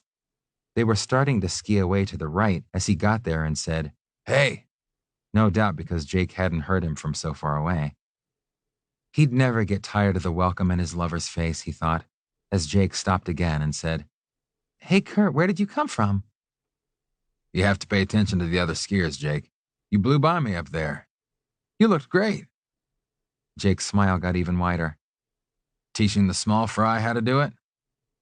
Jake laughed. "I'm staying one step ahead of them. Kurt, meet Gracie and Todd. We met on the ski lift the other day."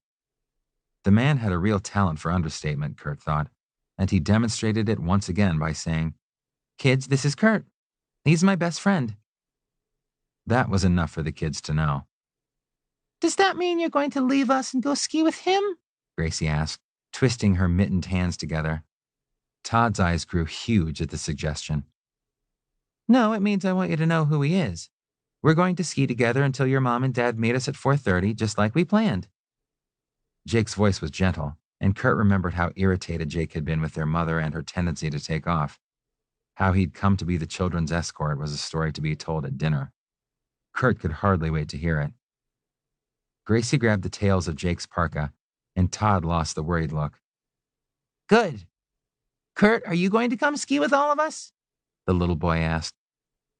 "It would be fun," he said, "but I have people that I'm teaching and they should be along right about." He glanced uphill, noticed that Mrs. Walker was heaving herself to her feet as Mr. Walker stood by, and changed his mind about saying, "Now." "Well, in a minute." "That's too bad. You take us on the Black Diamonds. Jake won't." Todd looked disappointed. "But he'd do it for his best friend." Bet Jake hadn't mentioned the best reason of all for staying off the expert slopes. "Todd, your dad said no Black Diamonds, and Kurt wouldn't get you in trouble with your dad any more than I would." Jake was stern. "What makes you think I'd take you on Black Diamonds?" Kurt asked. An Underwood kid would almost have to be fearless on the slopes that were his birthright. But Kurt hadn't started the Black Diamond Hills until he was 7. "Because we saw you racing Jory. You guys raced down Dynamite Alley. Jake," wheedled the girl, "Dynamite Alley has an M in it, and we're doing M's now." "No, Gracie." Kurt himself wouldn't ask Jake again after getting turned down in that tone of voice, but the kid was persistent. "Jory would take us. He's coming to dinner at our house tonight. We'll ask him." "Yeah," piped up Todd. "Jory's way cool. Or Ted or Nick." Good grief. Was the entire men's team coming to dinner? There had been other dinners in other days where Kurt, Jory, and Ted had been the VIP guests. "Even Jory has to ask your dad first, and I think they're all leaving for Norway tomorrow anyway." Kurt was a bit stung at being classed as less cool than Jory by a kid who probably couldn't walk yet when Jory earned his last Olympic medal. The arrival of the Walkers came as a relief. "Later, Jake." "Bye, kids." Kurt turned to his clients. They had about another 15 minutes of his time. Just because Jake was tied up until 4:30 didn't mean the Walkers were getting 1 extra minute from him. "Later, Kurt." "Okay, guys, let's go." Kurt asked his students to do 2 turns and then stop, but kept one eye on the disappearing skiers. And go to the left, that's the green slope. I see we need to practice the parallel turns a bit more. Honestly, Jake was the best student he'd ever had. 15 minutes later, Kurt shook hands with his students and suffered through a cheek kiss from Mrs. Walker. With assurances that the time had been well spent and enjoyable, claims that might have been equally false from all three parties, they parted ways, not 1 minute too soon for Kurt. Free at last, he got in the bunny line to use the hill to speed him over to the Scott lifts, rather than do a long uphill trudge. He had plans. Jake, of course, wasn't manning the lift, but Egon was, discussing with a young woman whose turn it was to go to lunch. As Kurt loaded with a seat partner he'd acquired by yelling, "Single!" Egon had leaned over to speak into his ear, a looming presence in black and yellow. I know who you are, Alpenschlüssel. You don't know shit. Kurt turned to snarl. I'm not Alpenschlüssel. The chair yanked him out of speaking range before he'd finished the words, while the teenaged girl next to him looked fearful. Kurt felt compelled to tell his seat partner that she hadn't really been trapped for a 7-minute ride next to a madman. She still headed to the other side of the slope when they offloaded. Lift lines were mercifully short on this early season day, though not short enough to ride single in a quad chair. Kurt caught the lower Scott lift to get halfway up the mountain, and then went directly to the upper Scott, not sparing another glance for the big black and yellow signs warning the unwary that the upper Scott served expert terrain only. He would have called Rudy again, but he didn't need the random strangers with him to overhear what he had to say. Hey, Kurt! Gabe, whom he'd met the other night at McTavish's, called to him from the top of the upper lift. Where are you headed?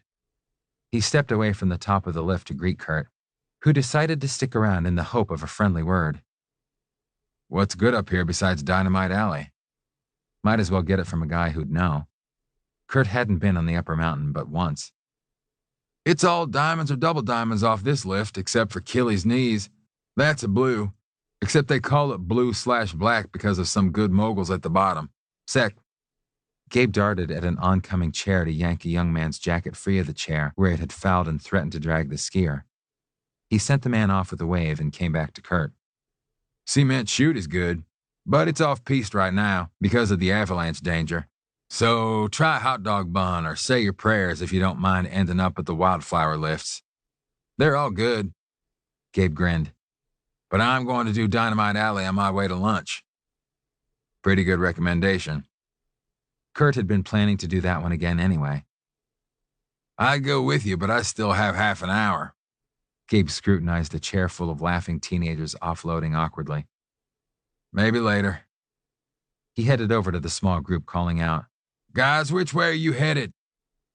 Kurt left Gabe to do his job. The patrollers should be grateful to a lift operator who kept the inept off slopes they weren't equipped to handle. These boys would probably end up on Killy's knees, judging from Gabe's arm motions. Kurt swung around to find his way back to Dynamite Alley. Kurt didn't see the tall skier in the yellow and black parka offload, nor would he have expected to. He'd left the man at the base of the bunny lift. Chapter 14. Weather was moving in again. The blue sky was half obscured by the gray storm front that was forecast to drop another 12 to 15 inches of snow. It didn't matter, though, since visibility was still good for racing. Blue shadows identified the terrain marks on the slope, letting Kurt see clearly defined features. He picked out the fall line and prepared to challenge the mountain. Jake had been a distant speck at the bottom of the hill this morning when Kurt and his old friend and rival started from the top of Dynamite Alley. But now, no one waited below. Only 2 other skiers showed on the slope now, one moving easily about halfway down, and the other almost at the bottom. He wouldn't endanger anyone as he recaptured his past. Damn Jory for patronizing him. They'd been friends once, and Kurt, for all that he'd been truthful about them not being lovers, had wished for it then. Most of all, though, they'd been competitors at the highest levels of skiing. He'd been Jory's shadow, not just for their friendship, but for the way he'd trailed the bigger man down the hill.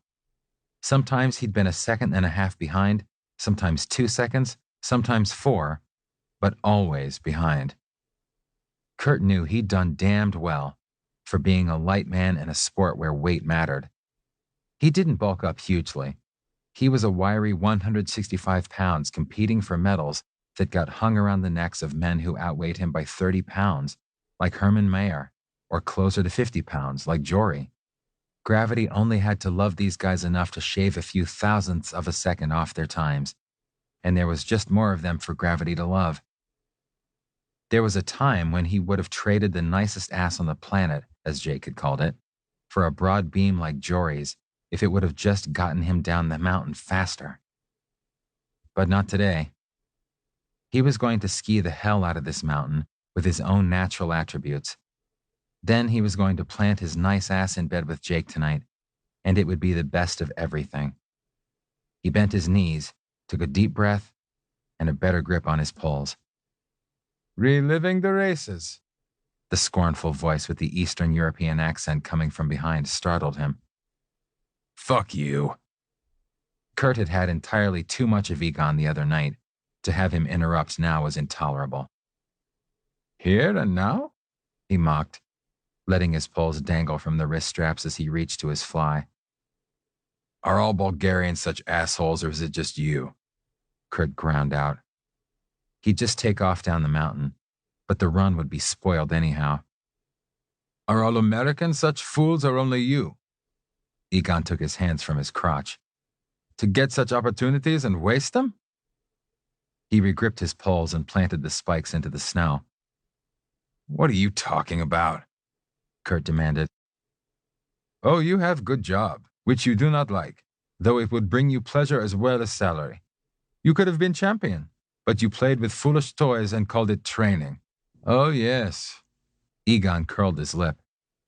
I heard stories at Olympic Village. Jory's shadow hurt himself and Jory took medals. I was there. I listened to Austrian and Norway national songs, watched flags go up. You were there. Kurt thought he knew everyone on the circuit. He'd tried to forget the talk that he knew had circulated among the elites of his sport, and now this unknown claimed that he was in on the secret. I, like you, did not finish on the podium, though I, unlike you, competed. Egon sneered. The last Batchelv I knew about on the World Cup circuit retired years before. I think you're lying. Kurt hadn't had a chance to look the name up. No, that was my cousin Yevgeny. He taught me to ski, though he did not suggest such stupid training methods as unicycles. I was not on Bulgarian team until last minute.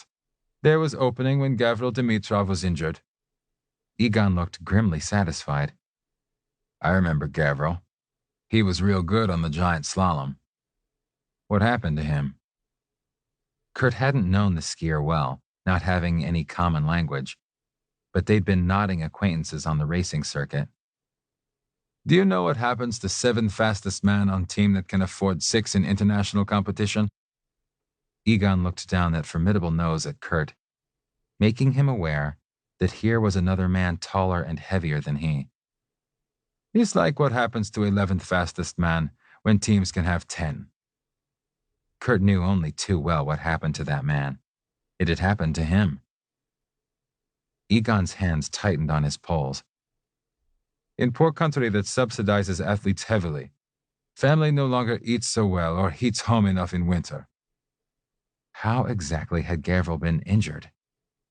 Egon didn't answer that question, but he answered why.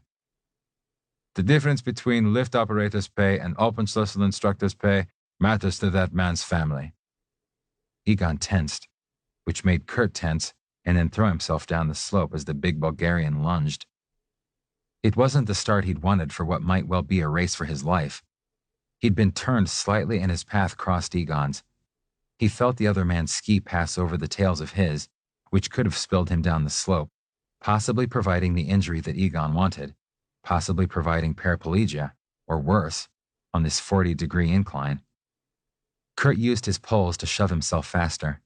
No time to explain he didn't want the damn job he'd accidentally taken away. A sharp pain in his side marked Egon's determination to hurt him. The bastard had stabbed him with a pole. The wind in Kurt's face cut like wind-blown ash as he pelted down the slope. He'd raced against Jory this morning, but the stakes had only been pride, not his life or spine. Any fall he took now would have devastating results even if he lived through it. Knowing that he was racing for such a prize made him sharper and somehow more alive. The mountain hummed through his senses as his skis slid over the snow. He carved through one of a tiny handful of turns in his breakneck flight to a more populated area. The trees were a green-black blur at the periphery of his vision. Crouched in a tuck with poles pointing back, he hid from the wind that would detain him. To turn his head enough to see his pursuer would throw his balance off too much. At this speed, Kurt could well provide himself the career-ending injury Egon sought. Eyes forward, he hurtled down the mountain toward the run's convergence. Any passing skiers were going to have to depend on luck and Kurt's quick reflexes. Fortunately, no one blundered out into the junction. One more turn and he was in sight of the lift. The crowd was his protection now. If Egon ran him down with witnesses, he still wouldn't get what he wanted. He'd have no lift ticket. Reckless skiers did not get to keep season passes. Kurt pulled up at the lift line in a rooster tail of snow, heart pounding. He'd be very aware of his new rival, and rivalry it was, now that he knew Egon had participated in what he'd yearned for.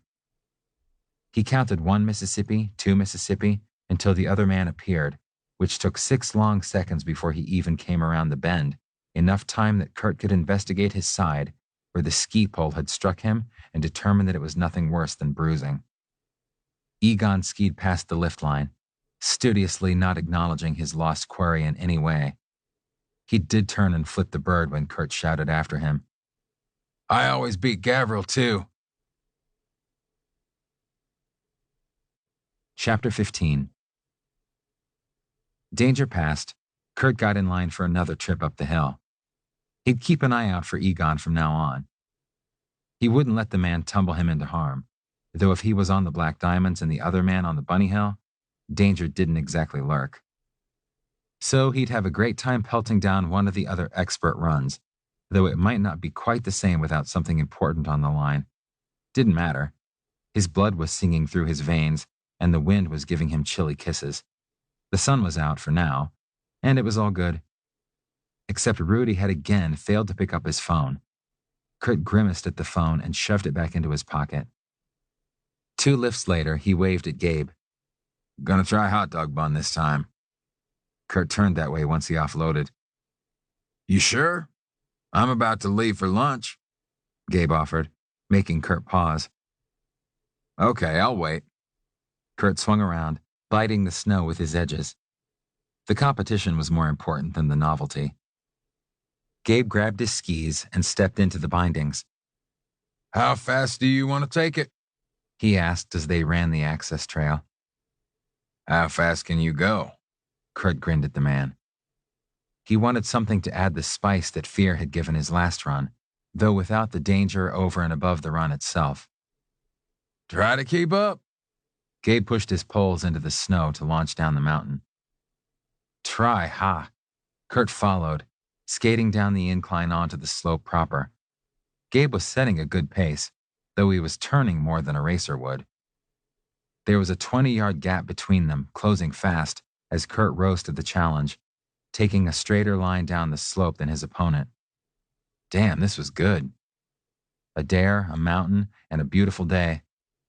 The pace was much less than his last 2 runs down this hill, but so were the stakes. Kurt drew steadily closer until he was nearly abreast of Gabe, who would probably take this next section as a straightaway. Kurt pushed off and tucked, shooting past Gabe and then sliding a little more through the next turn than he would have liked, but shedding some speed. This wasn't Grenoble, and Gabe didn't deserve a thrashing. Down in the junction, a little clump of skiers was heading out of Sugar Gulch. Kurt swung wide to avoid them and screeched to a halt. Gabe was a few seconds behind. He too pulled up. "Guess you can keep up," Gabe panted, leaning on his poles. "I try," Kurt said, instead of doing a victory dance. "We ought to do that on hot dog bun." Only if you like to slalom. There are gates all the way down for two abreast, not my favorite. Gabe looked around for any oncoming skiers and then started toward the huts. Not without a full helmet and some shin guards. Kurt had gone over too many gates to risk getting whacked in tender places. He followed Gabe toward the hut, but decided that he'd get one more run in before chasing down some lunch. Maybe he could meet up with Jake and the Rugrats. Catch you again sometime, okay? He called to Gabe. Pass me again sometime, you mean? He laughed and waved, skiing straight past the lower Scott lift line. Kurt swung in through the rope lanes, scanning ahead for his lover, but recognizing no one. His phone tweeted from his pocket. Maybe Rudy was responding at last. Kurt shuffled forward a few ski lengths and groped for the phone. Yes? Kurt, it's Rudy. Where are you? In the lift line at the lower Scott. Rudy, Kurt started, but didn't get to finish. Rudy talked right over him. Meet me at the bottom of the upper Scott, then. Then Rudy was gone, leaving Kurt steaming. He tried calling back, but was treated once again to the right of the Valkyrie's ringtone, followed by an invitation to leave a message. He did, pungent enough to cause heads to turn ahead of him in the lift line, and then he thrust the phone back into his pocket with a scowl. Trudging through the lift line, he thought of all the things he was going to say to Rudy when he caught the man at last. I quit, for starts, and then he'd find out just why Rudy had thought him willing to screw for pay.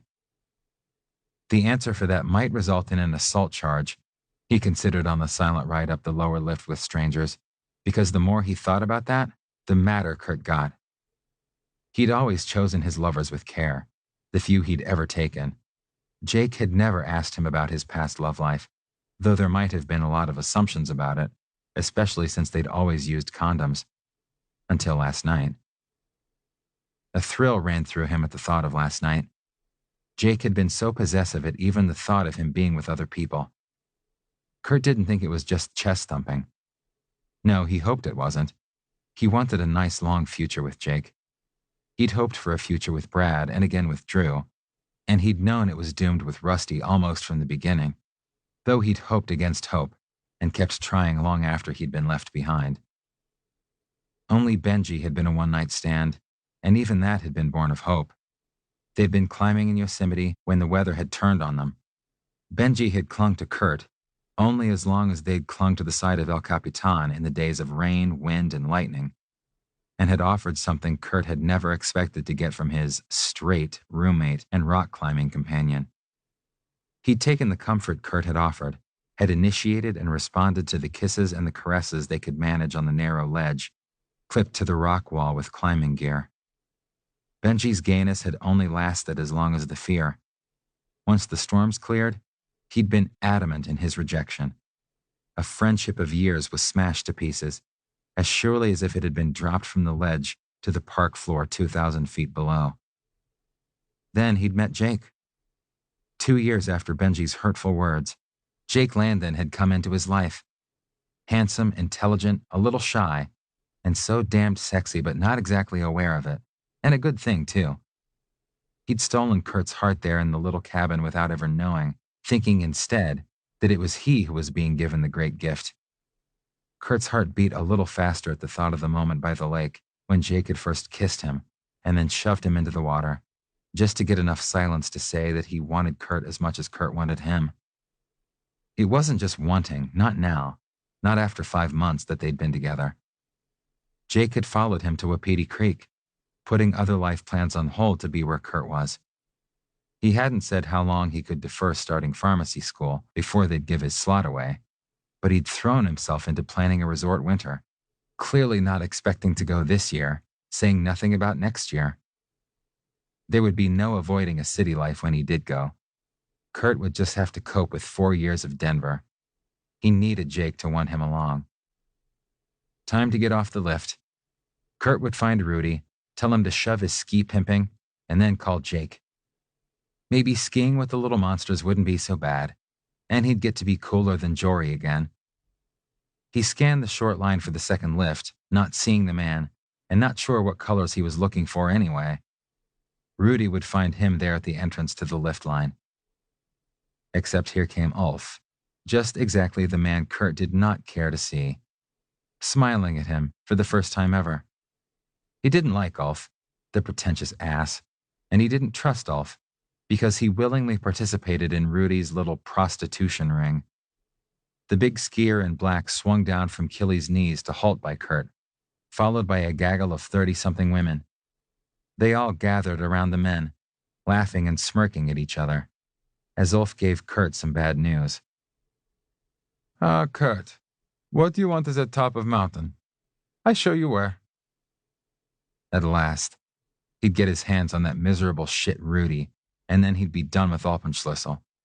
Kurt smiled widely, not caring that the future was becoming a bit uncertain financially. The women all smiled back, like his grin was for them, and began to chatter. Ulf, introduce us, demanded one of the well-groomed, expensively dressed flock. Kurt, this is Mandy, Lily, Cassie, and Emily. My students today.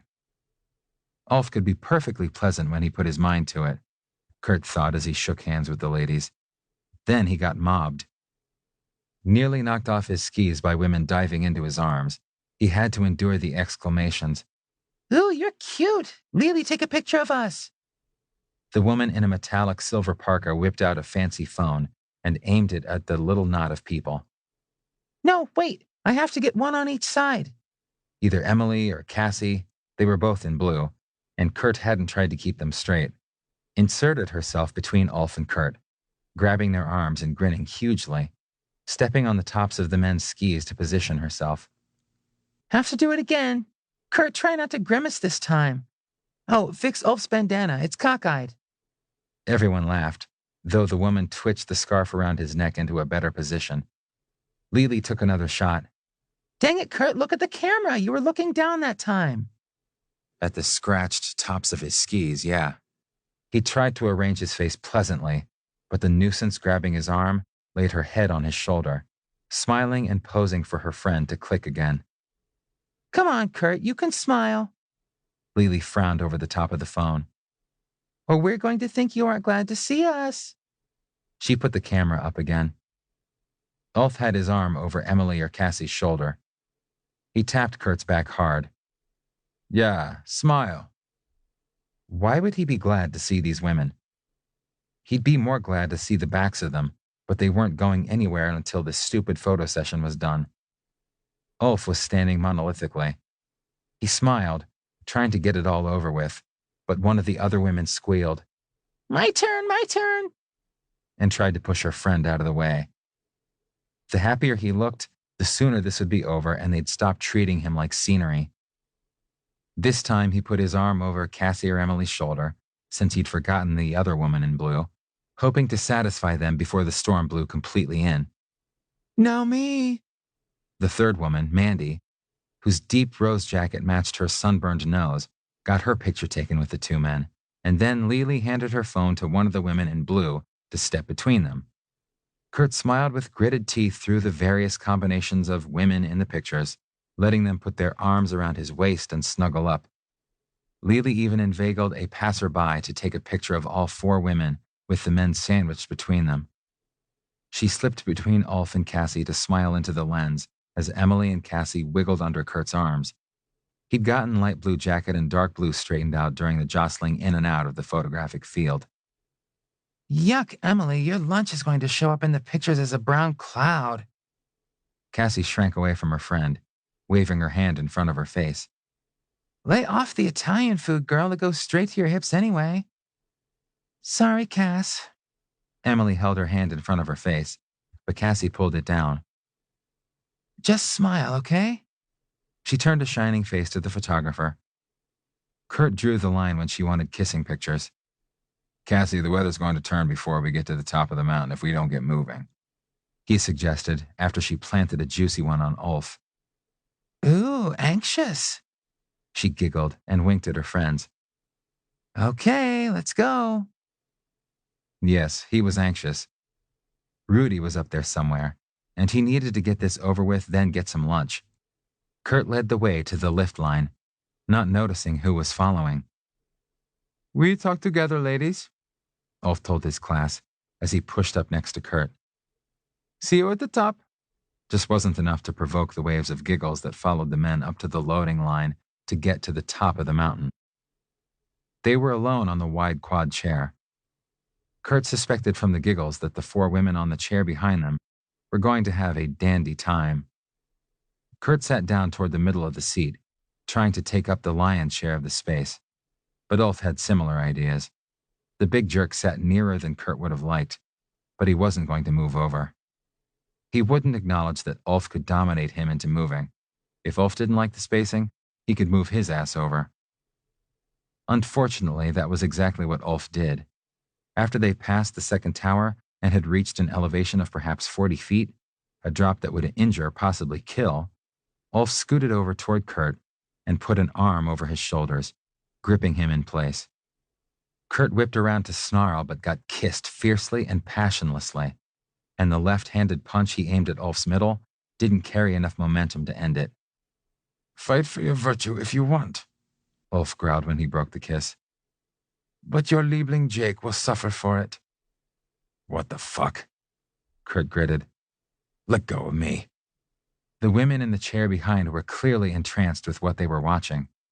He could see their mouths moving in oohs and ahs, even if he couldn't hear them. You listen. Ulf did not let go. At close range, his breath was slightly sour, and his eyes were barely visible through his sunglasses. You are Alpenschlüssel teacher. You entertain the client. I quit. I've been telling Rudy that all day. Kurt punched at Ulf again, but the other instructor caught his arm in a grip that he couldn't break. He'd prefer the women thought he was cooperating rather than getting forced. He wouldn't struggle fruitlessly, but instead wait until he could make it count. The bar that came down over them, which should have kept them safe, was hindering his defenses. You signed contract, you do not quit. You went into this eyes open, knowing what is expected, Ulf said from closest range. I didn't know, that's why I want out. Kurt glared hard, but through the sunglasses, it had little effect on the big man who had him pinned.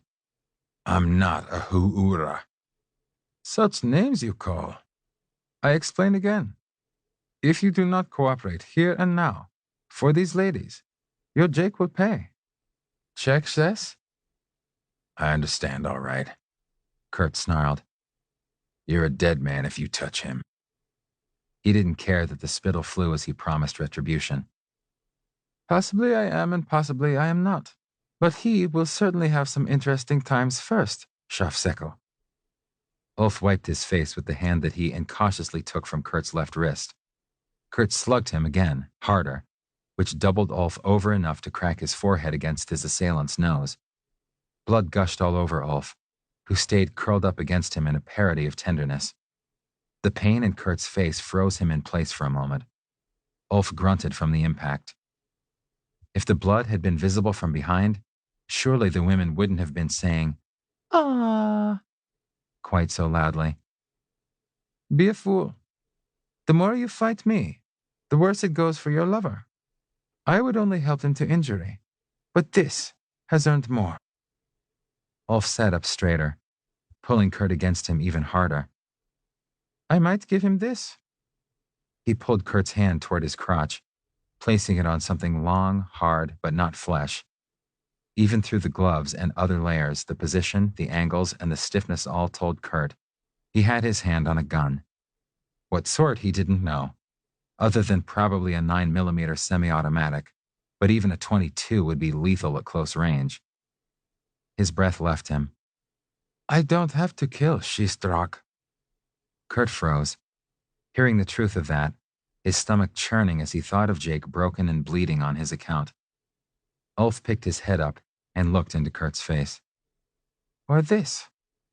Ulf moved Kurt's hand farther up his leg, now to his groin. Disappoint this client in any way, and we learn if your happy man likes a shoggy stus from me as much as he likes it from you. Ulf leaned forward to say this into Kurt's ear, both aping affection and hiding Kurt's suddenly pale face from the women. Before or after I put bullet into him? You choose. Don't touch him, Kurt wrenched himself out of Ulf's embrace, ready to vomit. What do you want? He ignored the cries of dismay behind them. We are a birthday gift to the pretty Cassie.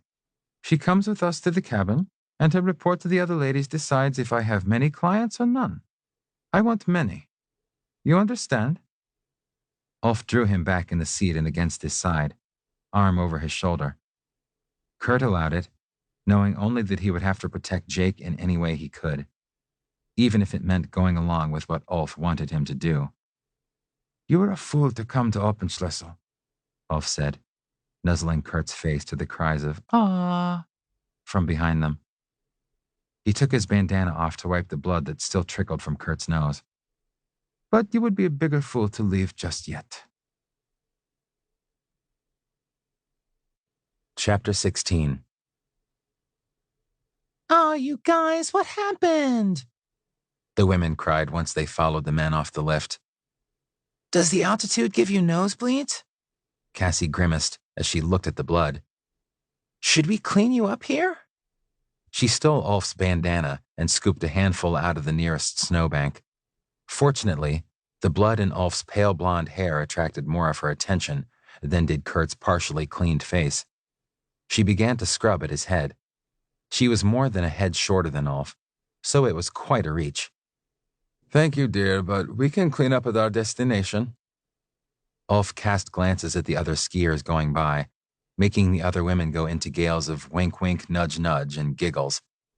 Kurt thought he recognized people from the other night, but the big avalanche vests and the other equipment obscured them. If they were Mark and Marty, he wouldn't attract their attention. Ooh, plumbing? Emily giggled. I didn't expect that. Into the babble of have fun and see you later, Cassie said, Wish me luck, and turned to lead the group to the left of the lift. Only Killy's knees and Cement Chute were marked on the map in that direction, with a closed sticker over Cement Chute. Still, the entire group went that way, the three women stopping to watch Ulf take over the lead, breaking trail for Cassie and Kurt. Ulf glanced back. Kurt knew it was his warning to not cut and run down the other side. Grimly, he followed the two to a small A-frame cabin on the windward side of the mountain, over the rise from the slopes. Do not bring in the snow, Ulf warned as he unlocked the sliding glass door on the protected side of the A-frame. They left their skis on the porch, stuck in the snow that no one had cleared, though a set of tracks led both to and away from the porch. Your key unlocks this, Kurt. Great. Like he ever wanted to be here again. He didn't want to be here now, and only the total sincerity in Ulf's threats kept him from just bolting. Cassie let Ulf help her off with her coat, and then pulled off her ski boots in the little mudroom. She headed into the cabin as the men removed outerwear, exclaiming at the furnishings. Oh, this is so cute. She wandered through the one large room, around the fireplace, and returned smiling. But cold. Yum, lunch. She peeked at a tray of finger foods and opened a container that steamed into the chill air. Kurt ducked to one side to avoid getting struck in the face with Ulf's parka. He got even by removing a ski boot that, accidentally, crashed into Ulf's shin. Yes, Ulf grunted, due to the timing of the ski boot, and then said sotto voce, I bring Jake here sometime? Kurt pulled his other boot off without more contact. Don't even think about it. Are you hungry? Cassie popped a tiny quiche into her mouth and tried to feed Ulf a bite when he came into the tiny living room and kitchen area. He took the tidbit from her fingers with a smile. Kurt knew he would do the same, hungry or not. He had been thinking about lunch, but his appetite had fallen from the chairlift with Ulf's threats. Here, sweetie.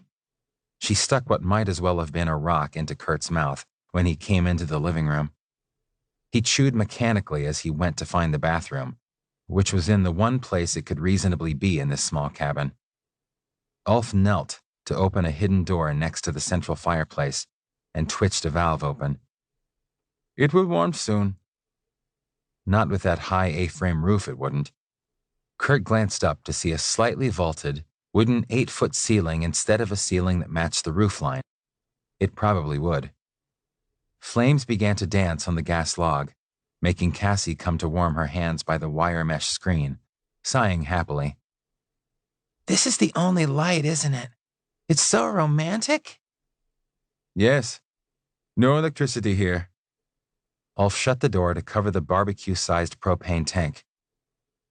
Though we do have water. Good. Go get the blood out of your hair, and do you guys have toothbrushes with you? I brought mine. She whipped that article out of her pants pocket and brandished it. There were new toothbrushes and some toothpaste laid out on the bathroom counter. Kurt had already discovered as he washed the blood from his face. Ulf had nailed him just right, creating a fountain, but breaking nothing. When he got the chance to return the favor, Kurt would make sure to break something for the fucker. As he scrubbed his teeth, he looked around at the oddly appointed room. There was a sink, a commode, no shower or bath, but two things he hadn't seen in a bathroom outside of Europe. Ulf chased him out before he could turn the knobs, but his curiosity was his mind trying to defend him from the reality of his situation. He knew what a bidet was for, and the on-demand water heater would keep icicles from forming in anyone's crotch. The main room was getting warm now. Ulf elbowed him out, and then Cassie slipped past, peeled down to just her long underwear, silky high-tech, just not very sexy. Kurt took a deep breath, trying to prepare mentally for whatever came next. No matter what, he'd protect Jake. Fellas, don't we have way too many clothes on? She asked brightly, after she'd brushed her teeth and combed out her hair, which fell in streaked, been braided a while ripples to just below her shoulders. Cassie was standing near the king-sized bed with its brass bedstead, looking hopeful. She held out her arms to both men, and Ulf came to her with a smile. Kurt came more slowly, trying to find a smile. While Ulf kissed her, Kurt worked to fix his face. The asshole had an arm around his shoulder, as well as Cassie's, but Kurt could not force himself to put an arm around Ulf's waist. He needed the fortitude for more difficult things. Kissing Cassie could have been worse. She opened her mouth under Ulf's as Kurt nuzzled her neck and ear. Moaning and twisting as they mouthed her, finally she curled up against Ulf's chest, though she didn't let go of Kurt. I can't believe you guys are really here. I mean, wow. Two hotties. I just keep thinking I'm dreaming, but... She lifted hazel eyes to Kurt from the haven of Ulf's chest. And I can hardly wait to see what you guys do together. I mean, it's like my big fantasy to see. If he had to play this game, he'd set some of the rules. Then you'll love it when Ulf sucks my cock, Cassie. He's good. He's really into it. He wants it so bad. He's always on his knees. Kurt ignored Ulf's look of outrage aimed at him over Cassie's head, and spoke over her moaning. And when I'm tired of him sucking, I'll turn him around so you can see how my cock goes in and out of his ass. He's so hot for that, too. He screams for a Schoggestus. He wants me to pound him until he can feel the head of my dick in his throat from behind. He's a maniac. Ulf tried to break in, but Kurt had tossed his chin at the moaning client who so clearly liked what she was hearing, and besides, Kurt could hope that the man's English was deserting him as he grew angrier. I'll show you how much he likes it. Our hot Swiss. He's such a slut, but he's fun. Oh, Cassie, you can't imagine. He's like the cheese. Once all his holes filled. Kurt kept talking in spite of the way Ulf was squeezing his shoulder. It hurt, but it wouldn't make him shut up. He'd keep Ulf from getting a word in edgewise. There'd be no contradicting Kurt without upsetting his client, the last thing Ulf wanted. Kurt could play into her fantasies. You want to see Ulf on his knees begging for it? Oh, Cassie, just tell him. He'll do it for you. He wants you to be so happy. Just tell him what you want him to do, and he'll do it. Kurt had started rubbing her back slowly, reaching down to grab her ass, kneading gently as he promised her all the delights of watching him ravage Ulf, because he was desperate not to be the one on his knees from either direction. If nothing else, he would salvage that much from this debacle. Oh, yeah, oh, she moaned, rubbing her face against Ulf's chest.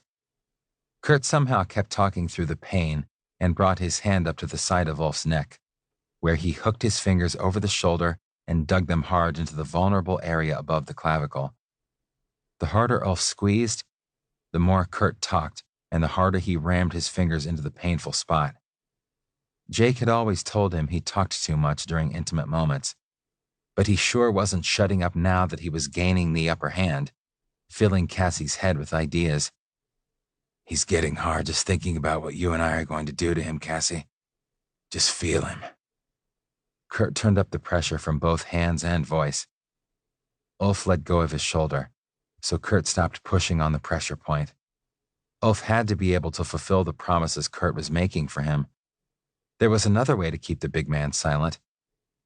Kiss him, Cassie, kiss him. He needs that, yeah, lots of tongue. Kiss him. And on he talked. Cassie took her hand from Kurt's waist to touch Ulf's groin as she pulled him down to her mouth. Ulf glowered at Kurt as she groped him, but Kurt went on, practically forcing Ulf to will himself hard. Taking his arm away might help, though Kurt kept up his gentle caresses on her back as he murmured, I can't feel through the ski pants. Cassie grumbled after Kurt invented something else about Ulf's desires. Need to get you undressed. Can't imagine why he isn't already naked with his ass up, Kurt agreed, as Ulf shot daggers at him over Cassie's head. Keep kissing him. He grinned evilly as she moaned. Ulf wanted him to make the client happy? Sure, but on his terms. Cassie bent her head down to look at the fastener she struggled to undo at Ulf's waist, prompting Kurt to go on quickly with more details that Ulf could not contradict without annoying her. Ulf mouthed, I kill you, silently, but Kurt just went on, suggesting that Cassie should help prepare Ulf for what he would do. She gave up and pushed into Kurt's arms, back against him. Get naked, Ulf, come on, I want to see, she said, as she pulled Kurt's arms around her and held his hands, rubbing her ass against his groin. Roused from tormenting Ulf, Kurt's body responded to the pressure, making her moan a little more. Oh, Kurt, you're already up. Who's bigger? You'll have to check. Make Cassie happy, Ulf. Do what she wants. Kurt leaned to nibble her ear as Ulf pulled clothing off, schooling his face into an approximation of horniness, when Kurt was certain that the true mood was rage. If Ulf wasn't up, Kurt's house of cards might come tumbling down with him underneath. The tension made his diaphragm spasm, and the hiccup carried more than a hint of last night's feast. Ew, Kurt! I blamed the garlic on Emily, but it was you! Cassie pulled away from him. The cabin was at 11,000 feet. Kurt's heart hit sea level. Sorry. Me too. I can't deal with that, and we were going along so nicely. Cassie looked back and forth between the men. Ulf emerged from his undershirt aghast, as Kurt felt disaster for himself and his lover loom.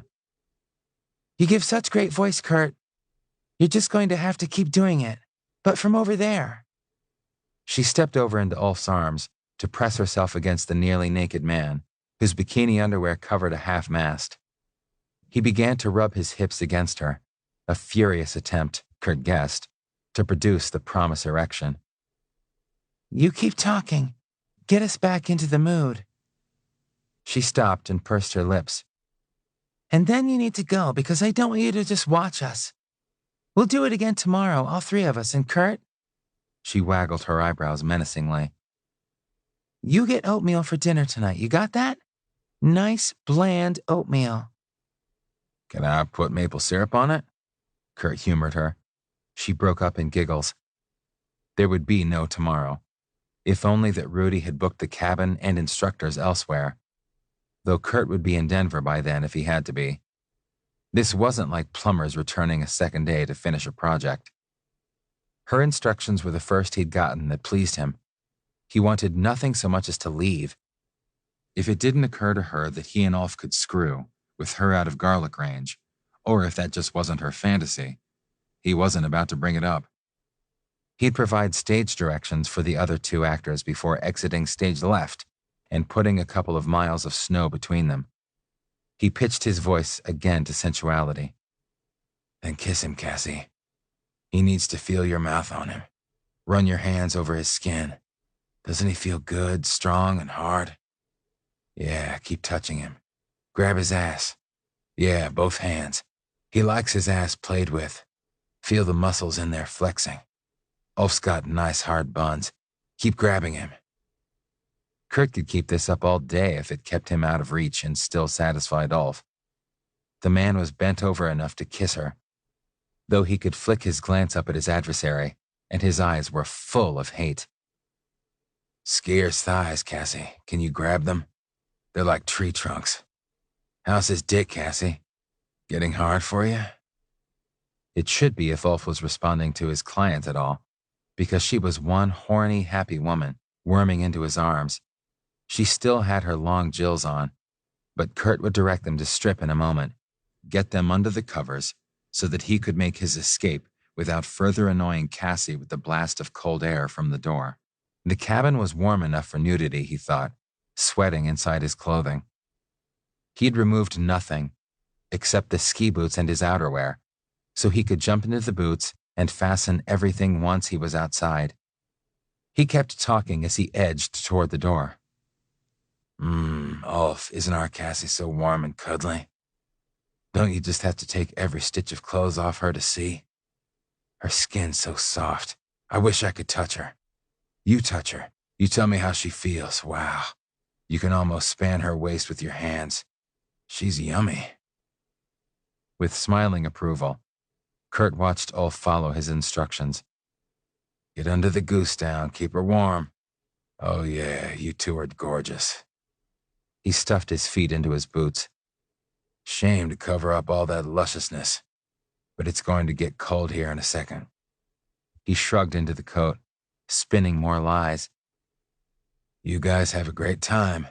I'd love to be in that bed with you. Gonna eat nothing but oatmeal until I see you again.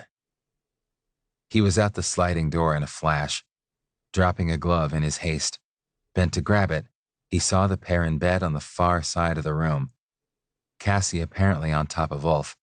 They were visible only as a moving lump under the goose down, aside from the large masculine hand, aiming an upthrust middle finger his way. Can't say he didn't leave the client happy, he thought, clipping into his bindings. It would be a slight uphill trudge back on piste.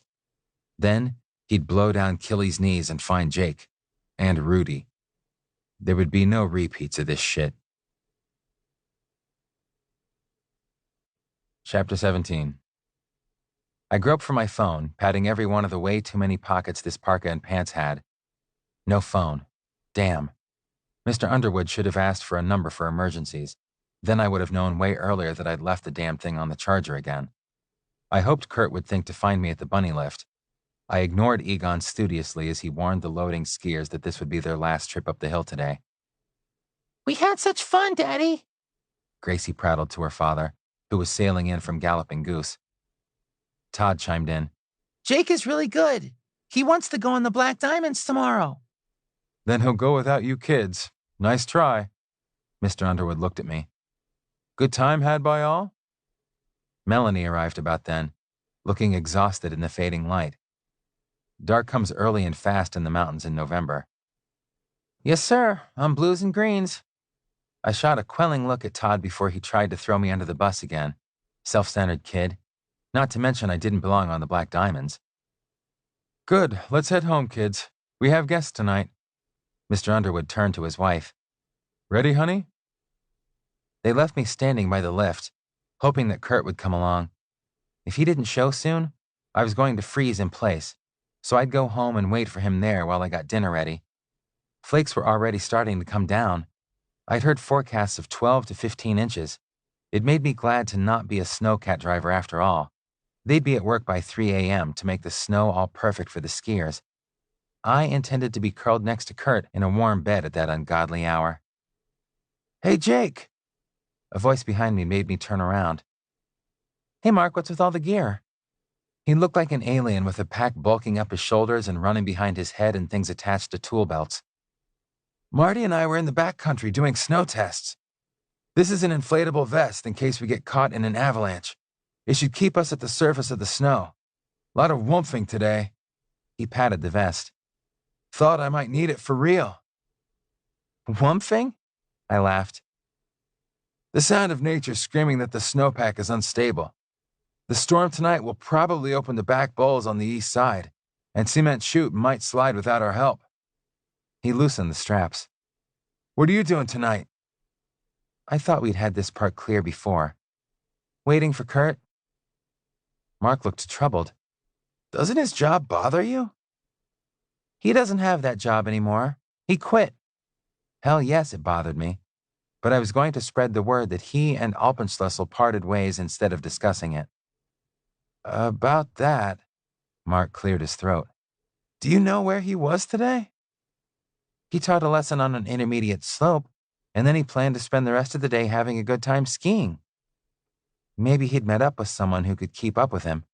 I didn't see the problem. Well, if that's what he told you. He turned to go. I grabbed his arm. Spill it, Mark.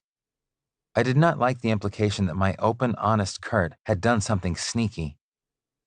I don't want to be the one to tell you, Jake. He tried to yank his arm back. You'll just think I'm making it up. Tough, just say. My gut churned. I'd had enough of everybody knowing but us. Or me. He broke free from my gloved hand. Okay. Marty and I rode up the lift behind him. He was acting really friendly with Ulf. The other Alpen... I know who Ulf is, I broke in. And at the top, there were a bunch of women with them. One went with them to that cabin. We saw them go in, and then we went back at the cornice, and I don't know what happened after that. He looked off to one side. I'm sorry, but you asked. I had. I was sorry I had. I trusted Kurt. I knew what he'd told me. I'd heard him on the phone yelling at Rudy's voicemail. But Mark sounded so sincere. I was ready to tell him he was right, that he had to be making it up just to have a chance with me, when someone pulled up. Shit, Mark! It was Marty, whom I could barely identify in my turmoil. You told him, didn't you? Jerk! I looked blankly at him, noticing only that he was as decked with equipment as his partner. I'm sorry, Jake. Marty put his hand on my shoulder. Maybe there was a good explanation for them going to the cabin. I just couldn't imagine what it would be. I threw up one hand aimlessly. Words weren't coming. Mark had said it. Marty had confirmed it. Marty, who had no interest in me, no ulterior motive. Maybe. I got that much out. Come on, let's get you inside, Marty said. You're probably tired, cold, and hungry, and all of this sounds worse than it is. There's hot chocolate inside. They guided me to the staff hut, and we left our skis in the lockers outside. I'll take your stuff to the office. Mark took Marty's gear and left me alone with him. Other skiers came to drop things off. Sit down. Marty guided me to a table in the dining room. I'll be right back. He returned with steaming cups, which he set down in front of us. This will help. The slugs of liquid he poured from the flask into each cup smelled like peppermint. It's okay, drink. Marty just sat quietly, watching me. I did drink it, but more because I'd been told to than from wanting it. I didn't want anything except for things to roll back to what they'd been this morning, when the world was bright and Kurt was the sun. The dark looked in the windows to the room, bright with electricity. Was Kurt's brightness equally false? I'll stay with him, Marty. Chelsea's waiting for you. Mark had found us. Jake, don't make any decisions until you talk to him. There's probably more to this than you know yet. I hated Marty for reading my mind. I didn't look up as he left, just poked the handle of the cup to make it lurch around in a slow circle on the table. Something passed from one to the other. I didn't look up to see what it was. Get some more cocoa into him. He looks shocky. There was a pressure on my shoulder and silence. Mark stole my cup, leaving me nothing to poke except for my sad thoughts. Everything I thought was certain in the world about me and Kurt was now in doubt. I didn't know what I'd do. I couldn't imagine what he could tell me about what had surely happened that would make it all okay. Last night he'd been mine, and today he was… what? I couldn't breathe from the constriction in my chest, and I wasn't sure I wanted to. Don't play with it, just drink. Mark's hand was probably supposed to be comforting against my back, but it was one more thing I couldn't cope with, even to shrug it away. I reached a forefinger to the cup handle again when it reappeared in my field of vision. More peppermint trickled into it, stinging my nose and then burning my throat when I drank it to the dregs, just to make Mark be quiet. I'd made Kurt be quiet now and then. How many times had I told him to shut up when he needed to say something important? I set the cup down and didn't even try to focus when it went a bit fuzzy. It wasn't worth the effort. Damn it. Jake was just as hard to get a hold of as Rudy. He'd left the phone on the charger again, no doubt. A week of carrying it wasn't enough to break the habit of not needing it. Kurt stuffed the phone back into his own pocket, trying to match Jake's thought process. They'd parted ways at the bunny lift, where he'd collected the walkers and Jake could have reasonably collected the kids. It was about 4:30. He might as well try there and just head home if he couldn't find his lover. The base of the bunny lift was also where Egon lurked. The bastard was there now. You look for Jake? Something was tickling Egon. Kurt could see the grin even from this distance. This just had to be his day for assholes. Yeah, he called back, wondering why Egon would be so helpful. Try Stuff Hut, he yelled back, and went back to loading the last few skiers. Sounded reasonable. Kurt kicked off in that direction, drawn by the brightly lit windows. Jake kept his skis there in the lockers overnight, and it would be warmer than standing in the falling snow. Kurt went cold, though, from what he saw through the window in the dining room. Jake sat over a cup of something with Mark, who looked earnestly into his face, touching his arm, and Jake let him do it. Had today been all for nothing? Chapter 18. You are a cheap date. Mark had my arm over his shoulder to steer me through the door and up the stairs. You didn't have that much. 2, 3? Hot chocolate and peppermint sat on my tongue. It was whatever, mint. They'd thrown us out of the staff hut after about an hour. Said I wasn't much of a drinker. I stumbled on the step. No kidding. Mark paused at the top of the stairs. Jake, do you want to see him like this? He had both hands on my shoulders. I wobbled anyway. You might say something you'll regret. I thought about that. Saw regrets. Had to grab onto him to stay upright. Can't be. But you could stay with me until you sober up. He looks pretty good. Never told me lies. Maybe get only truth out of that wide mouth. Maybe get kisses. Maybe get something into that wide mouth. I toppled into his arms. Nope, there is no way I can get you up another flight of stairs. Come on, stand. Okay, wasn't that sloshed. I let him balance me and aim me down the hall. He pulled up at the door and knocked. Kurt opened after a moment. Wasn't glad to see me. Was mutual. I waved at Mark with the arm that wasn't around his neck. You remember Mark? I assume there is a good explanation for this. Kurt caught me as I stumbled through the door toward the couch. He tipped me toward the furniture. I poured onto the cushions. World was a little whirly. I think that was what he planned to say to you before he got into the peppermint schnapps. It hit him hard. Mark sounded like he didn't like Kurt. I didn't like Kurt right now. Liar. He never drinks. Kurt shoved me over so both butt cheeks were on the couch and started pulling my coat off. Were you feeding it to him? Only because he was shocky. Kurt turned hard eyes on my new buddy. Wanted to tell him to stop. He found out where you'd spent your afternoon. Courtesy of you. Mark nodded. I nodded too. Made my head swim.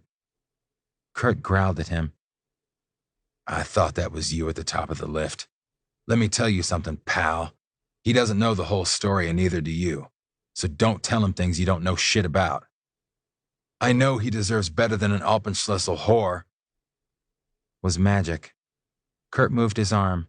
Mark folded over like our dining room table. If I was an Alpenschlüssel whore, he'd deserve better than me. Kurt pulled Mark upright. Mark popped Kurt under the chin. It was hard to see his hand going that fast. You went to the cabin with them? Kurt's head wasn't supposed to go back like that. I quit, but Ulf made me. He made Mark double again. Watching made me queasy. Should tell them to stop. He threatened. Mark's fist pushed the words back into Kurt's mouth. Hey, I was the only one who could tell Kurt to shut up. Right, it wasn't your fault. It's never anybody's fault. Mark hit the floor. Kurt jumped on him. Wait a minute. Kurt's supposed to pounce on me. Damn you, listen. Thud. Mark's head bouncing on the floor. That sick fuck Ulf said he'd hurt Jake bad if I didn't go. Kurt rolled away, leaned on the couch. Close enough to touch. Didn't. I don't know why I'm explaining to you. Mark sat up. You want me to believe you were protecting him, not stepping out on him. Touched the back of head. Because I'm the guy who wants a chance with him.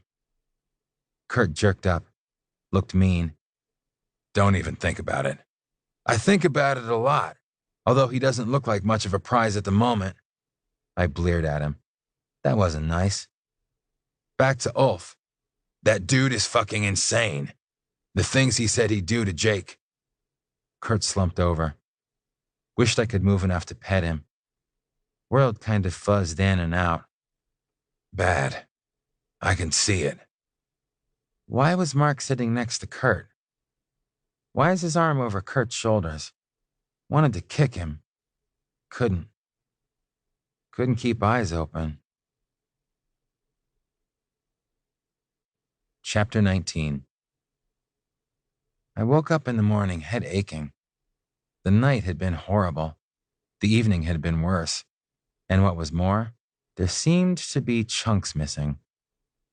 Kurt was missing too. I got up off the couch where I'd landed the night before, pushing the blanket away. He must have covered me, but that was a missing chunk. This was the first night I hadn't spent touching him in some way since he'd come home after the fire. Bad things danced at the edges of my memory. Things with Kurt. Things with Mark. Things with Mark and Kurt. A shower would clear my head. Where was I supposed to be today? The spray washed enough clarity into me that I remembered being off, comp time for taking the boss's kids skiing. Okay, time enough to figure out what was going on. I rubbed the towel over my hair, wondering where Kurt was and if he could fill in some of my blanks. Or if he would. Not trusting Kurt was one of the things I did remember. That hurt. That really hurt, because I had let my guard down for him, letting him into my heart like no one else ever. There's more to this than you know, echoed in my head. Someone had said that, but the words bounced hollowly off the knowledge that he'd told me one thing and done another. Gone to the cabin with Ulf and a girl. That part stuck only too well with me. Threatened. Someone had been threatened, but was that Mark? Kurt had punched him, but he'd punched back. Couldn't remember. Did remember some unauthorized hugging on Kurt. Was Mark moving in on him? No, he was moving in on me, I thought. Did remember hanging around his neck on the way home. I was never going to get drunk again. I really was a cheap date. My head had hurt with the tapping of keys in the night. I'd hidden from the light and the sound under a pillow, which Kurt must have provided as well. It usually lived on the bed. I carried it back into the bedroom to replace it on the bed, neatly made as per Kurt's usual, showing no signs that I'd ever slept in it, showing no sign that I hadn't slept in it last night. The only sign that Kurt might have slept in it was the gray wool sock that stuck out from under the bed. I picked it up, intending to throw it in the basket the way I'd thrown so many of his wandering socks, but I couldn't let it go. I couldn't let Kurt go. Sitting on the edge of the bed with his sock in one hand, I told myself that Kurt always had good reasons for what he did, and I hadn't heard him out. There were things he'd said last night while he and Mark pounded each other that I couldn't remember. I'd told him to shut up more times than I could recall, but now I'd have to find him and ask him to tell me. Sometimes I'd stopped his words with kisses, but I'd have to hope that there would still be kisses after I heard his words this time. Carrying the sock, I wandered into the kitchen, where the coffee was still warm and a piece of paper stuck out from under the bottle of aspirin. Gone to the mountain. K. There were a lot of reasons why he might have gone to the mountain, I thought as I swallowed some of both. I just hoped he didn't break his neck pounding down a hill looking for the comfort that he might have expected to get from me. I dressed for the slopes, Kurt's stray sock paired with one of mine. It was only at the staff hut, stepping into my bindings, that I realized my phone was still on the charger. The trouble with Wapiti Creek was that it was a damned big ski area. 2 peaks, 8 lifts, plenty of terrain for the relative handful of skiers who could afford to come here. It all made for a wonderful vacation experience, but ultimate frustration for someone who needed to find one skier on the slopes. I thought back to where Kurt and I had spent the most time and concluded that the Scott lifts were my best bet. I wanted a warm-up and some information, so I started at the Bunny Hill, thinking I'd get a running start at the lower Scott lift and maybe some information. "Seen Kurt or Mark this morning?" I asked Egon, who shook his head. The chair swooped under me before I could ask anything else. He wasn't exactly reliable, though Tom and Cynthia at the top of the hill gave the same negative answer. I didn't know the operators at the lower Scott and didn't have time to educate them on who I was looking for. They motioned me to get moving or get out of line. I would have to fix this social isolation, though the wonderful results so far didn't inspire me. Kurt wasn't there, and waiting a while didn't produce him. I went up the hill and came down Sugar Gulch, thinking that loitering a while at the junction with Dynamite Alley might be useful. I blew down Sugar Gulch, reveling in the fresh powder that had fallen overnight, looking for untracked places where I would be the first to mark the snow. The powder hushed the mountain. My skis only swished on the snow, and the light breeze in the trees rubbed the pine needles together and made the frozen branches creak. When I stopped at the junction, my skis threw up the powder, making a little storm just for me with the crystals that fell back away from the impossibly blue Colorado sky. I peered to the top of Dynamite Alley, wishing for every red and black speck I saw to grow into the form of my beloved, but 3 went by and not one was Kurt. I was getting cold, so I left my watching station, thinking that enough runs emptied at the lower Scott that he might well come through there. If he'd wanted to talk to me, he could have wakened me this morning, but he'd left me on the couch, asleep and ignorant. My thoughts grew bleaker with the weight. "Jake!" I was jolted out of staring at the nearly hypnotic stream of skiers that were not Kurt going by. The voice was young, piping, and happy, and belonged to my little friend Gracie. "Come ski with us!" Her family trailed in her wake. "Gracie, not just now." I did not want to be distracted from my search. Todd grabbed my hand and pulled on it, adding to his sister's plea. "You really are her favorite," Melanie said. "I don't know why she likes you so much."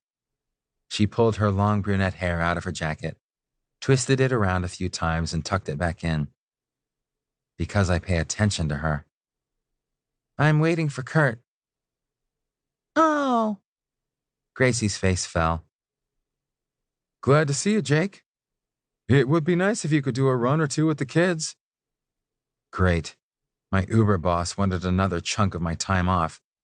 Saying no didn't seem to be an option when the request came from him. Mr. Underwood lifted his eyebrow, waiting for the automatic agreement. You and Mrs. Underwood want to hit the Black Diamonds, then? I figured that would bring howls from the kids and might get me out of it. We're still trying to master one of the intermediates. I'm beginning to wonder about that instructor my wife hired. Melanie blanched behind him. The twins had started to bounce at the mention of Black Diamonds, but settled. We go faster than Mama does. Come with us, Jake, please. That little girl had big brown eyes and long lashes. It wasn't fair to take off her goggles and bat them at me. I might be impervious to her charms, but Daddy responded, right on cue. We'll collect them at 11 here, Jake. Mr. Underwood clapped me on the shoulder. Good man. Let's go. He and his wife led the way into the lift line.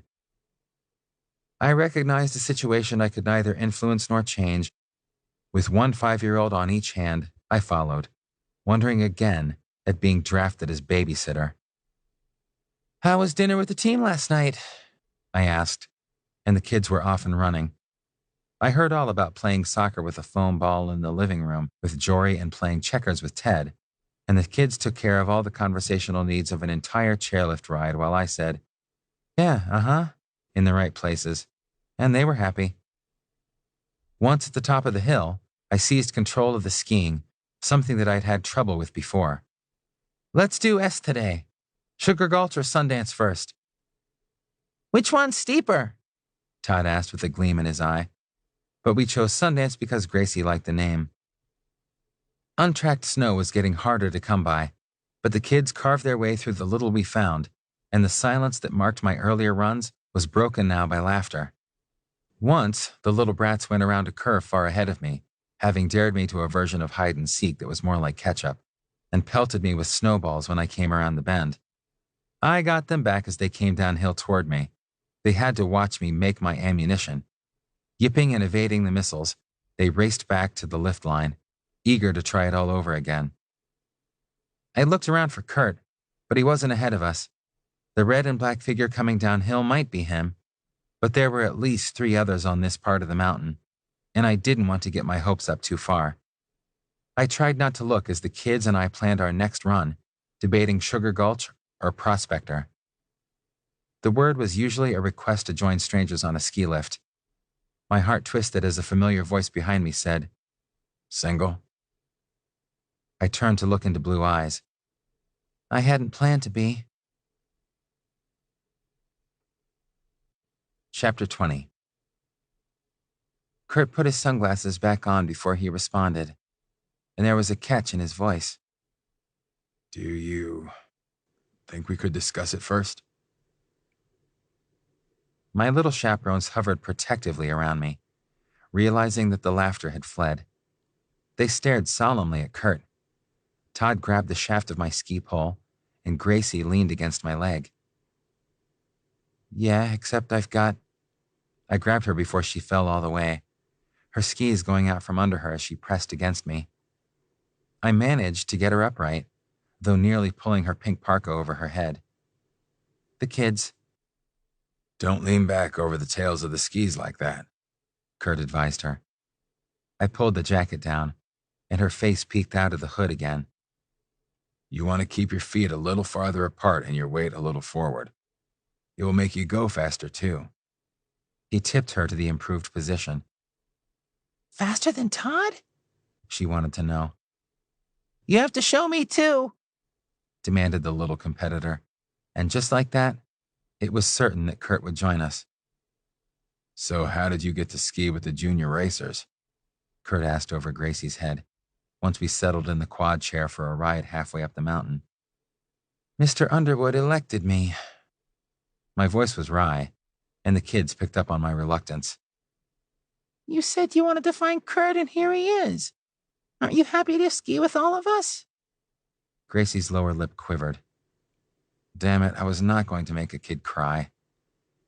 It's my best and only choice, Gracie. She only looked partly comforted, and I wasn't comforted at all, because there wasn't much Kurt and I could talk about with the kids along. Sometimes there is only one choice. Kurt faced straight ahead, his eyes hidden by the curve of his sunglasses. Because the alternative doesn't bear thinking about. He had his poles in one hand, and the other gripped the safety bar until I could nearly hear the tendons twanging through his gloves.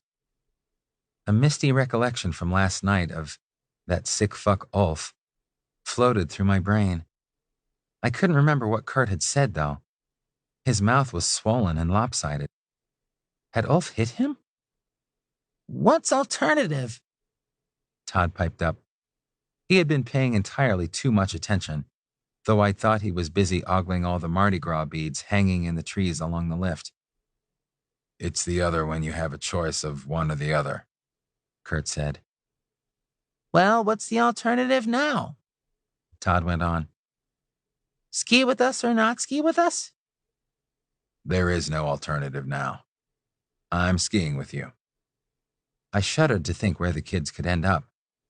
Would the lift operators at the Upper Scott keep them off if they showed up alone in line? Why? You don't really want to. Dratted kid was too perceptive.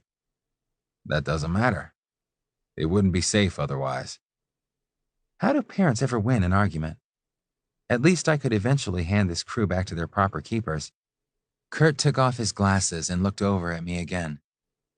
Sometimes, he said, and there was pain in his voice. There is nothing more important than keeping someone else safe. He paused. Nothing. I'd never seen pleading in his eyes before, but he pleaded with me now, to understand, maybe to forgive. Any details that might go with sick fuck were not details I could ask for now. Kurt did everything for a reason, I reminded myself. I briefly considered shoving the kids off the chairlift so I could find out. Right, I agreed with him, and some of the tension ran out of his shoulders. So we ski together. Our run down Sugar Gulch was punctuated by lots of stops and gentle instruction. Okay, Todd, shift a little more forward and move your shoulders this way. Kurt paused to move the little boy's body. When you turn.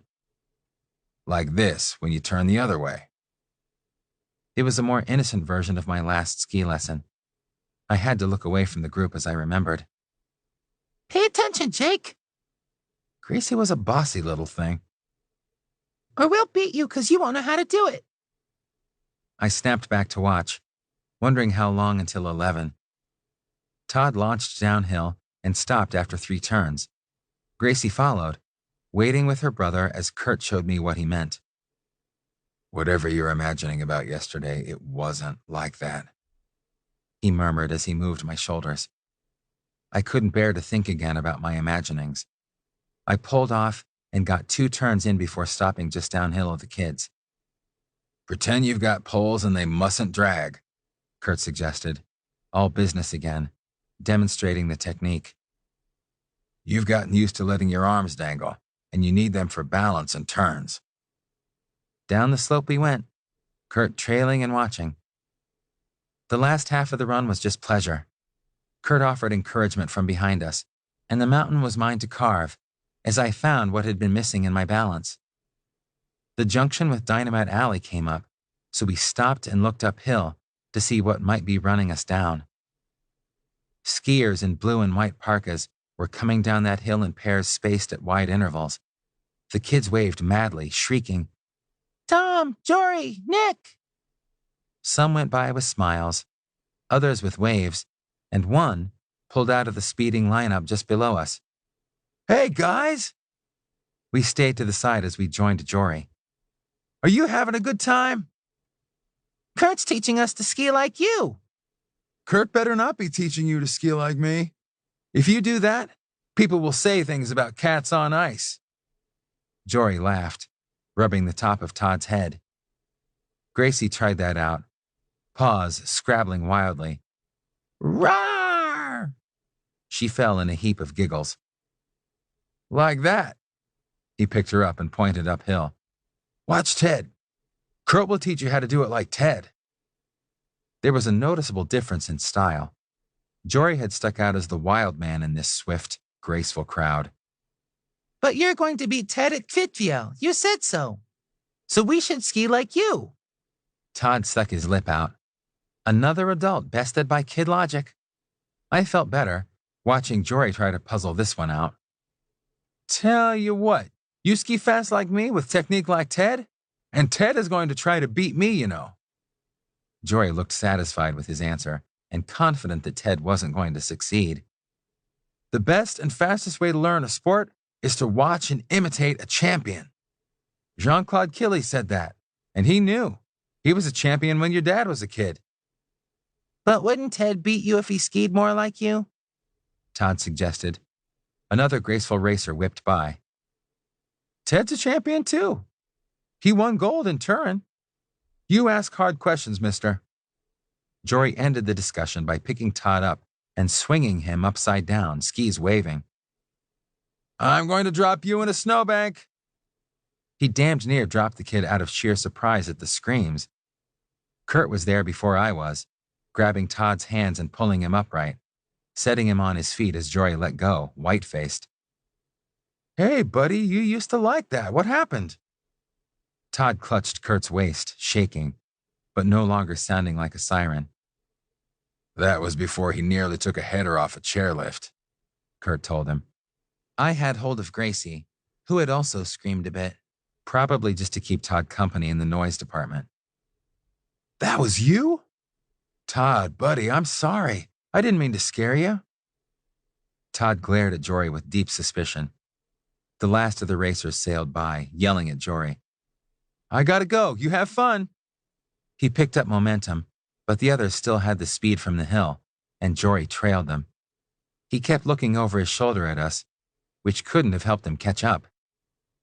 Kurt patted Todd's shoulder and then gently rubbed his back. You okay there? Yeah. Todd didn't let go of Kurt until Jory was a speck at the lift line. We'll go when you're ready, Kurt told him, and I nodded when Todd looked to me. I don't want to ski like Jory anymore. I want to ski like Ted. Todd stuck his chin out and then grinned at Kurt. And you. Kurt grinned back. I tried to disentangle myself from Gracie and get around. She slithered by me, and I slipped backward, center of gravity going somewhere it shouldn't have gone. I ended spread-eagled in the snow. Wiping the powder off my face, I looked up to see the kids pointing and howling, and Kurt trying hard not to laugh. The brat added, But not like Jake, and took off for the lift line pell-mell, followed by a pink blur. He has a point there, Jake. Kurt lost the battle with the belly laugh as he helped me up off the snow. I grimaced at him and started after my charges, hoping they didn't get halfway up the mountain without me.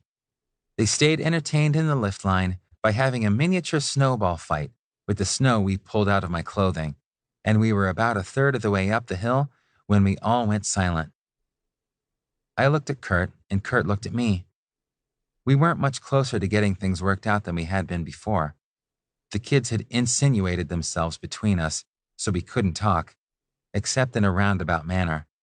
And I didn't even know how to start that, so the ride was pretty quiet. Kurt broke the silence once.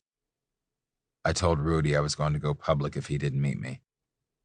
There was nothing I could say to that in front of the kids, though I had 1,000 questions still. So all I said was, "Good." "Prospector this time?" I asked once we'd offloaded. We had time for another couple of runs. Prospector is narrow, so we'd have to go one at a time. And it will be hard to show you guys stuff on that one, Kurt pointed out. It's probably not the best run for us. Let's do Prospector. Gracie trembled under my hand. Kurt, please don't ski with us this time. Why? Kurt looked stunned. You say something and Jake stops laughing. She wrapped her hands around my forearm. You make Jake sad, and I don't like that. I was trying not to make people shut up so much, but I'd really started with the wrong example because I couldn't argue with her reasoning. Me either.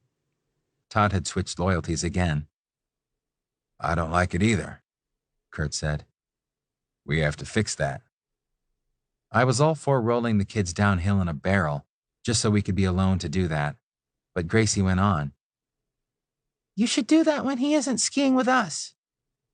Yeah, you're right. Kurt quirked one side of his mouth, reminding me how long it had been since I'd seen his dimple.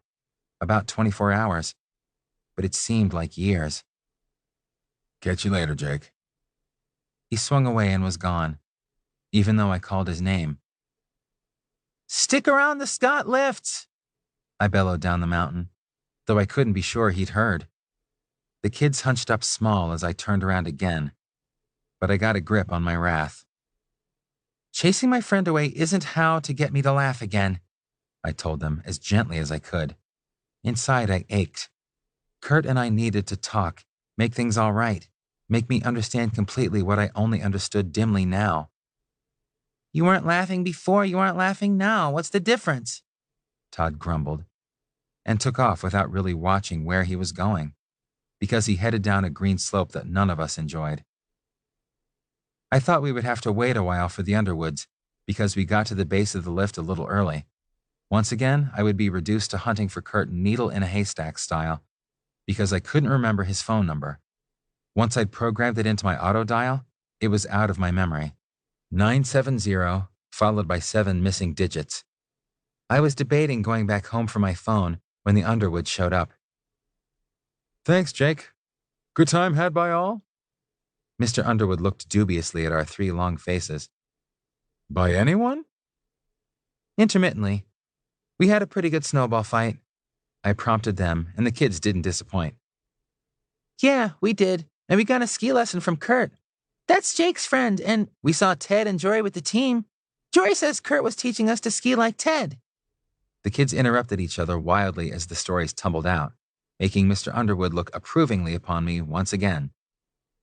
I heard there was a former U.S. ski team member teaching on the mountain. Would that be Kurt? Yes, it would. I began to wonder if there wasn't something useful to Kurt's future lurking in this conversation. If you see him, tell him I'd like to talk to him. He collected his family, and before he headed off, he added darkly, That clown who's been teaching Melanie isn't worth a damn. That sounded like either a plum job in the making or another disaster. Either way, it wasn't if I saw Kurt. It would be when. I just had to go find him again. Chapter 21. If Kurt didn't turn up in a fairly short time, I'd go back to the apartment and fetch my phone. Heaven help the fool who got in my way now. Mr. Underwood had the clout to distract me. Possibly my boss Roy did, and anyone else was going to get chewed up and spit out. The run down Sundance was to get me to the bottom of the lower Scott lift, not to enjoy, and I did it fast. A couple of the runs leading off the upper Scott fed to the lower lift, a few to the upper lift, so I had to check both. I was getting frustrated and ready to fetch the phone when I ran across Gabe, swinging past the bottom of the high mountain lift. I hailed him, wondering if he knew anything helpful. How'd you get here so fast? He asked. I'm picking up speed, I told him, with just a touch of pride. I think I've cut about 10 minutes off Sundance. No, weren't you at the top of the higher lift? I thought that was you. He looked at me oddly. Heading off with that Alpenschlessel guy. I'm trying to find him, actually. I was too frustrated and anxious to learn more to argue with him about calling Kurt that Alpenschlessel guy. What would you want with Ulf? Gabe looked ready to spit. He's an asshole. I don't want Ulf, I want Kurt. Damn it, one more dead end. You find Ulf, you'll find Kurt. He came along a little after you, or whoever, and Ulf did, and Ulf asked me to tell him that you were with him.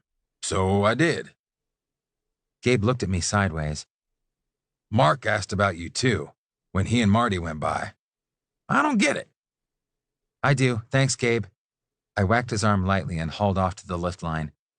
There was a large yellow sign with black lettering to warn me that I was heading into expert terrain, but I'd head into the jaws of hell if I had to. As Kurt said, sometimes nothing was more important than keeping someone safe. Ulf was luring Kurt into a trap, and I was the bait. On the way up, I wondered what I could do to get Kurt out of whatever Ulf had planned. Physically, I might be a match for Ulf. Athletically, I wasn't. But I'd settle for driving him off and resolving matters later on level ground. If sheer fury could melt the snow around him, I'd leave him to drown in the flood it would cause. But I needed a better plan.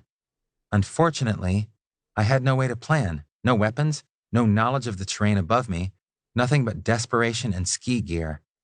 It would have to be enough. Find them first. The map at the top of the lift had a closed sticker, covering up most of Cement Chute, and Killy's Knees and off-piste territory were the only other things marked to the west.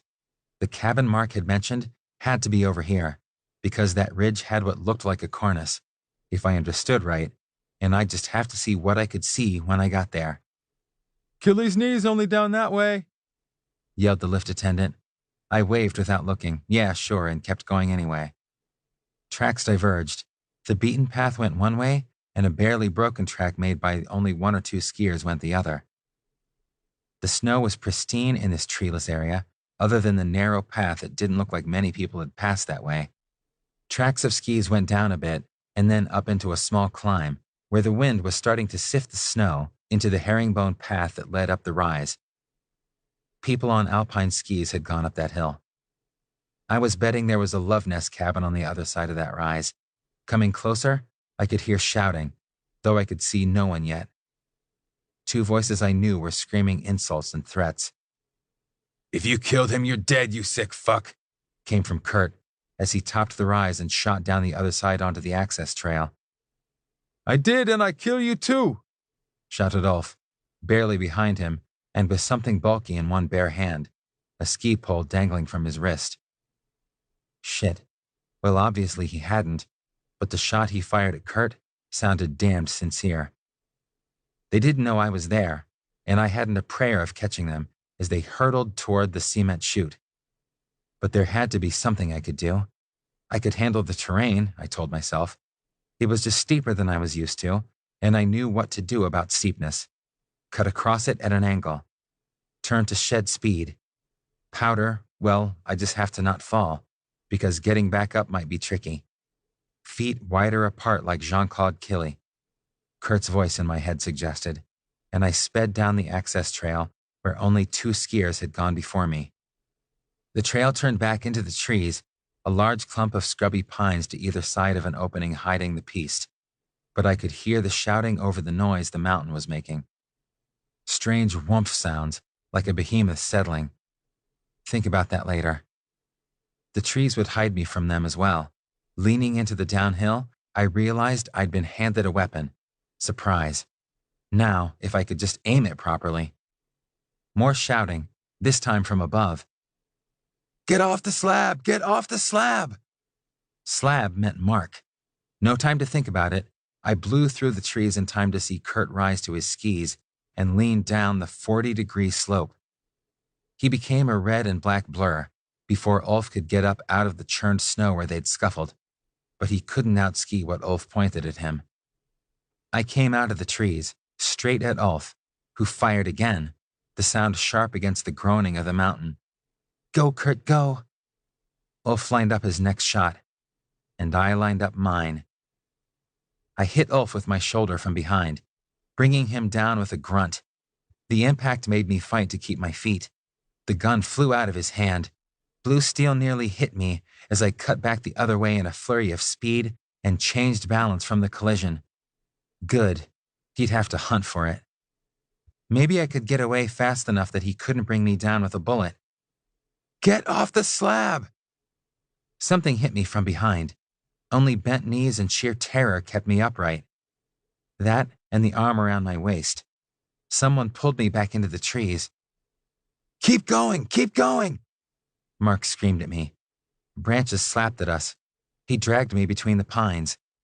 "We have to get as far uphill as we can." He let go, but kept going, fumbling with his equipment now. We used the momentum to get up the dished side of the slope, among trees that suddenly didn't look so sturdy. Something red whooshed and expanded, forming a huge inflated ruff behind his head. Mark turned to me, arms open. "Hang on to me!" Was nearly lost in the mountain's roar. We grabbed each other in a world that went white and translucent. The snow beneath us shook as the slab disintegrated, throwing spume into the air, blotting out the sun and sky in white needles. Unimaginable tons of snow flowed downhill. The snowpack gave way, drowning anything on it or in its path in white chaos. Crashing like surf, uncaring and inexorable, the avalanche roiled through the chute. Snow bashed against the mountain face on the opposite side of the slope, pulling trees away from our refuge. Time stretched out in weird ways. The avalanche went on forever, but I could measure it with my breathing and Mark's as we pressed against one another. If the snow took us, holding on to him was my only hope of staying near the surface, and his emergency beacon would summon Marty even if we were buried. He was the only one who knew where I was, the only one who would have a clue where to search for my body. I held him literally for dear life. His warm breath against my neck was the only reminder that the slide hadn't taken us yet.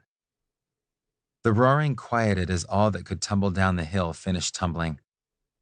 Snow that had been thrown up fell back to the slope, and the sky was blue once more. The icy bedlam calmed. The mountain was only a mountain again. What do you know? We made it, Mark whispered against my neck. He shoved his goggles down around his neck. They were caked in snow, since he'd had to look out into the maelstrom while my own face was tucked into his neck and the inflated survival balloon. Hurrah for being alive. He took off my sunglasses. At close range, his straight brunette hair stuck out from under his cap in wisps, framing the warm hazel eyes that I hadn't seen clearly before. I cleaned the snow out of his eyebrows and wiped it from his cheeks. His wide mouth was almost too close to see, and then seeing didn't matter. He kissed me. Hurrah for being alive indeed.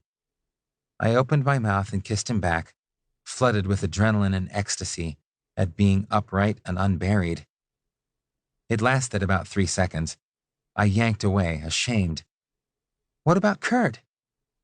He had a big head start, Jake. I think he made it. Mark's face fell, though, knowing I was done with kisses for now, and kisses with him forever. I let go of him and staggered back to the edge of the trees. I couldn't bear it if Kurt had not, if he'd been caught in the avalanche and lay suffocating while I kissed someone else. Ulf didn't. There was only blank snow where Ulf had been, the exposed underlayers that hadn't been strong enough to hold the weight of the last storm's leavings. I looked down the steep slope, looking for the blue and black clothing he'd worn, and in spite of Mark's assurances, for red and black, though I knew Kurt would have been much farther down the hill. Mark pulled out his radio. Snow Patrol 2 to Snow Patrol 1, do you read? Son of a bitch, Mark. Don't scare me like that. Marty left all pretense of radio protocol behind in his relief. I'm all right. Just have some snow down my neck. Jake is all right, too, he reassured his partner. We need to hunt for Ulf, though. Shit, the radio crackled back. Be right down. Did he have a beacon? Mark looked a question at me. I shrugged. Don't know about Ulf, but Kirk doesn't. Doubt it, but we'll listen.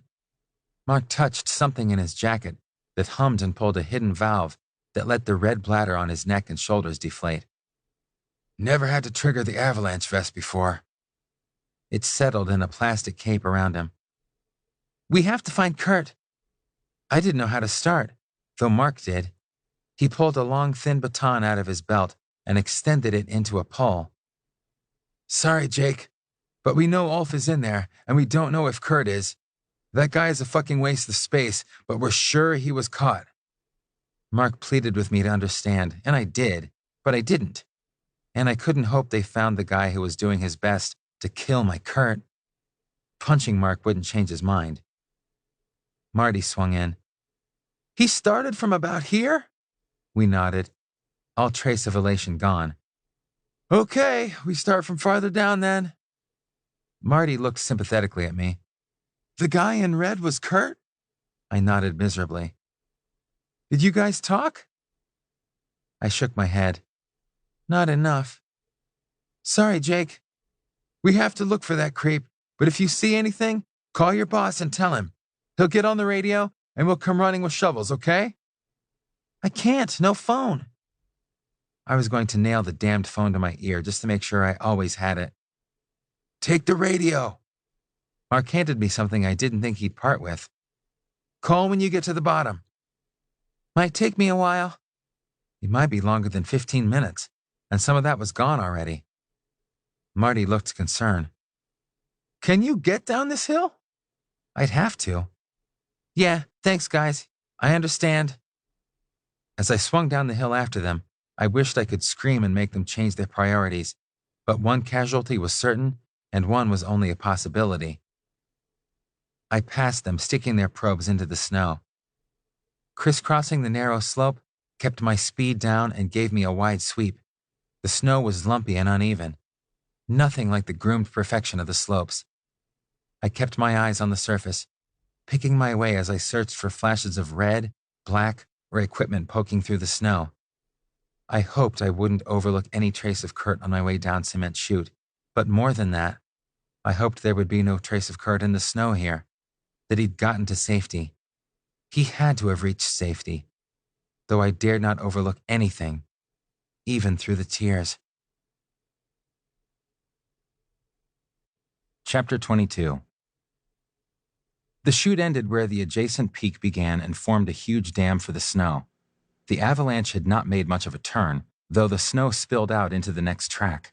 I came down that steep section that hadn't existed until moments ago. Nothing on Cement Chute said that Kurt was in the snow. No flash of red parka, no ski tip poking out, no shred of black pants. I'd searched as carefully as I could, knowing that the clock was ticking for a man buried alive, but nothing. Kurt had to have outrun the avalanche. He just had to have. I wiped my sleeve across my face and told myself that I'd found nothing of Kurt in the broken snow because he wasn't there to find. 80 miles an hour, Kurt had claimed for top-flight ski racers and Mark had claimed for avalanches. Kurt had a head start, I repeated aloud. He had to have made it. But if I couldn't find him now, would I know before spring? The trail here wasn't as steep. The snow was nearly unmarked. It hadn't been groomed and the powder was deep. The only flaw on the white snow was a black blit, just before the place where another ski run opened into this one. A couple of other skiers sailed out, making me wonder what they'd made of the avalanche. Had they even known that death had rumbled down the mountain? Would they care? I looked ahead more than I looked down now, knowing that Kurt could not possibly be buried here, and the tears came down my face unheeded. So I nearly went past the black blit before I understood what I was seeing and why I could have been crying for joy since I got off the broken slab. Idiot that I was, I hadn't registered that I was traveling through marked snow. Another trail marred the pristine powder here. It was hard to see in the noon light without much shadow, but it was there. Another skier had been along this trail. Only one, but there was only one it could be. Had he left me a sign? The black thing was a glove. The snow near it was scuffed and marked, as if there was a message written in it, but the wind and the weight of the snow had rendered it illegible, even in the few short minutes since it had been written. Still, there was only one skier who could have left that trail, which came out from under the broken slab. I looked back to see, and yes, there were two trails, Kurt's and mine, behind me. The glove went into my pocket, and I kicked up to get going again. I'd lost all my momentum when I'd stopped for the glove, so now I had to pull and swear to get back to the speed I'd had on this gentler slope that was access to the lower Scott lift. Surely, someone had seen a man with one glove come by. Perhaps he was even still there, hoping to find me. The lift was up ahead, and glory be, so was a figure in black and red, just outside the lift line, talking to someone. It didn't look like a happy conversation. Kurt waved his arms about and then grabbed the other person to shake him. One hand showed black at the end of his sleeve, one showed white and would be freezing cold. I couldn't hurry any faster, though I pulled harder when someone in a burgundy patrol jacket took his arm and tried to wrench him away. I had to get there before Kurt did anything that would get his lift ticket pulled, which a ski patrol could do for someone who made a disturbance. As I got nearer, I could make out better what was going on. I have to get up there. Come on, Kim, please, you have to help. Kurt was pleading and struggling now. Kim took him away from Gabe, who was patting him and telling him something I couldn't hear.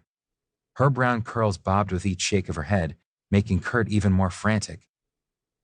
He grabbed her arm and begged, Kim, you have to help me find him. I shifted my weight and screeched to a perfect parallel stop next to the little group, getting their attention at last. Pulling the glove out of my pocket, I offered it to Kurt, and everyone fell silent. I think you dropped something. I don't bring my immediate world to complete and total silence very often, but it was sweet to do it now. Gabe made goldfish mouths, Kim cocked her head poodle style, and Kurt dropped his jaw. I twitched the glove at him. Come on, take it. And he did, though I had to guide it into his hand. Mechanically, he put it on and found some composure again. That last run went okay, Jake? He finally choked out. I'd like to have some warning about the bumps, but yeah. I could make this sound like something it wasn't. So, everything is okay here? Kim asked, and we all assured her that we were fine. The patrollers were the long arm of the law on the slopes, which made me wonder what Mark and Marty would have to say about our little adventure. But for now, it was enough that she turned into the lift line and spoke into her radio. If Kim was going down Sundance, we'd be elsewhere. I don't suppose anyone wants to tell me what's going on? Gabe asked plaintively. You mistake me for someone who knows what's going on, Kurt said, though he never took his eyes off me. Hey, I'm just out skiing. I shrugged. Where next, Kurt? Chapter 23. Where next? Kurt repeated faintly, as if he couldn't believe that something so normal could be said on such a chaotic day. Yeah, do you want to do Prospector? A narrow, thinly populated trail seemed like a really good idea, because then we could stop and talk with a bit of privacy, and I sure had things to say to him. No, I need to go up. I left my poles at the top. Now that he mentioned it, he looked strange, rather like the kids with nothing in his hands. How did you do that? Asked Gabe, whose curiosity would be what killed the cat that got thrown across the icy driveway. Relief must be making me delirious. I almost thought that made sense. Stuck them in the snow and skied off without them, Kurt told him offhandedly. I tossed my head toward the lift. Several people had come along already, so there was no chance of having to sit with Kim and dodge official questions. Well, duh, Gabe said for him. Why did you do that? The unofficial question asker was with us. Great. I was in a hurry. Kurt's tone said not to ask again. Gabe took the hint and headed to the lift with Kurt behind him. I almost got to the rope barricade at the lift line before I got hit from behind. Must be my day for that. But this time, the incoming was about waist height, dressed in pink and bawling her head off. She might have been crying before we went down in a tangle of skis and poles, and only crying louder after. But it was hard to tell. Are you okay, Gracie? I was concerned that she damaged herself and was too upset to notice. Let's calm down, sweetie. Whatever it is can't be that bad. We got ourselves somewhat organized, but before I could stand, she flung herself into my arms and sobbed into my neck. I sat back and let her cling, patting her gently and trying not to look at her father looming over me. It gave me a chance to grope around on the snow for my sunglasses. Maybe you can talk sense to her, Jake. She certainly isn't listening to me. The man who probably terrified 10 businessmen before breakfast looked completely flummoxed by his 5-year-old daughter. How was I supposed to do any better? Tell me what's the matter, honey. I suspected that Black Diamond runs were going to figure into this story somehow, and she did not disappoint. Daddy said no Black Diamond slopes until I can pole plant, she stammered out. And I don't even have poles. I don't think it's the poles, honey. I think it's the skills, I said, picking at the only part of this I understood, since I had no idea how to pole plant. She wailed with the patent unfairness of this. How am I going to learn if I don't have poles? Oh no. She was attacking with kid logic. I met Mr. Underwood's eyes in horrified sympathy. He had to live with this every day. I rubbed little circles on her back. Gracie, I think you and your daddy have to talk about poles first, and then talk about learning to pole plant. But if you just cry at him, he's going to think you're too little for big kid things like poles. I petted her and willed her to calm down. From the corner of my eye, I could see Mr. Underwood nodding in agreement. I gave her a minute, which she used to control herself. The hiccuping stage was an improvement on the howling. Kurt had come back to see what was keeping me. He opened his mouth to speak and shut it with a snap. He was wearing that sideways quirk that meant he was going to burst out laughing if I met his eyes. So I turned back to Gracie. But I want to go on Dynamite Alley today! Still came out of her. And Daddy said no! Gracie, listen. I chose my words carefully. Your daddy had to decide between making you happy and keeping you safe. He chose safe, even if it made you unhappy. And it was a good decision. I looked up at Kurt, who had gone solemn at my words, then back at Gracie. Even if it made you really unhappy, and even if it made you mad, after you think about that for a while, you'll know that he made the right decision. Then you can stop being mad and forgive him.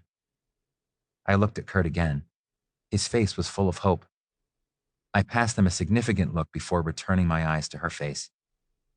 Even if you don't know exactly why he decided that. Did you forgive Kurt? She asked with the brutal directness of the very young. Yes. That was for Gracie. Yes, I did. Now I looked up at Kurt. I had, from what little he'd been able to explain so far, and I told him so with my eyes. The rest would be only details. She followed my gaze. Could Kurt teach us to pole plant? She looked up at me hopefully. Kurt nodded minutely. I think so, but we'd have to talk to your daddy first. Mr. Underwood flinched. It was all on his shoulders again. She followed my gaze, which had strayed back to Kurt, and scrambled out of my lap to cajole him, which she considered best done with arms around his waist. I lifted my poor cold butt up out of the snow. Please, Kurt, it would make Jake smile. If Kurt could resist that entreaty, he was a harder man than her father and a braver man than me. Ah, you must be the Kurt of whom I have heard so much. Mr. Underwood put out a hand. You teach? Kurt took his hand gravely. I've parted ways with my last employer. If Kurt wanted to throw Rudy under the bus, here was the perfect opportunity. But a death on this man's property, not to mention the man's marriage, was part of the stakes. Messengers were often shot. Kurt sidestepped that issue by saying, I'd probably need to sign on with the Wapiti Creek Ski School. Do that. Talk to Charles Lewis. Mr. Underwood scribbled a note and a number on a card he'd pulled from a pocket. Golf courses and ski resorts. Guess the only difference about the business transacted on them was the randomness of the encounters while skiing. And be ready for a beginner intermediate woman who had better damned well get up to speed after 3 years and a couple of 5-year-olds who yearn to be Jory Taylor. Ted Liggety, Daddy. Gracie grinned up at her father. He skis prettier, and Jory says Kurt can teach us to ski like that. Oh, does he? Mr. Underwood gave Kurt an appraising look. Would you be Jory's shadow by chance? Once upon a time, Kurt said. That made Gracie look at him oddly. You're real, though. Yes, Kurt said. Yes, I am. When we loaded the Lower Scott quad lift, Gabe sat on Kurt's other side, effectively curtailing any chance of talking about the important things. He let others pass him by to find out more of what had just transpired. But Kurt and I weren't saying much, though we grinned goofily enough. I wanted to throw my arms around Kurt to make him tell me what the hell had been going on and make him promise never to do any of it again. Gabe was just going to have to deal with public displays of affection. I slipped my arm into Kurt's and held it tight. Like that, huh? Gabe said knowingly. Mark is going to be devastated. Mark already knows which way the wind blows, I responded, flinching a little at Gabe's knowledge, but done was done, and I wasn't letting go of Kurt for anything. I squeezed his arm a little tighter. He squeezed back, and I knew we'd need a long private time to finish what we'd just started. Does he? You are all he talks about, Gabe went on. I did not want to talk about Mark right now, maybe ever, because the taste of our kiss was still in my mouth. If anyone had some explaining to do, it was me. Sitting right here, Kurt said with some asperity. Yeah, well, it isn't as if an Alpenschlüssel instructor should fuss about outside sweeties. Gabe had an overactive curiosity, an underactive tact gland, or a death wish. Kurt just snarled at him. I quit Alpenschlüssel. Effective yesterday. I just need to get my hands on that miserable Rudy and get the paperwork straight. But I am not Alpenschlüssel anything. Got that? Got it.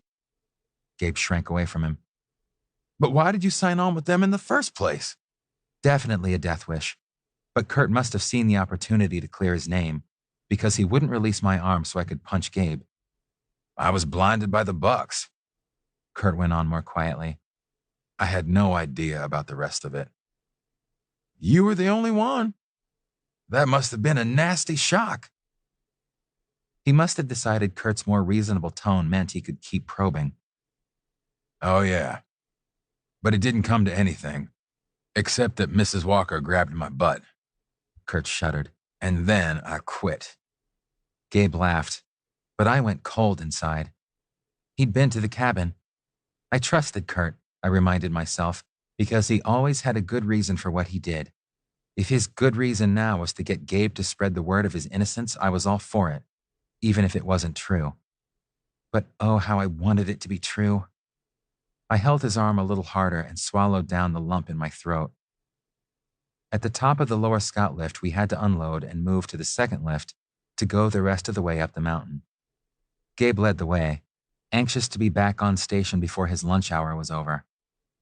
I trailed Kurt, who skated his skis to get some momentum without his poles. Halfway across the transit, a group of brightly dressed women spotted Kurt and surrounded him.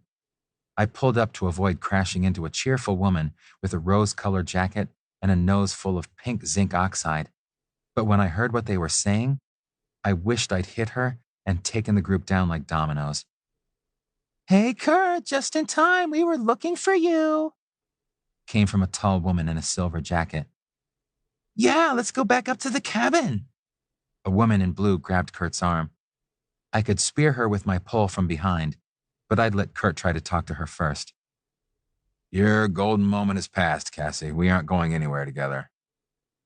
Kurt disengaged his arm, trying gently at first, but he got a little rougher as she clung. But you're my birthday present. The clinger smiled coquettishly. Do we have to pay you more? Asked the woman in silver. I could spear her with the other pole. Yesterday I was bought and paid for, but the coin wasn't money. Today I am my own man. Let's go, Jake. He tried to escape the thicket of women, but was hampered without poles. We didn't even get your clothes off yesterday, wailed Cassie. I wanted to cheer, but it was time to think instead. I'd seen the name Cassandra recently, on the list Kurt had abstracted from the Alpenschlüssel computer. What did it go with? You owe me! No, I don't think so. I broke in, angry now. It's Cassandra Rancier, isn't it? They all swiveled around to stare at me, probably the same way they would if one of their little bug-eyed dogs had started to talk. I'd had to surf for information on this name. Was it only the day before yesterday? It's politicians that are supposed to stay bought. Want to talk about eminent domain? Kurt and I were abruptly alone. How the hell did you do that? He asked, bewildered. I laughed deep in my chest. You asked me to take a look at those names? Hers had a lovely scandal attached. properties getting condemned for proposed public works and then resold when the projects fell through. Lots of juicy headlines. Knowledge is power. Kurt peered down the hill at the rapidly disappearing women. Let's go get my poles. Chapter 24. We had company up the hill, killing the opportunity for serious conversation once again. Only my thigh pressed against Kurt's kept me from losing the last shreds of control I owned. This had been the 24 hours from hell. More than anything else, I wanted some quiet refuge where I could be with Kurt. Getting home means getting down Killy's knees, I pointed out. Blue/black runs were advanced intermediate. Everything else up there was black diamond or double diamond. Don't sweat it, Kurt said. You've done harder already today, and you got my glove back. This we could talk about even with a couple of teenage snowboarders next to us. I didn't think Kurt was so distracted that he'd missed the significance of me getting on the upper Scott lift, but he hadn't said anything. Since I wasn't going to let him out of my sight again, it wouldn't have mattered if he had. So don't worry. Kurt patted my leg and glowered when one of the teenagers snickered. Somehow, I didn't think that slow traverses on cement chute exactly qualified as skiing a black diamond. Back to the scene of the crime, Kurt directed me, and I followed him down the access trail, herringboning my way up the rise. We looked down at the cabin, so innocently surrounded by snow and trees. One pair of skis and 2 sets of poles were stuck into the snow by the door. Someone's there. I thought those were yours when I was here earlier. Then things got a little busy. If he's waiting for Ulf, he could be waiting a long time. Mark and Marty are probably still looking. Oh yeah. I'd been toting this radio around without using it. Snow Patrol 2 to Snow Patrol 1, do you read? Kurt furrowed his forehead at me as I spoke into the unit. Snow Patrol 1, over. Crackled back at me. Skier and Red Jacket has been located in good condition. Over. No need to tell anyone who might be listening, like my buddy Egon, what was going on. Who knew how he spent all that time in the hut with the radio? Good. Over and out. Guess they aren't going to tell me about Ulf. I shoved the radio back into my pocket. It's been a lot more than 15 minutes since the slide. Did he get caught in that? Kurt looked sick. That's a horrible way to go. I'd feel worse if I hadn't watched him shoot at you. I pulled him against me with one arm. Kurt, he wanted us both dead. I heard what he yelled at you. I kissed his cheek. You heard that? He was stunned. I was coming along this very trail when you guys came over the rise, and I chased you into Cement Chute. The fear came back in a rush, because if Kurt had been shot and left on the slope, the avalanche would have hidden him until spring. I didn't know you were up there until I talked with Gabe. I left the glove for the patrols. He put his arm around my waist and his head on my shoulder. I didn't see you. Neither did Ulf. I ran him over, and he dropped the gun in the snow. I kissed his head, but got a lip full of hat. Still, he was warm and alive. The snow hadn't touched him. Do you think he set off the avalanche with the shot? Kurt rubbed his cheek against me. Not likely. Mark said they use howitzers, and I know they plan to trigger. They probably had the cornice half sawed off when they saw people on the slope. I thought for a second. Kurt had patrolled in other seasons. You know all that. I did, but I didn't know if you did. I don't want you blaming yourself for that sorry son of a bitch. He tipped his face, offering his mouth. I kept him from hurting you. The mountain took care of the rest. I took what he offered, treasuring the warmth and movement. Not the first time you've done that, Jake. You know, for a flatland fern or city boy, you have a pretty good understanding of frontier justice. He rubbed his nose against my cheek. Let's go get my poles and tell the John he's out of luck. The last time I'd kept someone from hurting Kurt, I'd shot at a knife-wielding biker with a bow and arrow, missed him, but nailed his Harley, which might have been the more painful wound after all. Still, I'd meant to kill the guy, and I couldn't be too sorry that the snow and Ulf's own actions had done the job this time. If that was frontier justice, it suited me fine. Kurt jammed his skis into the snow and strode to the glass door. He thumped on it, shouting, "Hello in there?" Where's Ulf? asked the man who opened it. Fully dressed for the slopes, he could probably be mistaken for me if you didn't know either of us. Being about my height, though older, I didn't sport either a cleft chin or a beer belly, which was only too visible with just long johns on. Unavoidably detained. He won't be back up here today, Kurt told him. So they sent you instead? Very nice, He drawled, running his eyes over my Kurt. Come on in. No, I'm not here for you. Kurt turned, but the man took his shoulder. You're Alpenschlüssel and you're here. You must be. He tried to smile engagingly, but I'd had enough. I was out of my skis before he finished speaking and jammed them upright into the snow. Buddy, your clothes are leaving the cabin in 2 minutes, and I don't care if you're wearing them or not. My ski boots rang loudly off the porch as I stomped to the door. Kurt had already disentangled himself, but I hadn't had one single adversary all day that I could square off with properly, and my nerves were completely shot. Someone was going to pay for bothering Kurt, and this guy looked handy. And Kurt, take off the damned pin already. Right. Kurt yanked off his gloves to pull the backing off the troublesome logo. I pushed through the sliding door. There had to be a bathroom in this little love nest. I came out drying my hands on a blue towel. You're still here? The man stabbed into the recesses of his jacket, hunting for the second sleeve. It took several tries. Finally, he grabbed his gloves, stammered, "Going," and bolted. I glowered from the porch until he stumbled into his bindings and headed up the rise. His skis splayed widely as he herringboned up the hill and away from the madman. Kurt had come in and taken his boots and jacket off. Now he was sitting on the wooden bench by the fire, warming his gray wool-clad toes. I sat next to him, hunched forward with my forehead on my clasped hands. His hand was gentle on my back, rubbing lightly. What do you want to do, Jake? Can we just stay here a while? It was quiet, it was warm, and there was no one else with me but Kurt. I did not want to look at any other human faces, speak any other names, hear any other voices. I needed the world to leave us alone. Sure. I thought that was why you threw the John out.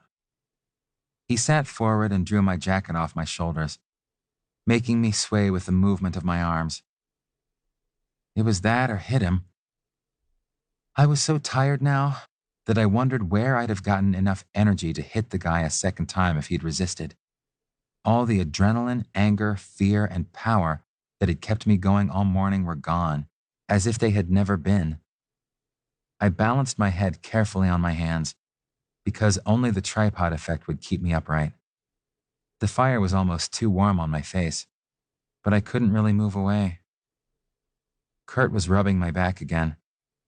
His face looked the way I felt. He'd been through his own ringer today. Eyes closed, he asked the question that meant he wasn't going to listen to anything I said before I ate something. Did you have any breakfast today, Jake? There was cream in the coffee. I hadn't delayed following him to the slopes until my body had settled enough to feed it. Why do you do this to yourself? He grumbled as he got up, returning with a wide-mouthed thermos and a spoon. Kurt pulled me upright against the back of the bench and sat close to me, holding the container below our chins. Eat, okay? The spoon brushed my lips, so I opened my mouth automatically, letting him tip vegetables and broth in. A spoonful went into his mouth while I chewed, then he fed me another. The soup disappeared into us, letting life and warmth return. I slipped a hand behind his head and stole a drop of broth that had escaped the corner of his mouth. He turned it into a tiny kiss and let me slide my cheek along his, even though my stubble rasped his smooth skin. He'd taken the time to shave this morning, though I had not, and the stroke raised the color in his skin. We'd been bright pink from the cold, which had faded to unfed pallor once in the cabin, but now he was uneven. I sanded his other side for symmetry, though he fended me off with the spoon. If you're this lively from the soup, I have great hopes for what the sandwiches will do to you. Kurt kissed me again before taking the empty container away and returning with bottles of water and a plate of deli excess. The sliced turkey mounted more than an inch deep in its nest of bread and mayonnaise. We each grabbed a triangle and gobbled in silence. Sighs of relief followed, which was my cue to take the plate back to the little table. Sitting back next to Kurt, I brought up the 600-pound gorilla. Why was Ulf shooting? I was going to go public about Alpenschlüssel if Rudy didn't cut me loose. After yesterday, I don't think he or Ulf trusted me not to do it anyway. Jake, if he'd done even half of what he'd said he'd do to you, I'd have hurt them every way I could think of. Publicity would have been just the start. He nibbled along my jaw, ending in a lopsided kiss. I noticed anew that he had a puffy lip. Did Ulf hit you? No, Mark did, last night. Don't you remember? Bits and pieces. It wasn't a good night. The master of understatement speaks, and you say that I jump to conclusions. Kurt pulled me back against his arm. Though your conclusions weren't entirely out there. The women made it pretty plain that it didn't go the way they expected. I rested a hand on his thigh. For which the good Lord, you, and Renzetti's Pizza are to be thanked. She threw me out after a visitation from the ghost of garlic past. Kurt chuckled at the memory. The ghost? Oh. I wanted to laugh. If he'd told me this before I'd eaten, I might have cried instead. I swung my arm behind his head and brought his face to mine. I don't scare so easily. Mindful of the damage, I slipped my tongue along his lower lip, meeting his tongue in the softest of caresses. And neither do you. What did Ulf say? He looked straight ahead into some future that wouldn't happen now. Jake, what he threatened makes me hope the avalanche finished him, just so he can't ever touch you. I'd have done whatever I had to, yesterday, to keep him from shooting to maim, or... He stopped. The pain in his face said enough. And I did. I fixed it. But Jake, I really hope he's dead. If he touches either one of us, he is for sure, I told him. And then it was time for both of us to quit talking. Chapter 25. It would be easier to get the ski pants off if I took the boots off first. We stood up to strip each other and were doing pretty well until we got to my pants. Kurt pushed me back onto the bench and then took one boot off with a mighty heave, while I tried not to slide off the seat. Then he wrenched the other one off and slipped the long johns and ski pants the rest of the way down my legs while he was at it, throwing them on the floor behind us. We still had 2 pairs of socks each, but they weren't in the way. Noticeable, though. He looked down at my one gray woolly foot and one white woolly foot. I'd bought a different color so we could keep the laundry straight. Oh, Jake.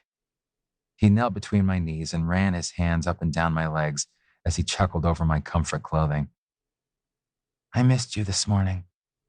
I pulled him against my chest. We were skin to skin now, with the gas log casting warmth. His buns were aimed toward the fire. Their lightly toasting surfaces were warm under my hands. I missed you last night, he said. That bed is too empty without you. If I'd taken Mark up on his offer, one thing I did recall a little too well. This conversation might be going a very different direction. There's a bed over there, calling our names. What were we waiting for? Our sock feet had no traction on the dash across a few yards of wood flooring, but we did manage to make it to our target.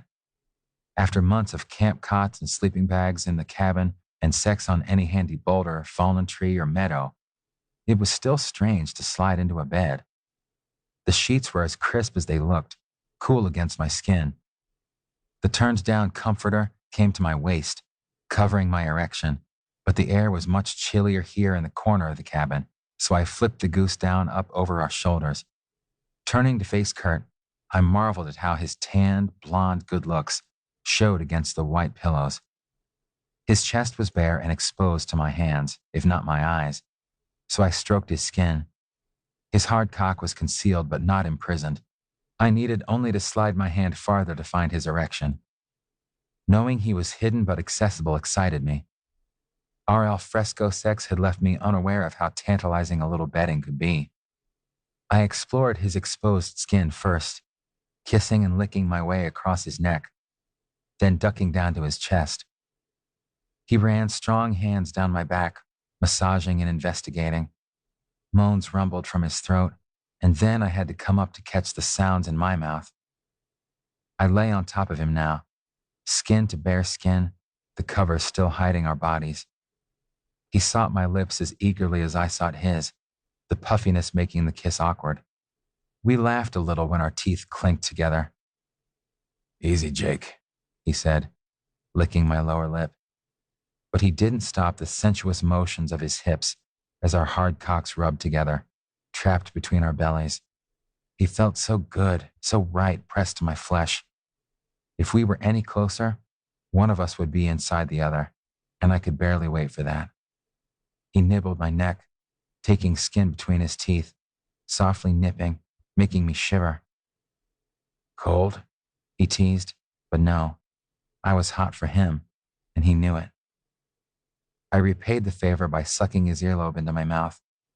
Hot breath and tiny licks there could reduce him to quivering, and I loved to do it to him. He moaned as I traced the rim of his ear with my tongue, and he began to massage the base of my spine on either side, which shot strange sparks through me and caused me to cry out. He stopped because we'd learned that a little of that went a long way, and started to work his fingers into my back again, traveling up my spine. Oh, that is good, I mumbled into his neck as I slipped my hands up under his shoulders to do the same to him. With hands, mouths, and bodies, we kneaded each other in the light from the windows in the flickering gas log. Wondering if Kurt thought this concealment was as exciting as I did, I started wiggling my way down to the foot of the bed, pulling the covers over my head. I had to be a lump in the bedclothes crouching over his groin, taking his hard cock into my hand, stroking him from the base up to let me feel his excitement. 7 inches of hardness was mine to play with, and I did, slipping his skin over his shaft. A tiny bit of light filtered through the sheet and the down, letting me see what I was about to put into my mouth. The covers did nothing to muffle his panting and exclamations, which grew louder as I sucked his balls into my mouth one at a time, letting them slide out again and nibbling the rough, slightly furry skin of his sack. Have some mercy under there, Jake, he gasped. He thrust a hand beneath the covers to stroke my hair. I'd let mine grow out more too, and it was making curls at the back of my neck, which he played with at times like this. Never, I growled playfully, and sucked the tip of his cock, with its little bead of moisture, into my mouth. I took more and more of him in, swirling my tongue over the soft head, down the hard shaft, before coming up again. Intending to do this to him until he ended with orgasm, I set about sucking Kurt into a frenzy. Not being able to see his face was a good thing this once, since he might have distracted me from my single-minded application of mouth to cock. I had to slip one hand under his thigh to catch his wrist before he could change my rhythm, and when he put his other hand under the covers, I caught that wrist too. Nothing would suit me today other than Kurt spending himself into my mouth as I played with him from my hiding place. Imagining what he was seeing, a bouncing white lump under the duvet, while feeling my familiar tonguing, made me even harder than before. So when he wiggled a foot under me and rubbed his leg against my cock, I rubbed back and redoubled my efforts with my mouth. Finally, I had to release his wrists to hold his shaft with one hand and his balls with the other, plunging my mouth over his cock. He curled around my head enough to grab my shoulders. The pleasure overwhelmed him, and I heard his strangled cry as he pulsed and came. For long seconds, he throbbed and spurted, giving me what I wanted, before falling back against the pillow to catch his breath. He gasped, and I uncurled, easing my way back into the fresh air and the light, finally stretching out full length against him. The covers drawn up to our armpits, my hard cock pressed against his side. I'd just give him a few moments to get ready for whatever we did next. When he had enough breath to kiss me, it would be time enough to move on, and in the meantime, I could caress his arms and sides. "What you do to me, Jake?" he murmured as he sought my mouth with his. I'd been completely inexperienced when he first took me, but I'd learned a lot these last 5 months, and I loved being able to please him. "What else shall I do to you?" I asked, knowing his orgasm might influence his opinion of what he wanted now. "I think you'll give me the chance to return the favor," he said between kisses, and then plumped the pillows behind his head. "Come up here where I can suck you." I'd never turned down that offer from him. It was the first sex he'd ever proposed to me, and it never grew old to feel his mouth on my cock, though today some caution was in order. "Even with the fat lip? Just get up here." Eagerly, I escaped from under the comforter to straddle his shoulders, letting my cock wave enticingly near his mouth. I'd have to be careful, since his hands were behind me and he couldn't control the depth, but he'd grown steadily more skilled at taking my 8 inches down to the base. With his hands on my hips, Kurt guided me to his lips, licking me all over as my cock jumped away from his tongue. Part of it was me shivering, because the head of the bed was away from the fire. "What idiot made this bed?" Yanking the goose down untucked and throwing the pillows toward Kurt's feet, I turned us around so my bare body was in the warm zone. The brass bed frame was lower at this end, but no matter.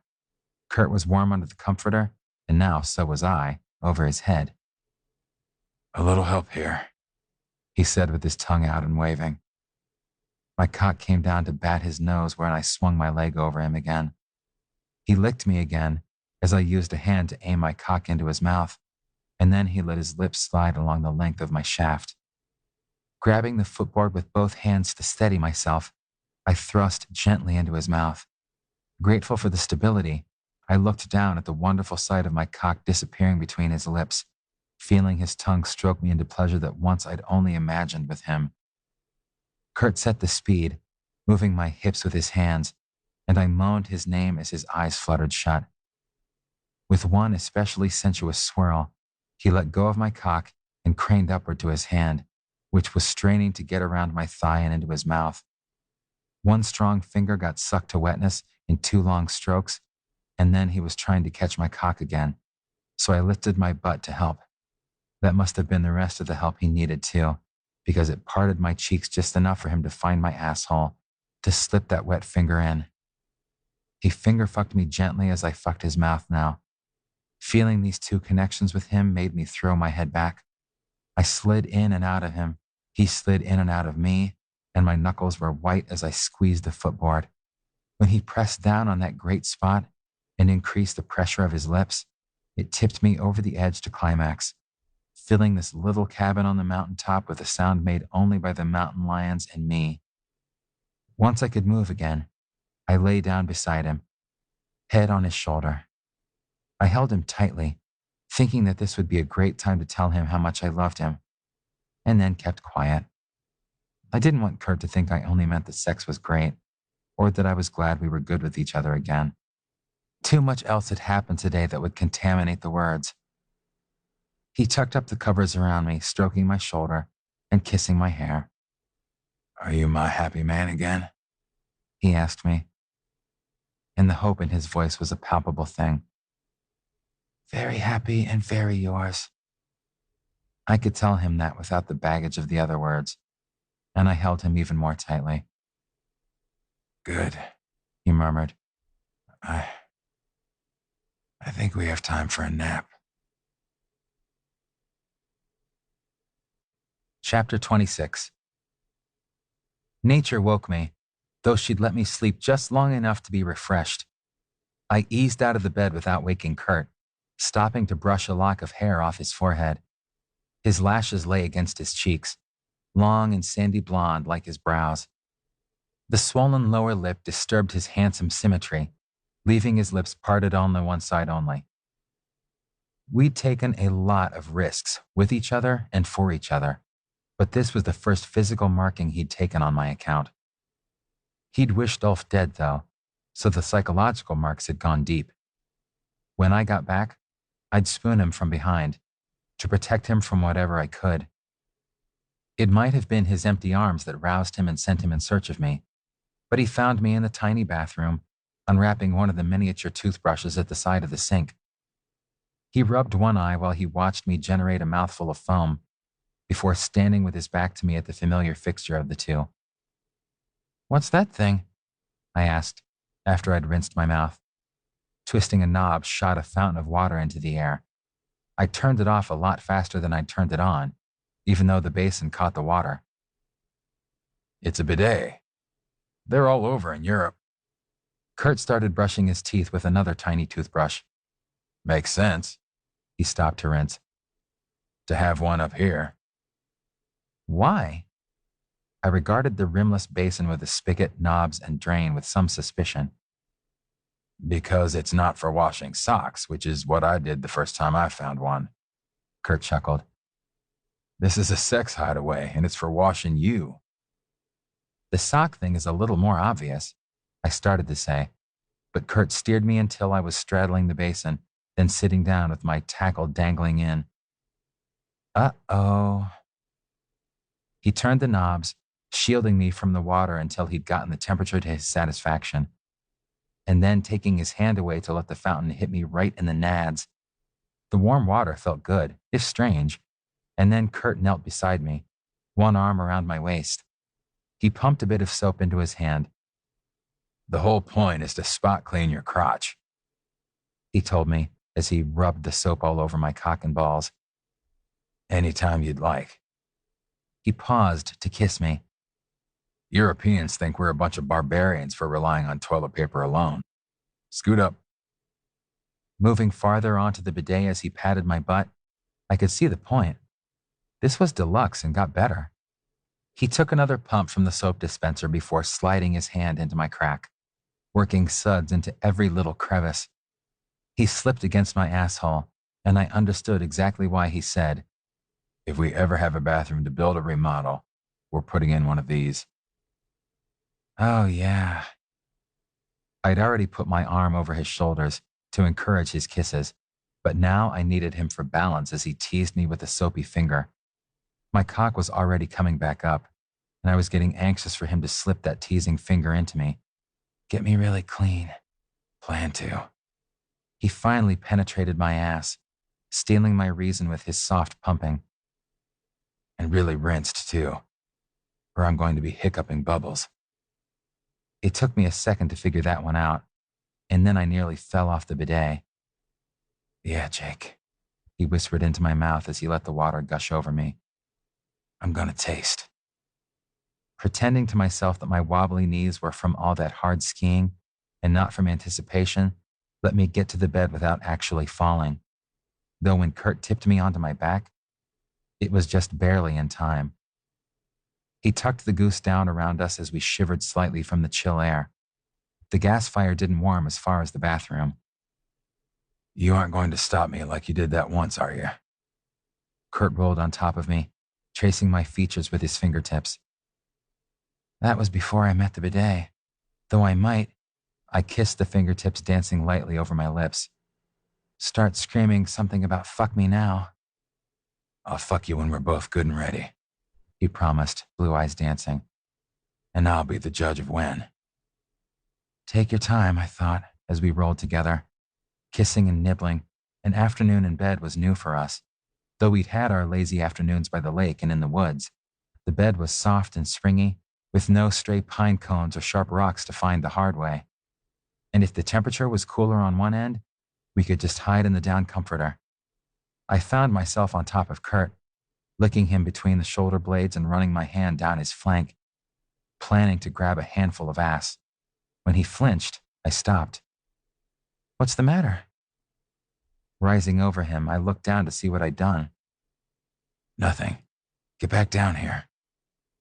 Kurt stuck a hand between my thighs to pull me close. This is a big honking bruise, Kurt, not nothing. I sat back on my heels to take a better look at the black and blue comet across his flank, just above his waist. None of the adventures I knew about so far accounted for damage that flared backward from a nasty, dark-centered blotch. What happened? Egon stabbed me with his pole this morning. Seems he wants my job. Kurt rolled to his back and yanked me down on top of him again. I leaned down to kiss the bruise. He can have it. Our play eventually put me on the bottom, on my belly, in the warm zone at the foot of the bed with Kurt lying on top of me. His cock was nestled into my crack, his lips near my ear, and his hands slipped under my shoulders. On any other day, I'd have lifted my ass to slide him in, but now I lay still. Catching one of his fingers in my mouth, I licked it softly, wanting him to feel my urging, yet not wanting to pressure him. You are so amazingly sexy. He whispered between nibbles on my neck, then sat up. I can hardly stand it. Me? Okay, I wouldn't argue with him, especially since he was straddling my back now, his hands flat to my skin and scooting backward a few inches at a time. When his butt was on top of mine, he leaned down to lick a line across my spine, then resumed his slow travel backward. He had my thighs trapped under him now, his hands on my buttocks. Squeezing, playing, kneading, it was all sweet torment and anticipation for what I hoped he hadn't changed his mind about. When he parted my cheeks, he moaned, and I knew I'd just have to hang on a little bit longer. I helped him play with my ass. Little hip thrusts pushed my buns into his hands, rubbing my cock, hard and leaking, against the bedding below. Small noises came out of me from the way Kurt was working his fingers into the muscles of my butt. In time, with the motions of my hips and his, rubbing his ass against the backs of my knees. Then he wasn't there anymore. He was on his knees. One strong hand pressed down on my upper back, and the other slipped under my hips to raise them. Following his silent directions, I put my ass in the air for him. Seeing what he did when we had sex was really important to me. I liked the positions where I could see his face, his body, or both, and butt up didn't work well for me that way. If he was going to reach, though, I'd just have to deal with it. Crushing a pillow to my chest gave me something to hold as he put his face down and nipped softly at one cheek. He drew the tip of his tongue across my cheek and breathed softly into my crack. He'd arrived high and now licked his way down to more sensitive places, reaching my hole after wonderful, excruciatingly long seconds. Little flicks and longer licks made me moan again, loving the way Kurt tongued me there, where he'd been the first and only one to enter. Now he played me with his mouth, the sensuous swirling of his tongue giving way to little nibbles on my cheeks when he came up for air. I was so open to him as he spread me wider with his hands to plunge his face into my crack. Seeing what he was doing was impossible. Feeling what he was doing was my whole world right then. I had to bite the corner of the pillow to keep from screaming. To hell with it. He should know that he was driving me wild. The pillowcase tore in my teeth when I pulled away. His name was the only word in my cries, but Kurt, brought him back from nibbling a bun and teasing me with a finger to mouthing my ass more intimately. He took his tongue back long enough to say my name softly and then stroked it across my hole again. Is this what I'd done to him the other night when I'd folded him like origami on the couch? Had I driven his thoughts away, the way mine were going, chased by his tongue? He reached under me and had a handful of cock now, not stroking, just holding me and letting my own movements fuck his hand. Kurt had me every way he could like this, and I could only call his name again to say how good it was. Oh man, you are hot stuff. Hot stuff. Kurt swiped his tongue across my hole, making the muscle relax under his attentions. Damn. Damn, yeah. As he probed my ass, I thought about screaming now, begging him to fuck me, but that would mean leaving off the licking and lapping. But damn, I wanted his cock in there, and I wanted it now. If he didn't have to stop, damn. Kurt, I managed to gasp out. Yeah. He lifted his mouth away from me enough to respond, then put it back. Now? My voice wasn't working any better than that. Fuck. Was too hard to say. Soon. Now he had both hands on my ass and his mouth right there. And then not. He'd grabbed something, and while his tongue caressed me, his hands were elsewhere. His warm mouth disappeared, making me whimper, and then something chilly hit my crack. I yipped and rose off the pillow, but he pushed me back down, soothing me, saying, "It's okay, Jake. It'll be warm in a second," and stroking his fingers through the goop and into me to make it so. Now, it had to be now, and it was, as Kurt penetrated my very relaxed ass with his hard cock and bore me down to the mattress. "Told you I'd fuck you," he whispered into my ear, "when you're good and ready." He slipped farther into my ass, spreading his legs to match mine. His chest was flat to my back, his thighs pressed against mine, and his hands gripped under my upper arms. "Oh, you are ready." I could see him as I turned my head almost farther than it would go, just his face, as he plunged deeply into me. Deeply and slowly he took me, as if relearning the way. Perhaps the boundaries had changed the way terrain changed after an avalanche, but all I knew as I rose to meet his hips was that my lover wanted to touch me in every possible way, and that I wanted him to do it more than I'd ever wanted him before. Damn the position for not letting our mouths meet, but I would kiss him again after, and now he stretched every movement out to fuck me.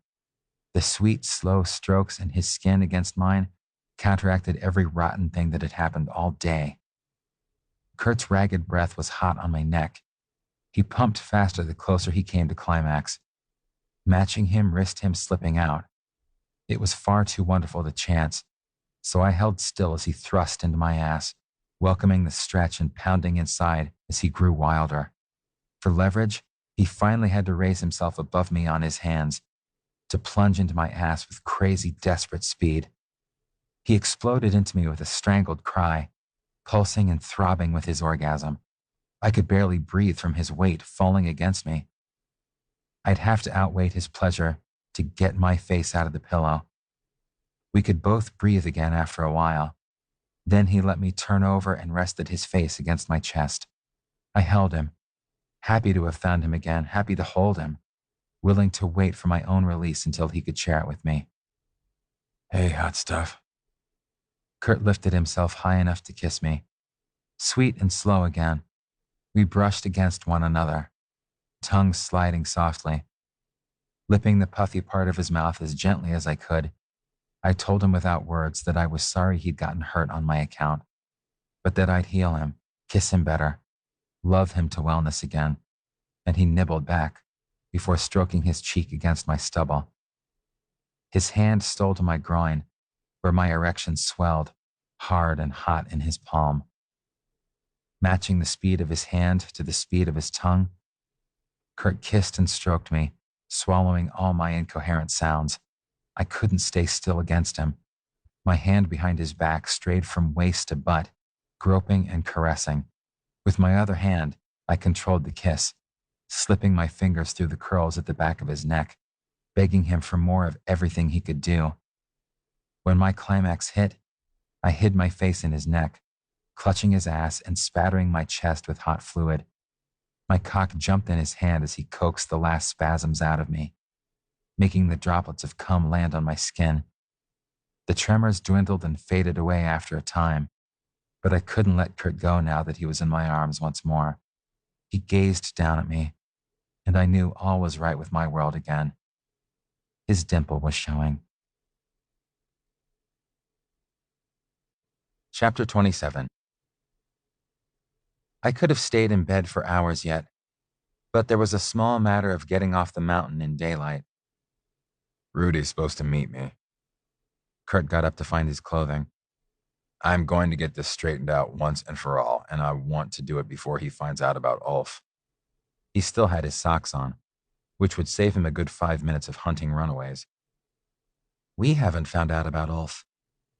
Not that I had a lot of hope for him. The avalanche had been more relentless even than fire. We will.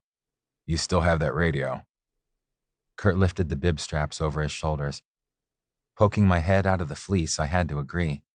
I need to give it back. Mark would probably be in trouble for giving it to me. He would. Bet that won't figure in his report.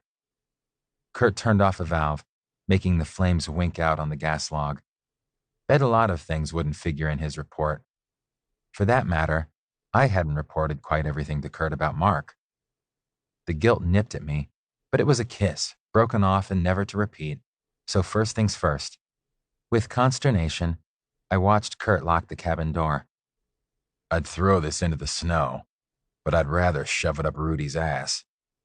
Kurt stuck the key in his pocket.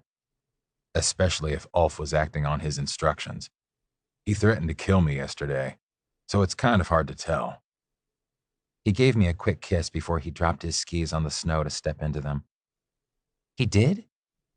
Again, I was grateful to the mountain for taking care of the threat to my lover. He didn't like all the suggestions I was making. Come on.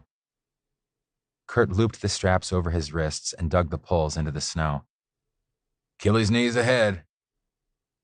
I followed him up the rise and down, and then a little farther up, before arriving at the top of the run. The sign had a blue square with a black diamond in it, telling me there was a greater challenge here than I'd faced before. Ready? Kurt grinned at me. I grinned back. After everything else that happened today, what was a blue/black hill to worry about? Ready? I pulled over the brink and headed down the slope. Speed? I laughed at speed, picking up more on my way nearly straight down the top of the trail. I didn't try to turn in the fluffy churned powder and barely turned once I came to the more heavily groomed snow. Woo! I yelled, sliding around the curve, shooting past a surprised woman who was helping her companion up off the snow. Woo! Kurt yelled from behind me, telling me he was pacing me and enjoying it. Shred it, Jake! Whatever, I was having a blast sailing down that hill, which had widened out after the curve.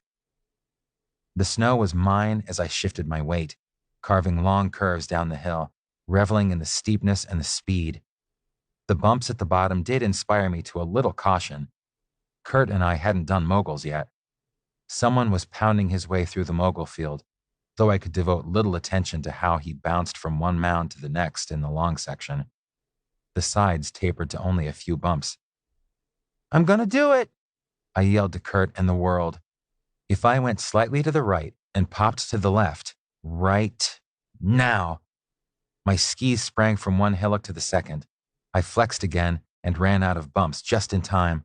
Coming out of the moguls flailing, still I kept my feet, which made me scream my triumph through to the end of my skidding stop. Wahoo! Yeah! Kurt hit the mogul field at its deepest point. I watched him blast through about 9 hills before coming back to even snow. His upper body barely moved as he bounded through. From the waist down, he was a spring. His feet moved with a life of their own, dancing from mogul to mogul. Wahoo! I yelled again, shaking my poles at the sky, amazed by what he could do. Damn! Wahoo! He screamed back, pumping his fist. That was great! We clanked our poles together in an overhand salute before turning down the hill again. The radio crackled before we reached the lift. I'd nearly forgotten it in the joy of the run. Now I was called back to reality. Snow Patrol 1 to Snow Patrol 2, over. I cranked to a halt to fumble the radio out of my pocket.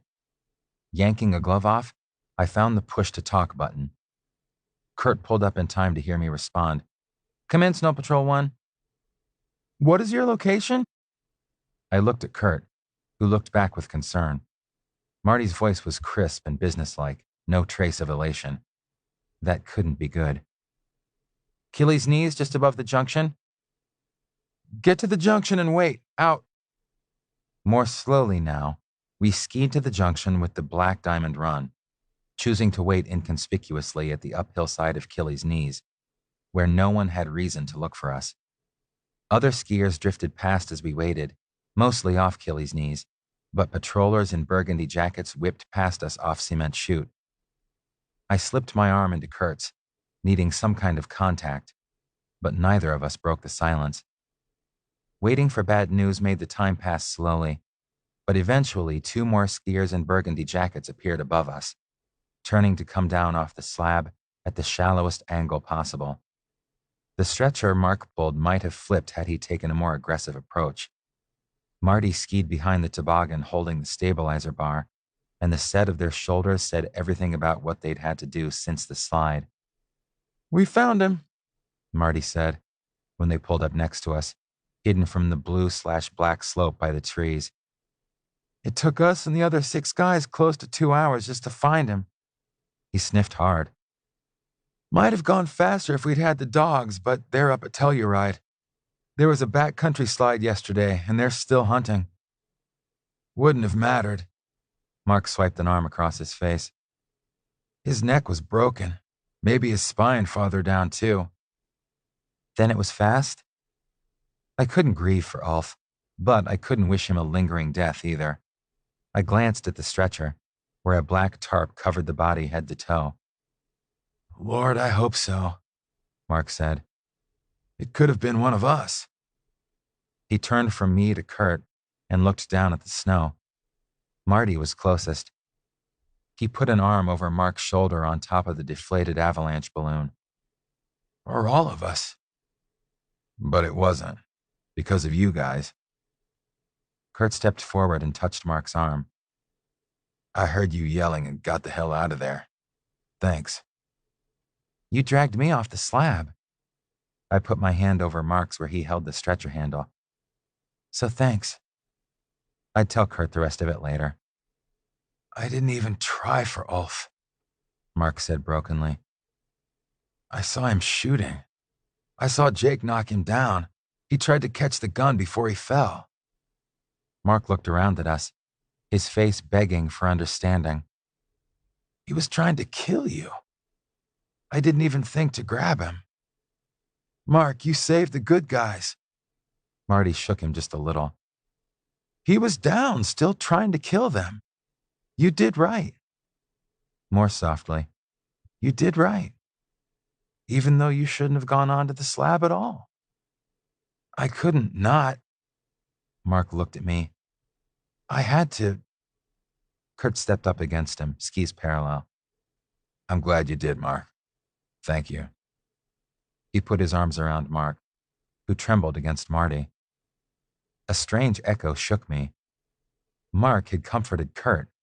Was it only last night? Kurt lifted his lips to Mark's ear and whispered something I couldn't hear, but it made Mark slump in their arms and my heart slump for him. I slipped up on the high side of Marty's skis and added my own arms to the embrace. Both Marty and Mark had had to clean up the mess that we'd been part of. I couldn't imagine shoveling snow away to reveal a corpse, even if I'd hated and feared the man in life. "I'm sorry you guys had to do this," I told them, and met Kurt's eyes. They were so full of pain. How could we make this any better? "I've never dug out a dead one," Mark said against Kurt's shoulders. "In 4 years, I've never had to recover a body, let alone someone I knew, even if he was a total shit." I could barely reach his arm, but I patted it forlornly. Marty looked up at me, a tear running out from under his sunglasses. I squeezed him a little harder. "Mark, we've got to get it together. We need to get down. They're waiting for us." Mark hesitated on letting go when I needed my hand back to extract the radio from my pocket. "Here, I won't mention that I had it." His laugh had no mirth. "You didn't have it. You never had it. You don't know what happened, and you weren't anywhere near." He shoved it into his pocket, and it may as well have been there all day. "He's right, you know." Marty sniffed again. "If we tell your part in this, Jake loses his job. You both lose your lift tickets. You're screwed, and it doesn't touch Ulf. He's dead. So we have no idea why Ulf was out on Cement Chute shooting at a couple of strangers when it was closed, and you guys were over on the East Peak. Anywhere but here. We haven't seen you all day." Mark pulled away from everyone, leaning away from Kurt and shaking off Marty. He dropped the stretcher handle, pulling out from under my hand. With the lean of his head, he moved Kurt backward to escape through the opening with the stretcher chasing him. Yeah, it never happened. Mark looked back at me, his face drawn. And you were never there. Chapter 28. We watched them ski away, pulling their grievous burden. Ulf had paid the stakes he was trying to extract from others, but men who had no part of his scheme would pay too. I had to touch Kurt. Better off than you, I whispered. I'm just sorry they got caught up in it all. Me too. And you know what? This absolutely screws over what I'd planned to do to Rudy. If I throw him under the bus, they go too. I can't do that. Kurt furrowed his brow. I was just going to turn it all over to the media and James Underwood. But they'll get fired for trying to protect us. Shit. Any idea for Plan B?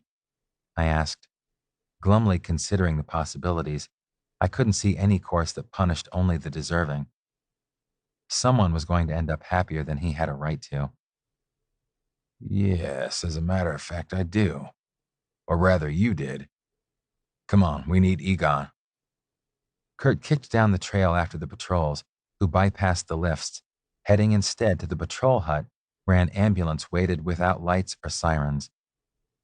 The bunny lift was going to close soon.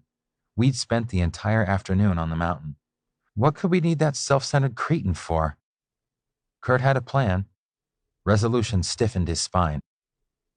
Hey, Egon, come here, he yelled once we got there. Lift's closing, people. The day is over now. He told the skiers who tried for one last run and blocked the rope lanes. Good night, he said, turning them away. The lift operators need to shut down. Hope you had a good day. He kept this up until the last passengers offloaded at the top and the lift stopped. Oh, you are boss of the mountain now, Alpenschlüssel. Egon strode down from the hut. Kurt reached into his pocket. I'm not Alpenschlüssel, you are. He handed over the pin. I'm out of there. They need an instructor. Come on, let's go tell Rudy. We skied slowly on the flat. Egon in polar boots had no trouble keeping up with us. This after I nearly kill you? I'd seen the bruise, but what the hell had I missed? You weren't even close, pal, and you should be grateful for it. Kurt paused to get out of his bindings. We'd make better time carrying our skis on the flat. Poking my pole into the bindings, I followed suit. Then why do you do this for me? Egon was puzzled, and so was I. Because you understand exactly what they want and you don't mind. The job sucks, you suck, and you deserve each other. Don't know what you think, Egon, but I don't see this as doing you a favor, even if you want it. Kurt marched toward the Alpenschlüssel office, skis over his shoulder. I'm doing it for other reasons completely. We stuck our skis into the snow by the door. You go in first, Egon, and talk loud enough that he knows it's you, Kurt told him, and put a hand on my arm to keep me back. He won't be happy with me right now, but he'll do things my way. Okay. Egon clomped up the stairs and through the door. Oh, Rudy! Rudy Gernsbach! Egon Bachhoff here. You there? We paused in the doorway. Is Carlson with you? Floated out through the door. You listen to him, Rudy. We all be happy, okay? Egon looked back at us, concerned. I have Carlson and Landon too. We talk, okay? Movement showed over Egon's shoulder. Put gun down, Rudy. Dead man switch, dead man switch. Kurt screamed over Egon's shoulder as the big Bulgarian tried to back out the door. Couldn't blame him. Whoring was one thing, but getting shot at was another.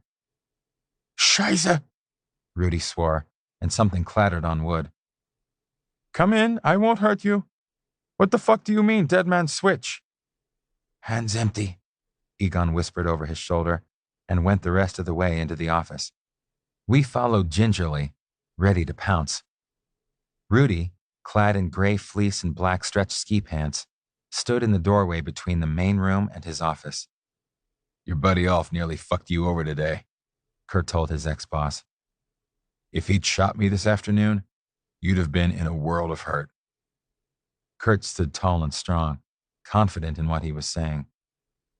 The Denver Post, 4 television channels, and Time magazine would have been fighting over your client list, while James Underwood hunted Ulf's ass and yours off the continent. Is that what you want? Certainly not, Rudy blazed. Then you want me healthy, happy, and away from you. Especially happy. Especially away from you. Especially healthy. Jake here, too. Kurt stood toe-to-toe with Rudy, who seemed to shrink in on himself. I quit. Remember that part of the voicemails? When the nod wasn't forthcoming, he snarled again. Remember? I remember. I also remember you signed a contract. Rudy stood straight, trying to stare Kurt down from a 3-inch height advantage, hopeless against righteous fury. I did, which you are going to nullify to keep us healthy and happy because the toothy knot smile Kurt gave him would have frightened wolves.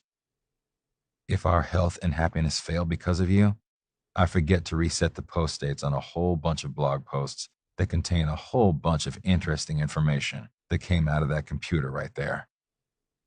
He pointed at the monitor on the desk. Years of information. A boatload of people, starting with Cassandra Rancière and ending with the man who controls this mountain, will be very unhappy with you. Rudy blanched and sat back against the desk, shaken to the core. Egon glanced at me, taken totally aback by this side of Kurt. I shrugged, trying to say, "Don't mess with the man," with my shoulders. Suddenly, all the typing in the night made sense. And to prevent that, all you have to do is tear up that contract and wish me well in the rest of my life, which you are going to do right now, aren't you? Kurt prodded Rudy's shoulder with an angry forefinger. Yes, certainly.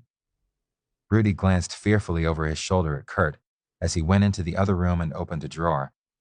While Kurt followed him to the doorway, I grabbed the gun off the desk and slipped it into my pocket. If Rudy changed his mind, there was no point in making it easy for him. Here, take it. Kurt stepped backward into the main room, examining the paperwork before ripping it into dozens of shreds that he thrust in his pocket. This is all you want? To be released and left alone? Rudy looked at me and Egon with uncertainty. Almost. Kurt zipped the pocket closed over the shreds. I want our pal Egon to get the job that he thought he was getting, that he wants and I don't. Aren't you the lucky man, Rudy? You don't have to do without staff for a moment, and Egon here is anxious to shake his moneymaker for you. Fine, fine. Rudy couldn't agree fast enough. Egon relaxed, and why shouldn't he? Things were going his way. And Kurt stopped, making Rudy look at him with some alarm. I want to know why you hired me. Why you thought I'd do this at all. You sure didn't ask. I told you. You came well recommended. Glowingly recommended. What a mistake. Rudy looked ready to spit. Kurt swallowed hard. Who said it? And what exactly did they say? Rudy lifted one corner of his mouth. His next words could be a weapon. It was a client of mine, Stephen Schaffer. His words were, and I quote as best I can, Kurt Carlson will fuck anyone, anywhere, anytime. The words took Kurt like a punch to the gut. He said that. I stepped up behind him. Half the mess these last few days had been caused by me not knowing the whole story. There had to be more than that to this bald statement, so I placed my hand on his shoulder and squeezed softly. Kurt shouldn't think I would make the same mistake twice, even in the teeth of this accusation. Rudy smirked. He was quoting his son, I believe. His knowing eyes dared me to react. Benji said that. Kurt swayed under my hand. I put my other hand on his other shoulder and pulled him back against my chest. Hearing the words and Kurt's acknowledgement was making me ill, but that would have to wait until we were done with Rudy, and Rudy was cruising for a bruising. My lover looked over his shoulder to catch my eye. Yosemite. Oh, that. I made the words as nonchalant as possible. I already knew the story of the sex on the rock wall And more to the point, I knew how badly it had hurt Kurt to be rejected afterward. He'd been more than half afraid I'd do the same 5 months ago. Benji is old news and a fool besides, Rudy. I wouldn't believe him if he said Colorado was cold in the winter. Kurt straightened under my hands. Are we done here now, Kurt? Just about. Congrats on the new job, Egon. He turned to go, but I had one last thing to say. Rudy, believe everything he said. I gave him 2 seconds to digest that, and then doubled him over with my fist to his belly, leaving him writhing on the floor. I was gonna do that. Kurt reproved me mildly. My turn to clean up the mess. I pulled him over into a one-armed hug. Let's get out of here. Chapter 29. Leaving our skis and boots in my locker at the staff hut let us wear our normal boots home. The ride on the shuttle was strange. I had so much to say and no desire to say it in front of the crowds returning from work on the mountain. The big advantage was that the shuttle was so full I got to stand pressed against Kurt's back, though millimeters, and sometimes nothing, kept other people from pressing against us. Chelsea caught us halfway down the hallway. Hi, guys, I was just looking for you. I barely recognized her from the other night at McTavish's, but recalled seeing her strawberry blonde curls nestled against Marty's shoulder. I left a note on your door. Why? What did we do this time? Kurt asked wearily. Rough day? Hey, I just wanted to find out if you guys had plans for tomorrow, or if you wanted to join us. It's a lot of the crew you've already met. Her wide blue eyes had nothing but welcome in them, something Kurt and I hadn't been encountering a lot lately. We looked at each other, trying to recall what was special about tomorrow. I'm working, I said. We all are. Thanksgiving is always a busy day in a resort. We won't meet until around 7 for dinner. I'm cooking the turkey now because I've got classes all afternoon, but it will be out of the oven at midnight if I don't plan ahead. Do join us, she offered. Do you want us to bring something? Kurt asked. I'm off. I can take care of it. Thanksgiving. How had we lost track so badly of the time? Oh, yeah. You are? Chelsea was surprised and then tried to hide it. Actually, I am unemployed. Temporarily, I hope, but tomorrow is mine. Is there something no one has volunteered for yet? Kurt knitted his brows. Supplies might be a problem. No one's mentioned sweet potatoes? Chelsea paused. Bring plates and silverware for yourself. That's the one thing we don't have enough of to go around. And plan to balance your plate on your lap. Marty and I are pretty casual with a group this big. We'll be there, Chelsea, and thanks. Kurt had already declared himself, so I'd just make it official. We had plenty to be thankful for, but a feast hadn't been on the radar. It would be good to have some time alone and good to spend some with friends. We're in 110 downstairs. And don't anybody give away the score on the Lions game. We're recording it to watch it later, she advised us. What's to give away? Opposing team, big score, Lions, little score. I'd broken my heart on Lions football for years. The spread is the mystery when you put it that way. And they could surprise us, you never know. She smiled at us and started to leave. It'll be a good time. Hey, Chelsea, I called her back. Have you talked with Marty this afternoon? No, why? She stopped, puzzled. It's just... How did I say this without admitting to knowledge I should not have? Something pretty ghastly happened today. Be extra sweet to him, okay? Okay. I guess you can't really talk about it, huh? She gave me a searching look. She probably knew exactly where he was supposed to be and what he planned to do. The gears were visibly turning in her head. What about Mark? Him too. We were talking in code, but everyone was on the same page. Great. There isn't anyone who's especially sweet to him right now, but we'll try to take care of him, she sighed. Thanks for the warning. Once inside our apartment, we shed parkas and layers, though Kurt dug a few things out of a pocket before dropping the jacket where he stood. The gun I'd lifted from Rudy hit the floor with a muffled thud when I dropped my ski pants. I'd need to do something about that thing. Clothing hit the floor right and left. No wonder Kurt's socks led a life of their own. Mine could start traveling at this rate. The couch groaned when I threw myself flat against the cushions.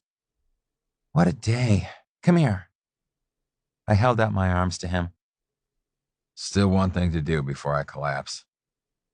Kurt sat down with his butt against my waist. I let my hand drop into his lap, but didn't try to distract him when he started to poke numbers from a business card into his phone. Charles Lewis, please. Kurt leaned down so I could hear the call too. Great, this is Kurt Carlson. Kurt, how'd you get my cell number? I didn't give it to you the other night. The voice on the other end was booming, somehow familiar, and not entirely friendly. James Underwood told me to call you. I didn't put it together with Charlie from McTavish's until just now. He looked perplexed. And why would James Underwood tell Alpenschlüssel to give poor old Charlie a call? Because he likes my teaching, he thinks you should offer me a job, and because I'm not Alpenschlüssel. Never was, the way you mean it. I gave Rudy the boot. Charlie, the gossip columnist, could share that with the mountain all he liked. Did you now? I can only hope that was literal as well as figurative. He chuckled. No, though Jake did punch him. Great. Now Charlie, the gossip columnist, could share that with the mountain too. Couldn't happen to a nicer guy. So, I should offer you a job. You turned me down the first time. Chalk it up to youth, foolishness, and because you didn't offer me the same princely sum that you're going to offer me this time. Kurt dropped one eyelid at me. I am? Yes, you are. Because you are going to have requests for moguls and racing instruction by tomorrow, if you haven't already. And I don't think you read far enough back on my resume. I recall 1 season teaching and patrolling at Breckenridge, 2 seasons teaching and patrolling at Jackson's Hole. What did I miss? The important bits, like a full-ride ski scholarship from the University of Colorado and 2 seasons on the U.S. ski team. Little things that might mean I really know the skills you need me to teach. Whoa, that impressed me, though I was going to make him pay for giving me shit about the granola life at CU at Boulder when he'd gone there himself. CU, huh? Okay. You might be right about the skills part. I am, and the rest. So what about it? Kurt's words were lighthearted, but his face didn't match. As it happens, I've already talked to Mr. Underwood. Is this princely enough for you? Charlie named a figure. Well... Kurt pretended to consider it, while pumping his fist in the air. It doesn't quite match my Alpenschlüssel pay, but as long as I get to keep my pants on, it will do. You better damn well keep your pants on while you're on my time, Carlson. Good thing Charlie couldn't see Kurt leaning back and kicking his feet in excitement in his long johns. I did the happy dance on my back, too, until I fetched Kurt a knee in the shoulder and had to settle down. Start Friday. Be there early to fill out the paperwork. I'll see you then. Happy Thanksgiving, Charlie. Kurt hung up and then fell over on me, wriggling like a puppy. That was easier than I thought it was going to be, Jake. He went for it, just like that. He kissed me hard and I grabbed his ass for glee. All right, that was great. And all because 5-year-olds like you.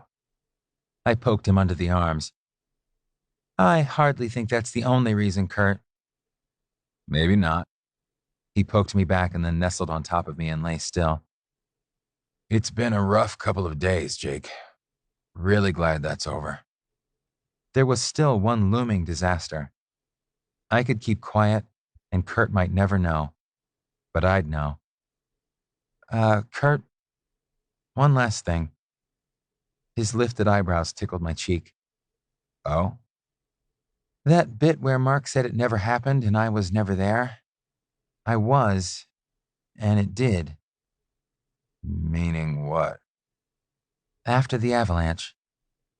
Kurt, I wasn't kidding about him saving me. He got me off the slab and into the trees and hung on to me so the avalanche vest would protect me too. I didn't want to hurt him, but I wanted him to hear this from me, just the way I'd heard about Benji from him. He hung on tightly, you mean? We both hung on. It was pretty scary. And when it was done, it was pretty damned good to be alive. So good that you... Kissed him. I'm sorry, Kurt, but I kissed him. Should I even be holding him while I confess this? I see. Kurt lifted a hand to my face and ran his thumb down my jaw. So how did he taste? How could he be so mild about this? Pretty good at first, but then he didn't taste like you, and I got scared that you'd been caught, so I had to go look for you. I caught his hand and pressed it against my cheek. Planning to do it again? His voice was still soft. No, I wasn't planning to do it the first time. I suppose surviving an avalanche could be considered extenuating circumstances. We both know about being glad to be alive. He went back to stroking my jaw. I know how Mark feels about you, and I can't argue with his taste in men. He did keep you safe, so I guess I won't begrudge him the one kiss. One more caress on my jaw, and then he was poised over me, staring down with slightly crazed eyes. Just don't ever do it again. I won't, Kurt. I pulled him back down on top of me, and he let me, settling back into my arms. I don't want anyone but you. Good. And don't pull a Benji on him either. What's that? Don't turn your back on him because of what happened. Just let it go. You said it yourself, a guy needs friends, and he's going to need them more than most after today. You and Marty are the only ones he'll be able to talk to about it, except maybe me. Maybe. But he won't dare tell anyone else, and no one will understand except for someone who was there. I won't. Friendship I was good on, though I didn't know if Mark would be. Kurt was really understanding. But no kissing or anything else. Kurt was over me again, shouting. Right, I won't. Easy, Kurt. Once more I pulled him down to my chest and patted him to quiet. I won't. Only you. Make that Kurt was understanding and possessive. Good, because I was his. Everything we needed to say was getting said just now with small touches, gentle caresses. He was a welcome weight on top of me, a warm blanket against the world. I played with his shoulder, keeping my other hand still since it lay right over the bruise Egon had left. Which made me wonder, why did you need to get Egon involved? I needed him to be my replacement, not Ulf's. Rudy would have fought a lot harder if he'd known he needed two people and not just one. Did you know Egon is supporting his family in Bulgaria? That's why he was so angry at getting passed over. I didn't want to give up my perception of Egon as a complete jerk, but this was something to think about, something more to think about. We lay together silently, with all the turmoil in my head, and maybe in his. I wanted to say 1,000 things all at once, and couldn't pick one to say first lest the other seemed the less important. Things about being careful, that I was glad he was alive, that I was proud of him for being who and what he was, and all of the wonderful things those were. That I was glad he chose to be with me, that I stood amazed at how he'd solved the Alpenschlüssel problem without hurting people we liked, that he could forgive me, and that he could be strong enough to stick while I grew strong enough to forgive him for something that didn't need forgiveness in the end. I needed, desperately, a way to tell him all that, but there was just no way to begin. But there was. Using words that I'd shied away from because I didn't want them to mean the wrong thing when I used them. But if I said them now, they'd mean everything, and I could explain the details in small chunks. This time, they'd be the right words. He broke the silence. Tomorrow is Thanksgiving. We have a lot to be thankful for. We do. I squeezed him tighter and rubbed my cheek against his hair. Starting with being together. Especially that. He sighed and seemed to get a little flatter against me. Especially that. I tipped his face up to mine and kissed him gently. You matter more to me than anyone in the world. Kurt, The words stuck, making me clear my throat. I love you, Kurt. Oh, Jake. He raised up over me again, but close this time. Close enough for kisses. Jake, He trailed off, leaving my chest hollow as I waited to hear what he thought of this. Jake, I love you too. Then he bent to kiss me, and Thanksgiving started. Mistletoe on the Mountain. Short story. I needed a microscope to find my Christmas budget. My family would understand. Paperbacks chosen carefully would please them, both for the reading and the thoughtfulness, and Mom and Dad would appreciate that most of what I made was going into the tuition fund. I'd be buying books once I got to pharmacy school, the sort that weighed 10 pounds and cost more per pound than steak. Every cent I didn't spend on Christmas meant that much less student loan to pay back. But it was Kurt's and my first Christmas together, and I wanted to do something really special for him. Kurt, my partner on and off the mountain, for the last 6 months and maybe for always. I loved the man with all my heart, but it didn't make my Christmas budget $1 bigger. A lot of things had changed since last Christmas. Then I'd been a student, barely out to myself, and buying my booze from the top shelf with money I didn't value because I hadn't earned it. Every adventure with an open bottle had risked exposing traits I was ambivalent about. But maybe I had been looking for a push. Kurt and a forest fire had given me that push. Now I lived with my lover and couldn't buy a bottle of orange liqueur to complete our part of the coming Christmas feast with our friends. If I didn't mention the lack, no one would know that the cranberries didn't taste the way I remembered. That was kind of how Kurt and I were about being lovers. I didn't mention it and acted like nobody knew. Wapiti Creek was decked out to the nines for the season. Every shop had its tree and garland, every restaurant its snowman and lights. Kurt and I ambled down the wooden sidewalk, bundled against the temperatures that dropped 20 degrees once the sun went down, mingling with the wealthy skiers who hunted fancy meals and elegant trinkets in the restaurants and shops that lined the small downtown of the chic ski resort. We'd never have blended in with all the wealth if not for the online auctions of their cast-offs. What do you think of that, Jake? Kurt drew my attention to a black leather jacket on a mannequin in a window. I like it. Also, I probably couldn't afford a good deep sniff of it. I couldn't read the tag through the frosty window, but it looked like a lot of digits. That isn't why I asked. He put his hand back in his pocket. I never see you in anything except ski clothes or ranger utilities. Sometimes you see me in nothing at all. I said that very quietly, without leaning to whisper in his ear, because I'd decided long ago that it just attracted more attention to us.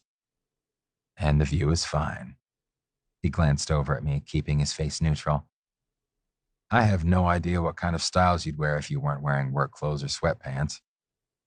Jeans? I don't know. Kurt, I was a college student.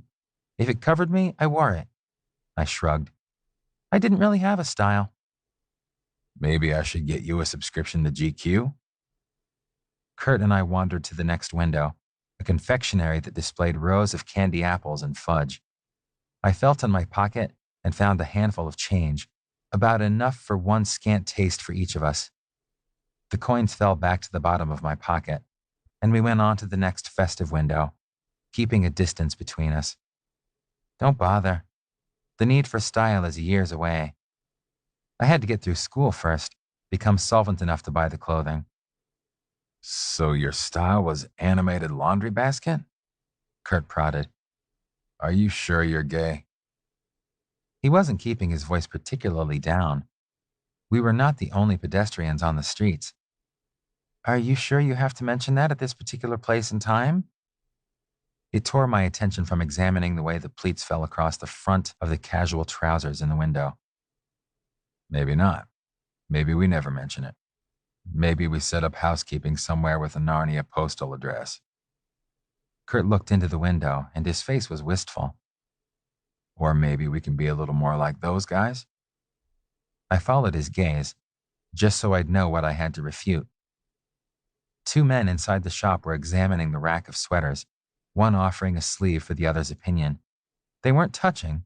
They weren't doing anything but making eye contact. Still, I knew what Kurt meant. They were a couple.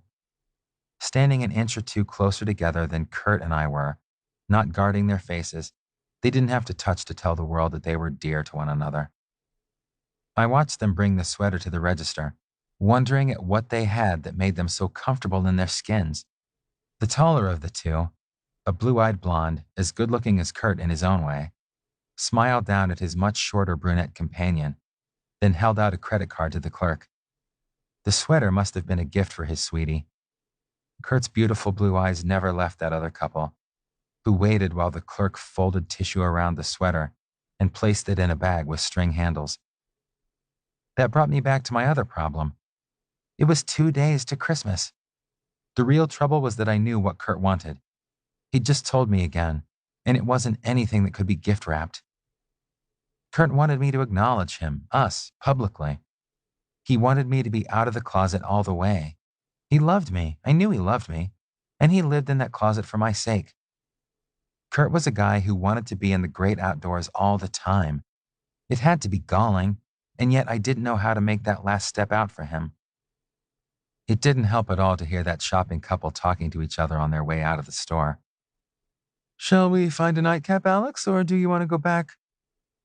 The door on the big SUV closed on the rest of the sentence. I could finish it for him. They'd go back to their condo or their hotel. They were behind us, but I just knew that one of them would have his hand on the small of the other one's back, and that the door had closed on a suggestion of making love. I'd make that suggestion to Kurt later, or he'd make it to me, but it would be behind a closed apartment door, and we wouldn't be touching until that door closed. Kurt wouldn't mention it again. He'd said everything he needed to, and left the rest to me, at least for now. I knew he was right, and I wanted him to be happy. We window shopped our way down the street, commenting now and then on something in the displays or on a good smell from a restaurant. "You could have let me buy dinner tonight," Kurt said as we turned the corner toward McTavish's, a pub that catered to the ski resort workers rather than the tourists. "Wapiti Creek Ski School may not pay as handsomely as Alpenschlüssel did, but it would certainly cover burgers for 2. You bought last time, Kurt. Pride had sent me into the kitchen tonight, where I had cooked him a fajita dinner that rivaled what we'd eaten in the restaurant, but didn't put the same dent into the wallet. "So?" He cocked an eyebrow at me before opening the door to the pub. "So, I think I'd just been told I was carrying this roommates in public thing too far. Again." The crowd noise and the warmth hit us like a wall after our chilly walk through the town. Laughter rang out more loudly than usual tonight, and the entire place seemed to be kissing at intervals. Kim caught us before we got all the way to the group's table, slipped an arm around both of our waists, and planted loud smacks upon our cheeks. Kurt returned the favor on her forehead, and I got a face full of springy brown curls while trying to get in the spirit of things. Better look up, Julie called to us amidst the general greetings. Good idea.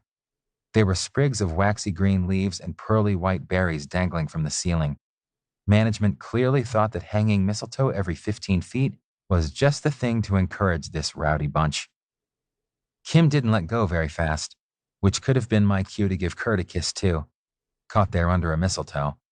I gave him a look that promised kisses later, chopped off fast because we were in public, and a bit of hope died out of his face. The couple we'd seen shopping would have taken the opportunity, I thought miserably, and followed them both to the table. Gabe got up from his seat. "I'll just move over." That left 2 seats together for us and a big chance for him. Halfway around the table, he tipped Julie's chair backwards, which put her more or less under another mistletoe. He leaned over for an upside-down kiss before letting her chair drop back to 4 feet on the ground, getting yips out of her at every stage. Kurt only slid into one of the empty seats, hailing Marty and Chelsea, and pointedly not looking at me as I sat down beside him. Everyone was there tonight. We were short of chairs. Mark got up to forage for another seat in time to be caught under a mistletoe by Chelsea, who kissed his cheek and let him go. He paused a moment, catching my eye and then glancing at Kurt, before dragging a chair over from another table. I didn't know quite whether he meant to tell me how much he wished it had been me who'd kissed him, or if he was telling me I was a numbskull for not kissing Kurt when the chance arose. I looked away, busying myself in my glass for a while.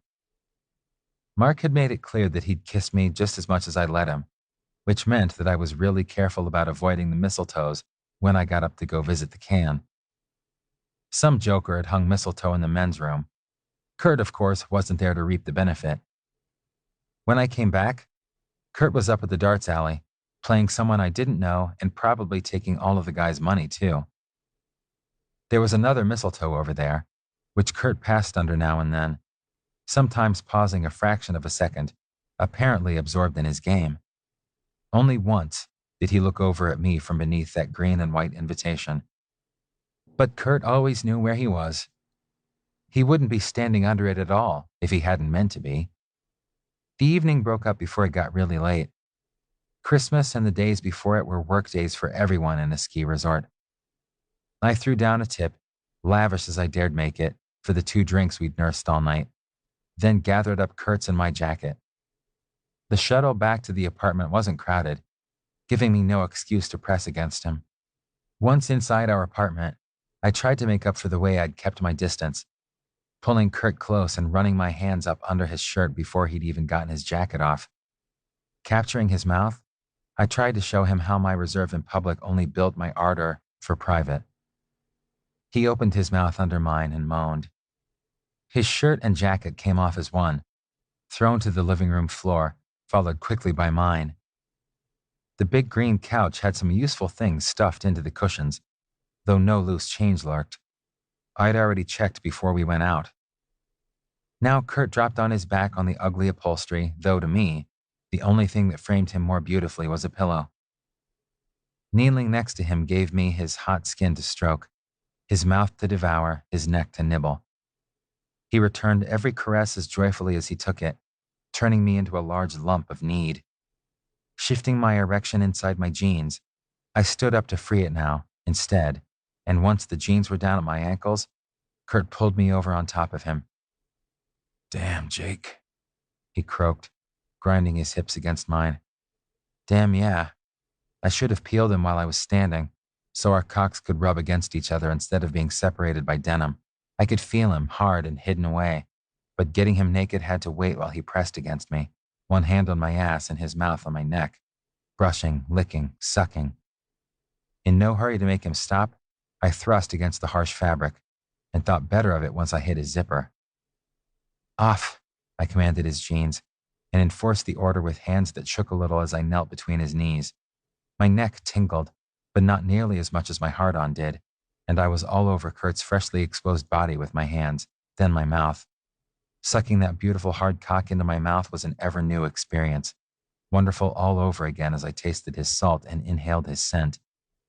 Both of his hands twined in my hair, letting the strands run between his fingers, guiding me to the tempo he wanted. Slow, Jake. I need to save it to fuck you. I think I was giving him what he needed, because coherent words stopped. I'd give him what he wanted too. I'd withheld what he'd wanted most out in the public eye, but not here, not now, with his lithe, muscular body naked against mine.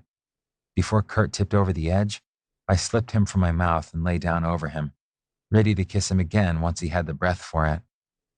He had both hands on my ass now, kneading my cheeks, pulling them apart as he played with them, letting me feel the anticipation of him entering me. Kurt had first done that 6 months ago, and while I knew what to expect, the thrill of that moment just before was just as sharp as the first time. He spread my cheeks wide and plunged his tongue into my mouth, a small preview of what would come soon. We flipped over so I lay on my back, watching Kurt pull the bottle out of the cushions.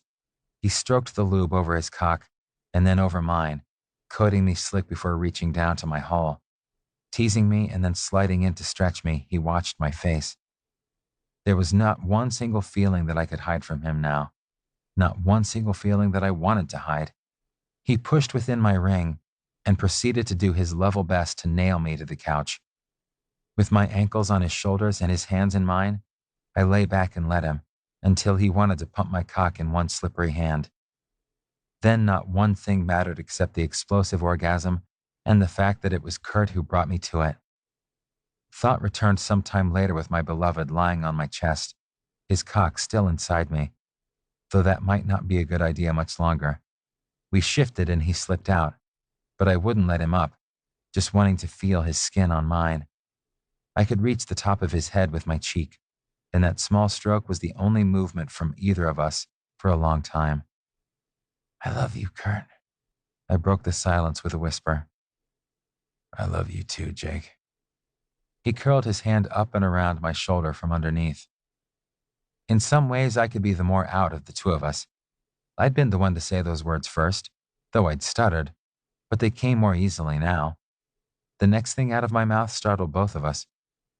Have you ever told anyone else that? I had never asked Kurt about his previous partners. I had none to mention, which he knew. Yes. He didn't hesitate, nor did he move. It wouldn't be true now, though. Does it bother you? Not sure yet. Not even sure if that's what I really wanted to know. I nuzzled his hair. Kurt was 26. That was plenty old enough to have fallen in love several times over. I'd done it once myself, though it had come to nothing. Is what you really wanted to know whether or not I fucked my way through the US and European ski world? His hand on my shoulder tightened. I didn't. No, I didn't think you did. I kissed the top of his head, and his hand relaxed a bit. We wouldn't have had such a rocky start if you had. We wouldn't have lasted this long if you were the love him and leave him sort.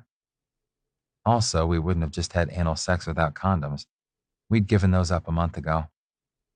I think maybe what I really wanted to know was if someone else had been far enough out of the closet to stand next to you like those two guys we saw tonight. Which one had been Alex, I wondered, and did he love his partner the way I loved Kurt? Or did he love his partner better than I could love mine?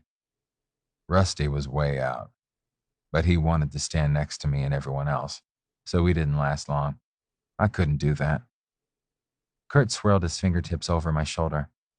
Brad, no. We were 18 and terrified the world knew just by looking. Benji, you already know about. Boy, did I. Benji's stupidity was my gain, though, and if he wasn't bright enough or gay enough to follow up on the adventure on El Capitan by keeping Kurt forever, I would. That's everybody in my whole life. Except Drew. There was a wealth of pain in the way he said the name. I squeezed him more tightly. Jake, maybe you don't want to know about Drew. An invisible hand squeezed my heart. If Kurt meant that he didn't want to tell me about Drew, he would have used those words. Did he mistreat you? Kurt knew I could spend some serious hating on anyone who did him wrong. No, he was good to me in every way. The words buzzed against my chest, relieving me in one way and scaring me in another. Do you still love him? I gave Kurt the right to ask me anything he wanted to with that one question. I remember loving him. Kurt's hand tightened on my shoulder again. But if he walked in the door and begged, he couldn't take me away from you. That's not why. I hauled Kurt a little farther up my body and turned us so we lay side by side on the big couch. I wanted to see his face while I figured out why he hurt so much over Drew. Well, I hurt some too, but I'd known from the start that Kurt had more experience than I did. I had asked the questions, so I'd just have to cope with getting the answers. It also put him in kissing range, which was useful because I could brush my lips over his face while I thought, buying time and reassuring him. Then why do I not want to know? If he was good to you and no threat to us. But he was a threat to us, because thinking of Drew made Kurt believe he had to keep something from me for my own good. Because I don't want you to think that I'd do what he did, and I don't want to make you think you have to do what I did. Better tell me so I know what not to do. Except, I paused to kiss him, and he responded with little nibbles. You already know that I don't always do what you expect, especially if it's something you don't want. Benji had a lot to answer for, and apparently, so did Drew. Though why was Kurt including himself in the list of poor role models? This time, I don't know. He took a deep breath. Tonight made me wonder. Sounds like another one of those is history going to repeat itself emotional traps you set for yourself. Spit it out. Kurt didn't usually dither, and I didn't like it at all. It created too much time to imagine things. Drew wanted to take me home and introduce me to his family as his partner. That was spitting it out, all right. And he wanted me to do the same. Which would work really good if you're out and the family's cool. And not so good if you aren't, and they aren't. I wasn't that out. My family was fine, but I didn't know that until later. Kurt pulled me tighter against him. We fought, and he said that if I loved him, I'd do it. I did love him. But I couldn't do it. That was the end of us. 5 years ago. He would have been not quite 22. My age. You pushed tonight, Kurt. Not that hard, but you pushed. I would have rolled to my back, but the couch wasn't that wide, and I'd have dumped myself on the floor. I know. It was like I couldn't help it, he said miserably. It makes me understand Drew better, why he pushed, but I've been on the other side too, and I don't want to push you away. I don't want to go. Now I was glad I hadn't rolled over. I was still holding him, and his words almost sounded like an apology. That made it easy to kiss him. But try not to push. I'll do my best. Then it was as good as done. Kurt did nothing less than well, except when it involved big trucks and reverse, and maybe emotions. This one, wow. Big one. Maybe I shouldn't be so confident. Then the only place I'm going is bed. My butt is freezing. Kurt was nice and warm between me and the back of the couch, but there was a decided nip in the air back there. He took the chill off me by spooning against my back, not our usual direction, but the way I wanted tonight. His arm over my chest was a warm anchor, and his breath against my back a comfort, because even talking about splitting up froze me to the bone. We woke tangled the other way, but Kurt sighed back into sleep once I'd retrieved my arm. The alarm wouldn't ring for another half hour, giving me enough time to memorize his face all over again and still get up to work on his Christmas present. I had a small box containing something he'd like, but it wasn't the degree of specialness I wanted for our first Christmas. It's hard when your needs are simple and your wants are few. I'd been driven by desperation and lack of funds and imagination into making a coupon book. I had slips of paper with full body massage, 20-minute blowjob, mute button, meaning I'd have to shut up if I started getting on his case about something like the wandering socks, and attempt one thing out of comfort zone. I looked at that one long and hard before I put it back in the pile, because after last night, that one thing could be something a lot more serious than getting on a snowboard. I had faith in him that he wouldn't misuse it. Maybe he'd never actually redeem any of the coupons, but it made me crumple up the first one I'd written this morning. One public display of affection hit the trash, to be replaced with dinner of your choice, even if it's liver, and 3 more mute buttons. I had the coupons all clipped together and wrapped in last Sunday's comics in a box, far larger than necessary before Kurt got up. Our Christmas tree was a few evergreen branches we'd liberated from the surrounding forest, festooned with a string of blinking beer mug lights, my relic of 4 years at a university with a party reputation. The coupons joined a collection of presents sent by my family and his, a silent reminder that this was the first Christmas I'd ever spent away from my family. Maybe not. It was my first Christmas with Kurt. Merry Christmas. Kurt greeted me with a sandpaper kiss on my equally whiskery face. Christmas Eve, whatever. Merry good excuse to kiss you. Merry all of the above, I wished him, as he ambled to the kitchen and started the coffee. We both had to work today and tomorrow, 2 of the busiest days of the season at the ski resort. I headed to the bathroom and was arrested in mid-tooth scrub by a twinge where my shoulder met my neck. Looking more closely, I saw that Kurt had left a hickey, low enough that most of my shirts would hide it, high enough that a V-neck would show it. He'd never marked me before, but he'd also never pushed me so hard on coming out before either. As a graphic statement, it was masterful. I knew exactly what he wanted, but the choice was mine. Working the ski lift during the day, it wasn't an issue. I'd be standing outside in temperatures that wouldn't come anywhere near the freezing point. Turtlenecks were essential. Kurt caught me with one arm down the sleeve and kissed the hickey. I shouldn't have done that. It's okay. I feel it, and it makes me think. I dove the rest of the way into the shirt. Dinner tomorrow is at Marty and Chelsea's. Did we promise to do anything for this evening? I need to make the cranberries. Just us at home. He pulled on a second pair of socks. He'd spend the day on the slopes teaching. Hey, what's your tradition of gifts? Everything on Christmas morning or on Christmas Eve or some combination? One on Christmas Eve when we were little, and then everything else in the morning. But when we got bigger, it was all for the morning. What about you? I thought of the various things under our makeshift tree. All in the morning. He pulled on his bibs. We can start making our own traditions, you know. Sounds good. Let's start with the tradition of exchanging naked Christmas greetings as early on Christmas Eve as possible. Or do you want to go to a midnight service? Or both? Let's do the greetings. Kurt didn't quite shudder, making me wonder what religion had been for him. We had plenty of tough stuff going right now. That one could wait. Sounds good. I pulled him close for a quick squeeze, and then we were off to a day of helping the tourists make merry. Kurt came by the bunny lift with his classes only twice, and each time his smile was the same sort he'd give Marty, Julie, or any of our other friends. He wasn't pushing, but it wasn't special, and I started rolling my shoulder now and then just to feel the hickey. God Rest Ye Merry Gentlemen in 3 keys and 4 voices floated through our door when dinner was in the eaten but not cleaned up stage.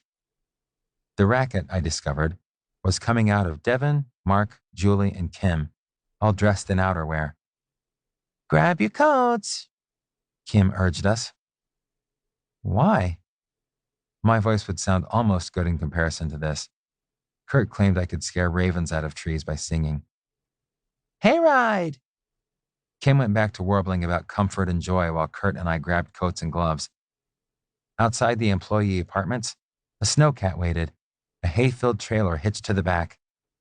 Charlie waved to us when we clambered aboard, fighting to find seats among the 20 or so people already perched on the hay bales. More people emerged from the building to join us, and Charlie only put the machine into gear when the last flat surface not stacked with bodies was the license plate. The stars twinkled down on us, bright glittering points that didn't care if we sang on pitch. Oh, Holy Night and Deck the Halls sounded festive in the night as the snowcat pulled us slowly around the base of the mountain. The press of numbers let me lean against Kurt while bellowing about angels heard on high. Maybe a swig out of one of the flasks of antifreeze that passed from hand to hand would relax me enough to take advantage of the sprig of mistletoe that also passed from hand to hand, but I sent them both along unused. Parts of me were decidedly not relaxed. My hip and thigh jammed against Kurt on one side had an effect not counteracted at all by Julie smooshed against me just as tightly on the other. Singing helped a little because I had to concentrate on the words, focusing so tightly that I did an inadvertent solo about a grandmother crushed by reindeer. Some of our cultural exchange visa colleagues sang unfamiliar carols in their native languages, and Kurt joined in a few of the German-sounding tunes.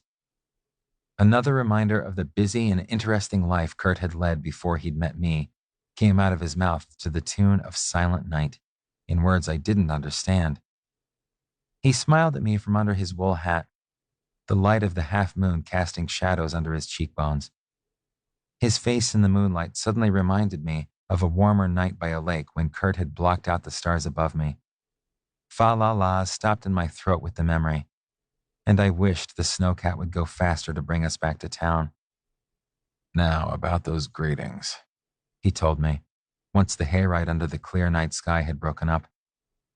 Wassail, I responded and tasted his lips. Merry Christmas, Kurt murmured, and gave himself as a gift. Something sizzled under Kurt's prodding spatula. French toast and Canadian bacon, a fine Carlson family Christmas tradition. Sounds good. I wrapped my arms around him from behind. Beats the hell out of fruitcake. Blech. We used to play broom hockey on the frozen stock pond with Aunt Mary's fruitcake. That way we could tell her that we enjoyed it very much and even be truthful. We just never mentioned eating it. French toast is better in every way.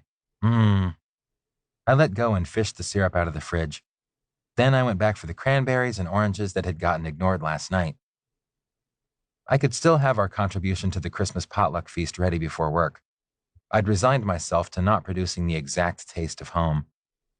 Traditional Landon family recipe? Kurt scooted over to let me near the stove. Except for the splash of Cointreau. No point in buying a bottle that will still be half full when we retire, especially at that price. I stirred the sugar into the pot. My mom mixes it in right before bringing it to the table. No one will know what's missing except me. But you're important. Kurt handed me a loaded plate, and we cuddled on the couch, looking out at the sun coming up over the mountains as we ate. Presents! We pounced over the boxes, and I felt both 5 years old and ancient, wondering what was for me and whether Kurt would like what I'd chosen. Your parents sent me something? Kurt puzzled over a box I handed him. I mention you a lot. I'd wondered about that myself. Maybe bringing Kurt home would only make it official, not be a surprise. They know we live together, if not exactly how closely, and they're generous. They wouldn't leave you out. Gourmet cocoa packets. Kurt sniffed deeply. Non-committal and very welcome. That was nice of them. Socks? I pulled out gray woolies. That's my sister-in-law all over. Kurt smiled. She knows my socks' wandering ways and probably thinks yours travel just as far. He ripped open the big box with the coupon books. I mention you too, Jake. Maybe yours should cuddle with mine in the basket. Kurt handed me one of the mute buttons. I shut up immediately. Hey, this is a great idea. He leaned over and kissed me before plucking the coupon from my fingers. I'm a big believer in recycling. I'd probably see that slip of paper again. He thumbed through the rest of the booklet. I like. He paused at the out of comfort zone slip. I like very much. Thank you. We opened more packages from his family. Venison jerky, which Kurt swore I would appreciate mid-afternoon on the slopes, chokecherry jam, and a big tin of cookies, all from his sister's family. A movie and a box of popcorn from his brother, an assortment of ski waxes from his father. We can both use this. Kurt would have to enlighten me about why he was so excited about the tubes of goop. This is for you. The package was extremely heavy for its size. Remington's Pharmaceutical Sciences? Kurt had just handed me one of those 10-pound books I was going to need, one I couldn't do without. Wow. I never quite knew what he thought of my aspirations, because it would mean a total departure from the life we'd lived so far. But this book could only mean he supported my plans. He'd looked apprehensive when he handed me the package, but he was grinning when I looked up from thumbing the tissue-thin pages. Did I do good? Really good, Kurt. Thank you. I tried to kiss him 2,000 pages of information's worth. I need this. Well, don't start studying yet. We have to get to work. His tongue across my lips would make me take my first study break. One more. Kurt unwrapped the small box I'd wrapped in a bright advertising flyer. Veins, great, and glue. He shook the little packets out. I can fix the fletching on the arrows instead of getting new ones. Great. We'd finished the bow hunting season with the archery equipment in sad need of refurbishment. White and, pink? After the discussion from last night, it didn't seem like the best choice now. I have it on good authority that pink is the easiest to find when you're hunting. But we can change it out if you'd like. I could send them back for the blue or the green artificial feathers, and maybe I'd chosen the wrong length, too. I searched for the green ones for hours. I'm willing to try something that stands out. Thank you, Jake. He kissed me once more. Now get moving, because we have skiers out there crying for us. I got home first, ducking directly into the shower. Maybe I could get cleaned up and dressed before Kurt got home, because I did not want him catching me in the agony of deciding how to dress. Not that I was a clothes horse, as Kurt had pointed out so eloquently, but what was I going to do about that hickey? I stared at the dresser and into the closet with increasing desperation. The softly worn yellow Oxford cloth shirt under the tan merino sweater would work, I hoped, as I flailed wildly in front of the bathroom mirror, looking for the moves that would expose the hickey to the world. To hell with it. We'd be among friends tonight. If it flashed, it flashed. I stopped dancing and went to tuck the shirt tails back in. Leave the tails out, Kurt suggested from the doorway. You'll look like an ad. Jesus, Kurt, you about gave me a heart attack. I hadn't heard him come in, and now I had to wonder how much of my search for potential wardrobe malfunctions he'd seen. Maybe my heart would quit pounding before we headed down to Marty and Chelsea's place. He laughed. Present for you. He pressed a small bottle into my hand, shooing me out of the tiny bathroom. The shower started up again, leaving me gaping at the mini bottle of Cointreau, just enough for the cranberries and a little sip of courage. His late gift to me was a taste of home. Perhaps I could create a late gift for him, too. I was sure of what it could be, if not that I could do it, when we left the apartment to join our friends, liqueur-laced cranberries in hand. Attempt one thing out of comfort zone. Wasn't even on the top of the stack of coupons, nor did Kurt hand it to me. He wasn't pushing. I'd have to push myself. "Merry Christmas!" greeted our entry to the small apartment one floor below ours. Our friends were all there, and the atmosphere was jolly, with carols from the radio competing with a football game and raucous conversation. A turkey and assorted side dishes sat on the table, where the predominant sound was either yum or smells good.